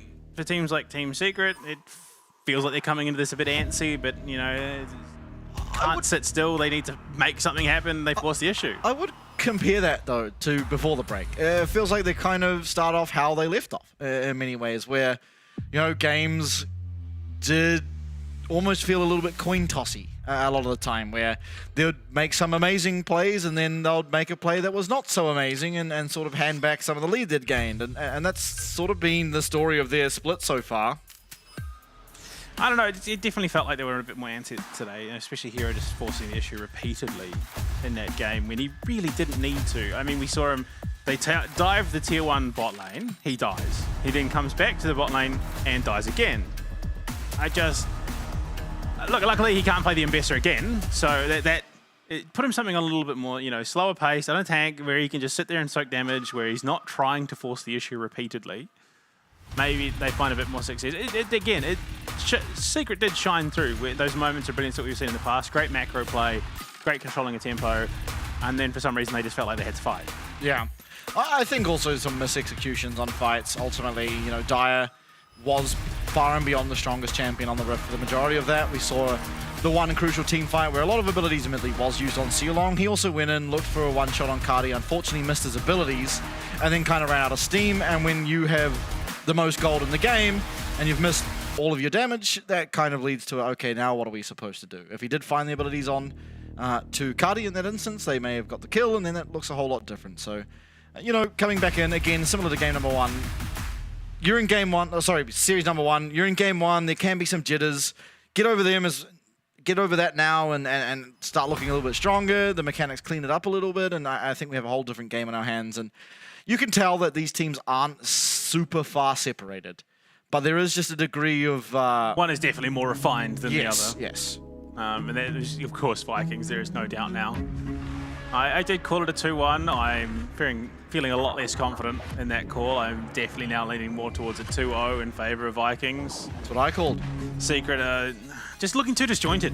They're a bit all over the place. It is very much concerning, given what I was hoping that they would be able to bring out. And I did wonder whether we were going to see Hero pulled out after that last game. Stella is again making his way onto the Rift. Look, I can't fault him for wanting to try and be proactive around the map, as we are seeing a lot of top laners want him to be, but he took it a bit far in his wanting to make something happen. Absolutely. Now, game number 2, band starting off awfully similar. The Zyra, the Cassandra, the Ashe taken away. It is the Callista, the Elise, and the Nocturne. Now, we've only seen Stella on the Jace, which is gone. Fearless Draft gone, yep. So, Misfortune openly picked to start things off with, with the Varus and Israel gone, and Ashe being banned out, as well as the Callista. I mean, yeah, look, Corki probably is the answer. 9 times out of 10. Yeah, there we go. Yeah, crazy. All these other 80s of the... No, of course they're not. Udyr coming out for Kratos. I do rate that. I mean, we've seen a bit of the Udyr. He's an absolute menace in that top lane. Kratos has already played it once. Yeah, and it is. The key to Udyr is you've just picked yourself a winning top lane. But how do you utilize the Udyr is always the question. Because some people, they pick Udyr, they win their lane, but they stay in their lane to win it a little bit harder and go off a little bit more CS.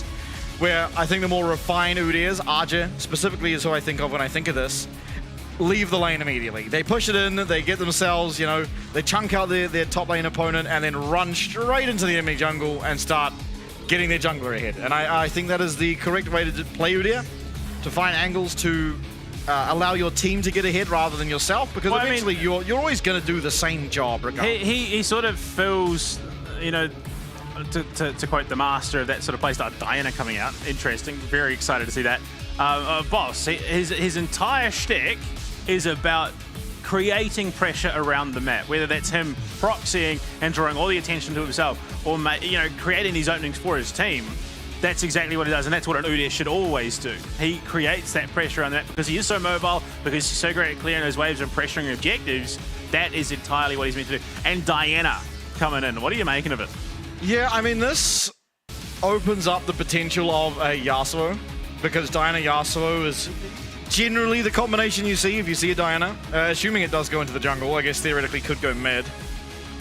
But I have not seen a Diana mid since she was released. I've seen them in my solo queue games. Quite often, actually. Far too often. But yeah, we'll have to see. I mean, it does open up a Yasuo. It is a very strong combination, as well as it offers you a bit more DPS. Teamfight lockdown as well. I mean, I have no idea. This is, unless it's a, I've only really seen Diana with Yasuo, is what I'm getting at. So I don't know what they're going to go for if not Yasuo. I mean, it hasn't been banned out. But I mean, how confident is Caddy on the Yasuo in the mid lane into a matchup? Kai'Sa, so it's a Corki mid lane. Yeah, this is a lot of AP. Oh, that was kind of cool. The bit of dancing. Stage cam remix. So Jax into Udyr, Misfortune, Rel into Kai'Sa, and then whatever they decide to pair with it. Corki mid lane. Dire now having the response, of course. Lilia. I'm worried about the damage pro. I think it just has to be Yasuo almost. Oh, no, it's Corki. So what are we looking for? Support. Unless it's like some bizarre Udyr support. No, I don't. I rate it. I reckon it could work. There could be room. Not very much, but there could be.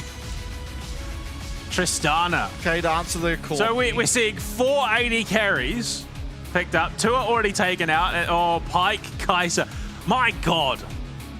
This is an interesting draft. Yeah, and this isn't even like best of 5 Fearless draft. This is still second game. Yeah, and this is Sulong's 3rd game of Pyke, so very much favoring this champion. Hasn't lost on it yet. If he does win this one, then he will be 3-0, and I think teams are going to have to start looking at that as, should we just ban it away? But coming out of draft, I mean, the thing with Pyke is it's a snowball champion, which is, I mean, his kit is geared towards accelerating, you know, executing. You've also then got a Kai'Sa, who, again, pretty snowbally, honestly. Udyr as well. So realistically, this pairs incredibly well with everyone on the Vikings roster. But the thing is, it is going to need to be an accelerated game. I don't think they're wanting to go past sort of the 30-minute mark. Yeah, I don't know if you know this interaction, but if you put people to sleep as Lilia and you Misfortune ult them, it doesn't wake them up. It counts as a burn and does not wake them up. And so that is sort of the theory behind the Lilia Misfortune, is if you put someone to sleep and Misfortune can ult them, you one-shot them. Yeah, just like the Zenith Blade is a projectile when it comes to Mel's shield. That's another interesting one. I'm so excited to see Mel, just because of how poorly things can go. Yeah, no, it is a fun champ. If you've played in solo queue, you'll know just how funny it is to walk into things like Misfortune ult and make sure she shoots herself and ends up being the one that actually perishes. Game number 2 now, we're loaded in. Very interesting look at the draft from both teams. I think this is the first game we've seen 480 carries, or one of. We may have seen it once before in the split, but still reminiscent of last year's sort of drafting. Something we do. I mean, at least I've watched a lot of. Pyke being the question mark. Interesting that Brom was available, I believe. Yeah. I don't think it was banned out there. Yeah, but what team would you want Brom on? Oh, absolutely on Team Secret. I mean, Tristana, that range, my God. Yeah, I mean, the problem is you're not really blocking that much. There's nothing really that you're getting huge value out of the shield, and generally, you like Brom against a lot of melees, and while there is a lot of melees, it blocks. I'm pretty sure it blocks the Crescent from Diana, so it would limit her initiation, which, I mean, much of a muchness. Limits Corki, limits Kai'Sa. Not quite sure on the interaction with Pyke Hook. Yeah, I think in general, it will block it, but you'll still get hooked. I think the problem is, like, you don't really like the Brom shield against range. Is it really blocking it, though, if you still get hooked? Yeah. You block the damage. Yeah. Yeah, that's true, actually. Stella going to be pressuring Guri a little bit here and actually gets the majority of the camp, and with that means Guri will not be hitting level 2 off of 1 camp, which does put him at a fairly significant disadvantage. As you can see on the top side of the map there, it is Histo, who is going to get much more of the jungle. If he can, especially now, if he can path straight off this red or off the Krugs straight back to his bottom side, it will be a very, very significant advantage for him. And as I said before the series, we are now going to see the two AD carries and support in the mid lane. Missed him by that much. This is it. What is going on? Yeah, our mid lane is at top. Our AD carrying supports are mid. Isn't this like Dota lane assignments? You played Dota. I have no idea. No, it's a little bit more silly in terms of what can potentially happen around the map. League of Legends is much more refined. Yeah, look, let's be honest. We'll call a spade a spade. League of Legends makes a lot more sense. It has rules, all right? It has patterns. Things make sense. Some of the time. And then you get games like this. Where until you get someone like Zoe who can just steal summoner spells. I mean, ultimately, we're in different lanes. The only people that this lane swap should really affect is the junglers. Which so far it has. Guri's going to be a little bit behind on XP, being that, you know, a majority of it was taken. Hook lands onto Taki, not the hook you'd want, and we'll be going down Eddie with first blood. Oh dear. That was hilarious. I'm sorry, that was just too funny. That was brilliant. Yeah, come on, hit me then. Come on. And then all of a sudden, Shilong just realizes he made the worst mistake. It was a Hail of Blade spike as well. So this is just all-out damage. Like, he just wants nothing more than to fight. So the hook line, there was never ever going to be a target other than Taki. Yeah. So that was just an inevitability there. Yeah, absolutely. And I mean, Eddie's going to reap the rewards of that. That's 300 gold in his back pocket. And unfortunately for Vikings now, they are going to be at a deficit. 600 gold already in the lead, either side of Team Secret Wales. No, this is like some next level boss like inting strategy. Like you give the other team a bounty and then you slingshot, get that bounty back, and then, you know, you're in the lead. All right, here we go. Xiulong here to support his second AD carry after grieving his first. Yeah, all of a sudden Shogun's just typing in all chat, please leave my lane. Go somewhere else. Oh dear, the life of the supports are off one. Oh no. I've seen this one before. Yeah. He's going to be fine this time. There's no real follow-up. Cardi doing a good job of denying. Oh, Cardi, what a fantastic Valkyrie. And now Xiulong managing to find his way onto Taki, and I think more than makes up for what happened earlier. Turnabout is fair play at the end of the day. That was really well played by Cardi, though. Yeah. Guri and Cardi so far winning the competition for reaction times in this series. Oh, that Wukong reaction was just nuts. Like that is a rough one to recover from. Well, I mean, look, after the shenanigans of the start, yeah. So, Taki. I just want to see, like... Yeah, okay, so he messed around a bit too long in the river. I think if he just beeline straight towards Cardi backs off, they can then retreat back safely. But he just sort of waffles around and then says, oh, I can make a play. But again, pixels off. Realistically, it was a little bit more. But yeah, I think this is... It's always seems to be this issue for Team Secret is they feel like they need to force the issue when they really don't. Sizable CS lead now for Kratos in this Jax vs Udyr lane, which we've come to expect because Udyr is one of the strongest laners in the game. Taki does a really good job at dodging out there. This has just become which support can style on the other support the hardest. Yeah. I'm so here for it. Shogun and Eddie just watching. Shogun still a little bit upset about what happened earlier, I think. Justifiably so. Ooh. Oh, there we go. Yeah, I think probably pretty good not to E in. I mean, Hessa gets the grab while that's all happening, so it's just distractions and smoke and mirrors ultimately. Team Secret though, Xiulong has gone very aggressively in and will get completely one shot, but it might be turned around as Shogun able to find the Acathian Rain. Really nice dodge by Guri as unfortunately Histo goes wide, but still the fight is looking okay. It's 2v2 now as it's going to be both the mid and AD carry, both 80 carries, I suppose, for the side of Vikings do survive, and 3 for 3 is the eventual trade, but the feat is going to be picked up there by Team Secret Whale, who got to 3 just in time.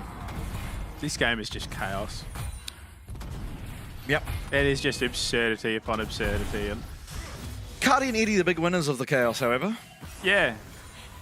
Like okay, Dire, buddy. I mean, scary for everyone involved at the moment as Xialong just fist fighting his toe and won't result in anything. There is the Lufting Lullaby available for the Lilia, but not going to use it, and I think probably wasn't going to find anything if he chose to. Yeah, Xialong just in too deep, and he's trying to keep. I don't know. You know what I mean? Yeah. I don't know. It just feels like we're seeing more and more misplays. I can respect what Xialong's trying to do. He feels like he needs to create priority as this Pyke. He needs to force the issue, but yeah, Stella and Kratos just manhandling each other. That's the Ghost use, and Kratos should be fine. In fact, now turning around to burn some damage onto Stella and having a pretty good time with it, but is still being annoying towards this Jax. That's just what an Udyr does, though. Yeah, it is. It's so egregious to lane against. Oh dear. No, I remember, you know, back in the horrendous days, Tiger form Udyr. Oh, that was a rough time. You mean the pre-rework? Yeah. Yeah, I remember that Udyr. When he just cue you to death, and there's nothing you can do about it. Stella now getting very Stella. low. Does level up, so much needed health given to him. Still, I think Kratos pretty happy for himself. Although ideally you'd want to be trying to push this advantage to your team. Come on, Stella, look, I respect that you want to fight, but we saw what happened with Hero. Xialong, that's the rocket jump used. The flashing lands the bone skewers. Dire gonna go down. The Ignite eventually claims him. Xialong definitely making up for mistakes prior now, putting his team at a lead. A 1k gold advantage for Cuddy in this Tristana vs Corki matchup is nothing to scoff at. Yeah, look, I suppose you take, okay. just sitting there, chilling. I think this is the longest we've seen the first round of Grubs stay alive. But at 9 minutes, 20 odd seconds, it's going to go down to his toes, so 2 claimed, the team secret. But now, Xialong, yeah, I think he's sort of found that nice balance. He needed to be proactive, he needed to be working around the map. He's now started to do that. Hasn't got the execute threat available just yet, but it is enough to secure Dragon, or at least the first one, Infernal being taken by Vikings. And this is just what Xialong's going to do. I think he hits 6, you just sack lane, you're off roaming the map looking for those kill setups. Yeah. Not too much threat, really, onto Shogun. So he should be fine just sitting at his tower and ping-ponging minion waves back into the opposing side. Half-bound Axe is picked up first, so probably Kraken Slayer here for Shogun. Yeah, would make sense. Kratos, Stella Kratos is just bullying. This is just classic Udyr gameplay. Unfortunately, AoE magic damage working around that Counter-Strike quite well. Yeah, that's Xialong's still hunting, man. He's not 6 yet, though. Yeah. And he's only halfway to 6, less than halfway, in fact. Taki is 6, so if there were to be a fight break out immediately, it would rely on some outplays, or maybe you really having to utilize the gold advantage that Cuddy finds himself in. But despite the gold advantage, it's somewhat fake because you really do want to get to the Triforce before that advantage is truly felt. Stella just wants a lane to farm, man, please. He does get some decent damage turnaround on the Kratos. At least the Grandmaster's Might has been burnt, though. Heals it back. There's the Phoenix dance and maybe the leap strike to get himself out of that, but the healing, this champion. Brutal, and he's just going to smack his ward right in front of him too. Yeah, Udyr is just not a fun lane opponent for really anyone. Yeah, it does admittedly get better and better for the Jax. That sounds like copium. Taki and his toe though, sitting in a bush. Oh no. Just the sixth sense. I mean, I think nice by Team Secret Wales to look for the proactive play, but Cuddy reading them like a book. You'd imagine these players have played against each other quite a lot historically. Be it solo queue, be it scrims, be it, Stella's dead. Stella is just dead. No, unless Guru decides to, run the other way around. Guru runs. Stella does not overstay, doesn't commit to a fight, he just runs. Shogun coming down as well. It would have been an absolute death sentence. So makes the right play, backs right off, knows full well that that tower is just not the greatest spot to be. It is no sense of security whatsoever. Will TP himself back though. Yeah, but importantly, we'll be back to full HP and whatnot as Kratos struggling a little bit with the cannon minion, but does get there eventually. Cardi now with the full Triforce versus just the serrated Dirk is a ridiculously favorable position for the Corki.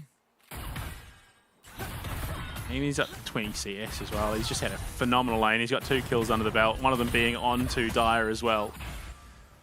Yeah, I think ultimately, well, obviously he played well, and a lot of his success is off the back of a single Valkyrie to dodge out Ataki's Q flash.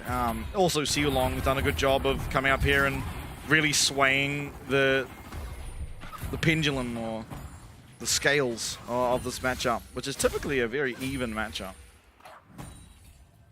Yeah, I mean, Tristana really starts to come online more late game. I think just the raw DPS favors Tristana, even though Corki is just an absolute powerhouse late game. Yeah, I mean, somewhat. It does rely on your queue up time, and Corki can just one-shot people. Oh, I miss Valkyrie a little bit. The package. Oh, dude, that was a bizarre passive that was just so funny to see played out in a team fight. Kratos now decides that, you know what, farming in front of the tower is not cool enough. He's just going to proxy a bit. I mean, not a whole lot Stella can really do about it. He's just giving up minions. And there's just no support either, because everyone else is focused on Void Grubs. So Stella might just have to man fight here. Yeah, I mean, he is, but, like, not really achieving that much. He gets the Ghost, but, I mean, not a long cooldown, not an impactful cooldown, and loses a bunch of minions for it, as you're kind of seeing in the CS deficit. Flash away now for Sealong. He's going to be woken up and completely fine as Shogun trying to offload damage here onto Dire. And his toe, not able to do all that much, however, the movement speed there for Lilia. And through the passive stacks, it's going to be more than enough to get her out. And this is just going to be that ultimate used for the flash of Sealong. Oh, Stella comes back, but kind of strike to dodge out of the stun. He'll be fine. But there is a teleport mismatch, because Stella teleported back to lane to try and cap that wave, which he ultimately just lost out on anyway. So this bottom tier 1 is all but certainly going to go down as that and India's Spear is there. May not have the minion wave. Yeah, no Triforce means obviously not quite as fast as old, Udyr would have been. I mean, to be fair, he just spammed the living heck out of Tiger and that tower was dead in moments. Yeah, but he'll still get it this wave, and will be them with their first of the stats, what is it? To get towards the feat of strength. So, technically, each team has claimed partial Void Grubs. Yes. So 2-1 in the first, 2-1 in the second. So accumulating into 3. That technically would not count towards the feat of strength. Yeah, it would. Yeah, so because it's 2 separate Void Grubs. Yes. So it is only the one. So while it might look like both teams have contributed, they haven't. Yeah, only Vikings with 1, but it is also the first blood on. Oh my lord! That why are you still there, Dire? You got support coming in, but that's a pike. What do you? Sealong has not leveled up his ult, by the way. No, he has. He just used it to close gap, I'd imagine, because it is on cooldown. Yeah, okay. Guri and Kratos are winning. Unfortunately, going wide there is his toe on the leap, but now Shogun coming out to clean this one up. The Void Seeker will not connect, so Killer Instinct going to be utilized. That is going to be 2 kills going down, a shutdown even now on to Shogun. Vikings somewhat running away with this one. They're at 4k gold. A lot of it on Udyr, a lot of it on Cardi, and it's hard to see your way back in. Yeah, okay, so okay, he thank committed God. it. Yeah, that would have been an even bolder strategy, I think. Just why does Dire stay? It's an out at turret. Yes, you got Taki come in. You do not have the HP to be sticking around. That is just pure greed. Yeah, they get the kill back, but both supports getting it. I would prefer my Pike to have it than my Rel. Meanwhile, in the bot lane, they did look for the 2v1. Baguri in the area, he finds his way onto his toe, and I mean, Kratos just not taking damage. This is an early game Udyr versus that is very far ahead. Oh, even dodging out of the counter-strike. It's also just an Udyr who's incredibly mobile and tanky and sustainable. Yeah. Yeah, I did say, look, if Vikings want the best chance of winning this, they need to play this game. Oh, very what has accelerated. happened here? It's Caddy doing Caddy things with support from Guri. Yeah, if they want to win this game, they need to do accelerated. That's exactly what they're doing. They're playing this very, very fast, very, very aggressive. They've won every single lane. Every single roll has gone their way. The one thing that technically hasn't is that they conceded a couple of grubs. Yeah, I think ultimately Sulong, I need to give him credit. While he did make that misplay at level 2, I think he is a big reason for the success they're finding. You know, top lane kind of did it independently of itself, as we see the dive here. Pretty straightforward. Nice flash from Guru to get himself out of harm's way. Wow, if he popped that a second earlier, there was a chance he killed Caddy there, the counter strike, but yeah, but I think he can't. There's a there is definitely a buffer. Yeah, it would have been milliseconds, but either way, Stellar is just not having a good time. This is not a good day for Team Secret's top laners. Do you agree with me? Yeah, I feel like Sulong's scoreline doesn't represent what he's done. What, hard-inting the first kill and then playing phenomenally for the rest of it? Yeah. Like I think Kati's scoreline is more representative of how well Sulong's been doing, because ultimately Kati has been sort of the benefactor of Sulong. Maybe he's just been doing charity work. He donated 2 kills early and now he's reaping the rewards.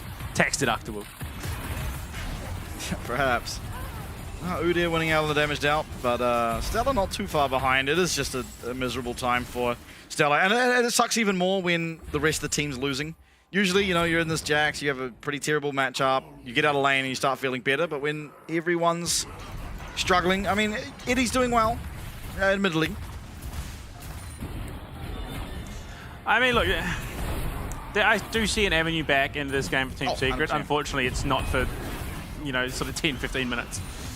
I mean, even here, there's no way they get Kratos. They just don't have the damage to deal with him. No. I even don't know. if they do, the time sink that would be is... I don't know if they do have the damage for, I mean, in less than a minute. It's going to take so long to kill him. Yeah. Fimbulwinter up, Unending Despair. He's also got the steel plates. Like, double AD comp's great and all until they start building against it. And yeah, Eddie has just felt, he's got 2 kills, but he's just really felt like a non-factor this game. Yeah, it's just hard. He's kind of been ping-ponging waves back and forward with Shogun, and Sulong and Taki have been there where the action has lied for the most part. We've got the wet noodle fight that keeps happening wherever the 2 top laners are, that never has actually resulted in kills until the junglers get involved. But I wouldn't even say it's a wet noodle fight anymore. Kratos is just dominating that. Stella just takes so much damage that, yeah, like you said, by the time, you know, he feels like he's even in a position of threat, the junglers come in, finish off that kill anyway. You wouldn't believe it. It is once again the voracious Arakan being started up already. There's no avenue. Very few games where a team has felt confident enough to start Arakan off rip. On 20 minutes, 2 people. Yeah. It is indicative of the game state. Absolutely. And now, yeah, they're just going to fight. I think I would not be surprised if Kratos tower dives Stella. Yeah. I mean, it's probably a little bit hard. Oh, who cares? He just withdraws and then comes back delayed. Like, oh, that's the wave cleared at least. Bullet time being ever useful as a wave clearing device, but still, Voracious Arakan, the revive now available for every single member of the Vikings. Shogun pushing down the bottom lane will be answered by Dire. So Vikings have taken every single objective this game. Even, yeah, look, if it was traded crabs, void grubs rather, they've taken every single tower, every single dragon, and they've had a hand in both sets of void grubs. Like, they have just dominated this from start to finish, and Shogun's in the back line. Yeah, he's kind of trying to 1v4 right now. The flash forward and the Cathian Rain will secure the kill. Kratos, he's tanking the tower, he doesn't give a damn, and the rest of Vikings using the Rumble ult again as Kati. He does eventually get hit on back out of there and will be completely fine. Sulong is... Yeah, he's doing the 180. Buddy. He's got the withdrawal. He's completely okay. Oh no, I've gone down back to my tower. Minus 200 gold, but got a massive chunk on that mid lane inhib. That's where Mir went wrong. They didn't have the Arakan. If they'd had, they probably wouldn't have suffered as badly as he did. That's all right. Oh, wow. Oh, okay. Shogun with no mana. Yeah, look, he's got the withdrawal. But even still, gets a kill for his troubles. Yeah, I mean, we're 8k gold lead now. Every single objective across the map. There is one outer tower, well, inner tower technically, remaining for Team Secret. And Guru's just on the hunt. He's quite happy to just go and fight anyone. He's got Leandri, he's got the proto belt. Still a bit of time left on this withdrawal. Obviously, Shogun did lose his, and I believe Sealong is the only other person to it. But still, definitely potential to look for something. As the time being, though, those being the only buff means you either have to force a fight or wait till Baron. Oh my lord. Yeah, have fun with that. So we go from Taki, starting the game, picking up a kill onto Shulong with the pike delivery system. Oh boy, this could go horrendously. Yeah, okay, the Voracious is down now, so any dive is a full commit. It's a really nice lufting lullaby, but the follow-up is not there. They can't get in. Cardi with Pike the big time. one does land. Pike! Oh, Oh my let's go! god! Sealong finds the triple. Fantastically laid. You see it in the player cam. He's happy. Vikings are happy. What a play. So that is just a redemptive moment for every support player. When Pike was released, support players rejoiced across the world because no longer do they have to play these big, boring, mage supports or, Janas and all that. You could just do this. You could do Pike, jump in, boom, boom, boom, reset, and yeah, just beauty. Beauty out of Shulong, and he still survives. Certainly does, and a massive gaping hole in the defenses of Team Secret Wales. There's a 12k gold lead. There's 2 minutes until a definite soul goes to Vikings. 1 minute until what feels like a definite Baron goes to them as well. The writing feels a little bit on the walls with this one. Honestly, you think back to the history of tonight, both series have followed a awfully similar trajectory in many ways. Yeah, after game one, it's just off a cliff. Yeah. I mean, Dyer. Oh, no. Oh, buddy. Oh, Cuddy has sent himself in, but he has the flash away. Now Sealong trying to look for maybe another multi-kill. Histo's certainly low enough. In comes Kratos, but he does get rocket jumped away. So much damage coming out of Sealong. Will find execution number one. Shogun going to be able to use that killer instinct to secure himself. Yet another, and look at this Udyr. It doesn't matter if you bust a shot him. Nice flash from Dyer doesn't mean he doesn't get executed from the dead from below, but Dyer will eventually get chased down by this Udyr, who is just dancing on him. It's going to be an in-hit top going down. Only Eddie does survive with his toe to try and take down the rest of Vikings. It's a 5-man unit. It's Nexus Tower 1, 2, and the Nexus. And Vikings, they'll put their mark on the series. It's a 2-0. They also solidified themselves top 3 off the back of it. Not quite the quickest game of the season. That was CFO, but like a solid contender for the second fastest game, just over 25 minutes. So Baron had spawned 14 seconds ago. Yeah. And that's all he got. Yeah, what a game.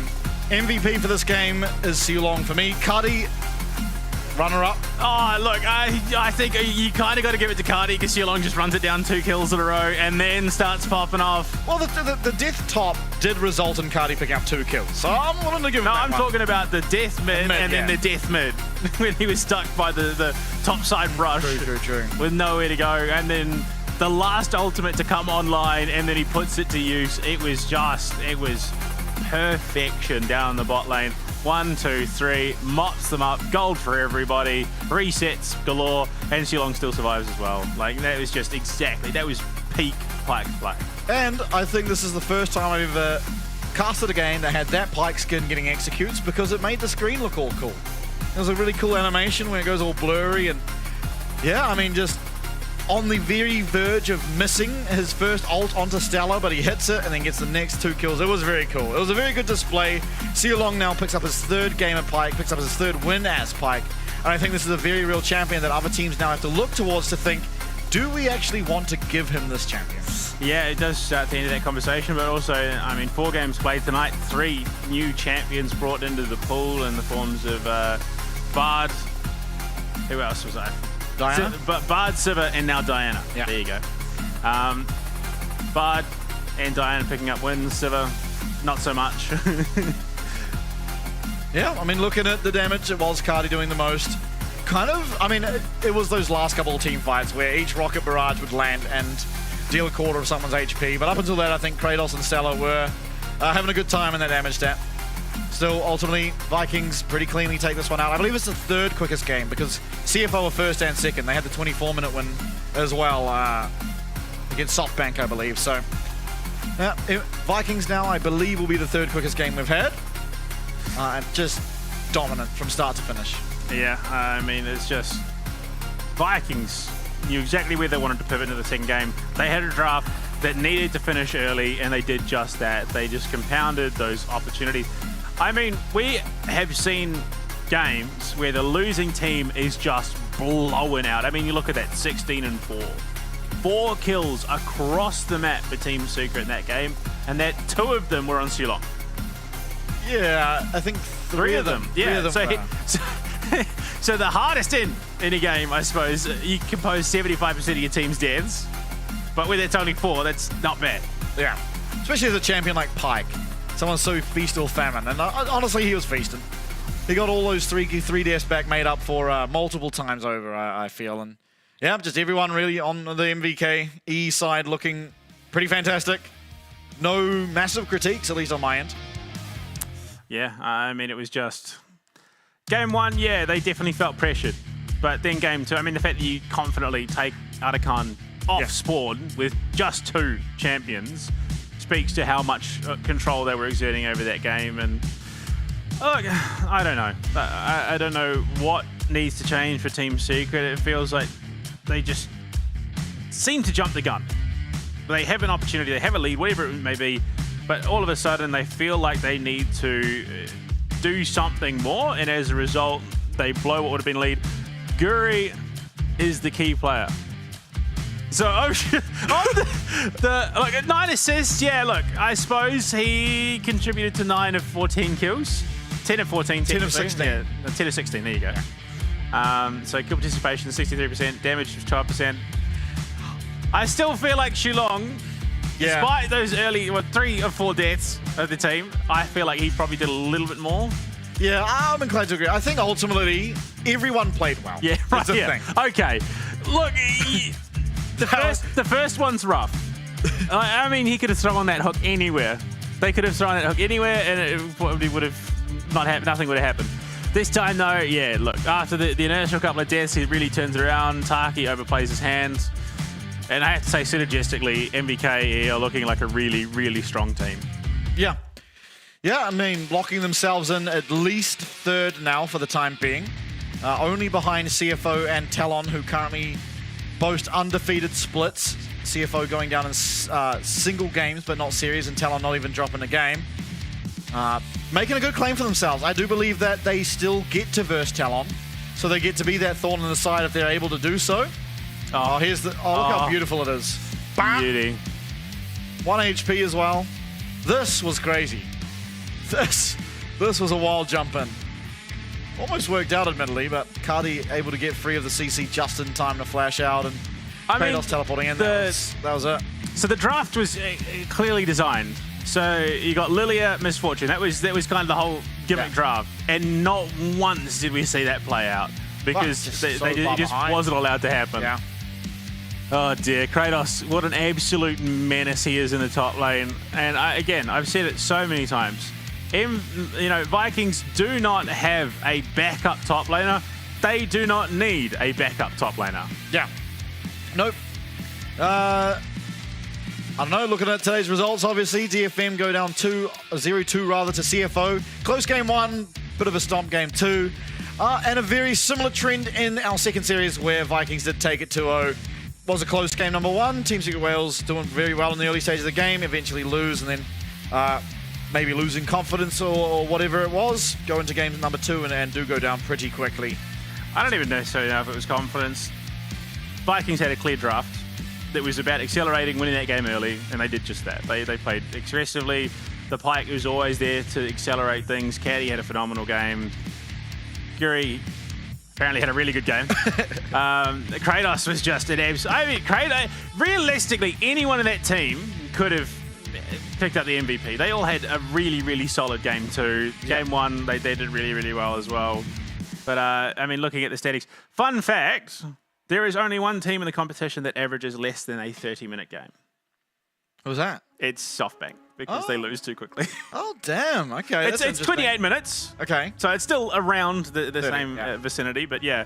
They have the average shortest game, 28 minutes, 21 seconds, whereas Vikings actually average the longest, which is 35.52, which is 29 seconds longer than Gam. Yeah, well, there you go. Leaderboards currently, CFO are at the top spot, but that's because they've played one extra game. We will get to see Talon tomorrow to see if they can claim that one back for themselves. But yeah, I mean, very clear first, second, third we have at the moment. And I mean, still very, very much is contention for that 6th spot, which does get you into playoffs. Either Chiefs or SoftBank can make that climb up to start competing with DFM in specific. I mean, GAM are a few points away at this stage. Of course, you know, they go down another series and all of a sudden we're in touch and distance. But really, that 6th spot does seem like a 3-way race for that final position. Tomorrow, however, Talon versus SoftBank to start us off. I think that might be one of the more one-sided matchups, but I think the exciting one after seeing the standings should be GAM versus Chiefs. Now, of course, I think everyone going into this does favor GAM. They should favor GAM, but if Chiefs do manage to pick the win here, they will pass GAM in the standings. I think the thing is, so Chiefs, I think if all the teams, this 2-week break favors Chiefs the most, because they have looked like they've had it down until they then unfortunately threw it away. So I think realistically that time favors them because they can iron out those kinks and sort of just get back on track with the game plan, because they have shown brilliance. They have shown games where they should have outright won, but they try and end it early and then ultimately fail. So I think if they can sit back, they've had 2 weeks to sit on this. Realistically, they should come out and give GAM a real shot. Yeah, absolutely inclined to agree. Thank you so much for joining us tonight. Tomorrow, probably the 4 biggest names in their given region all going up against each other. There's no repeated regions. I cannot wait to see you there. Have a great night.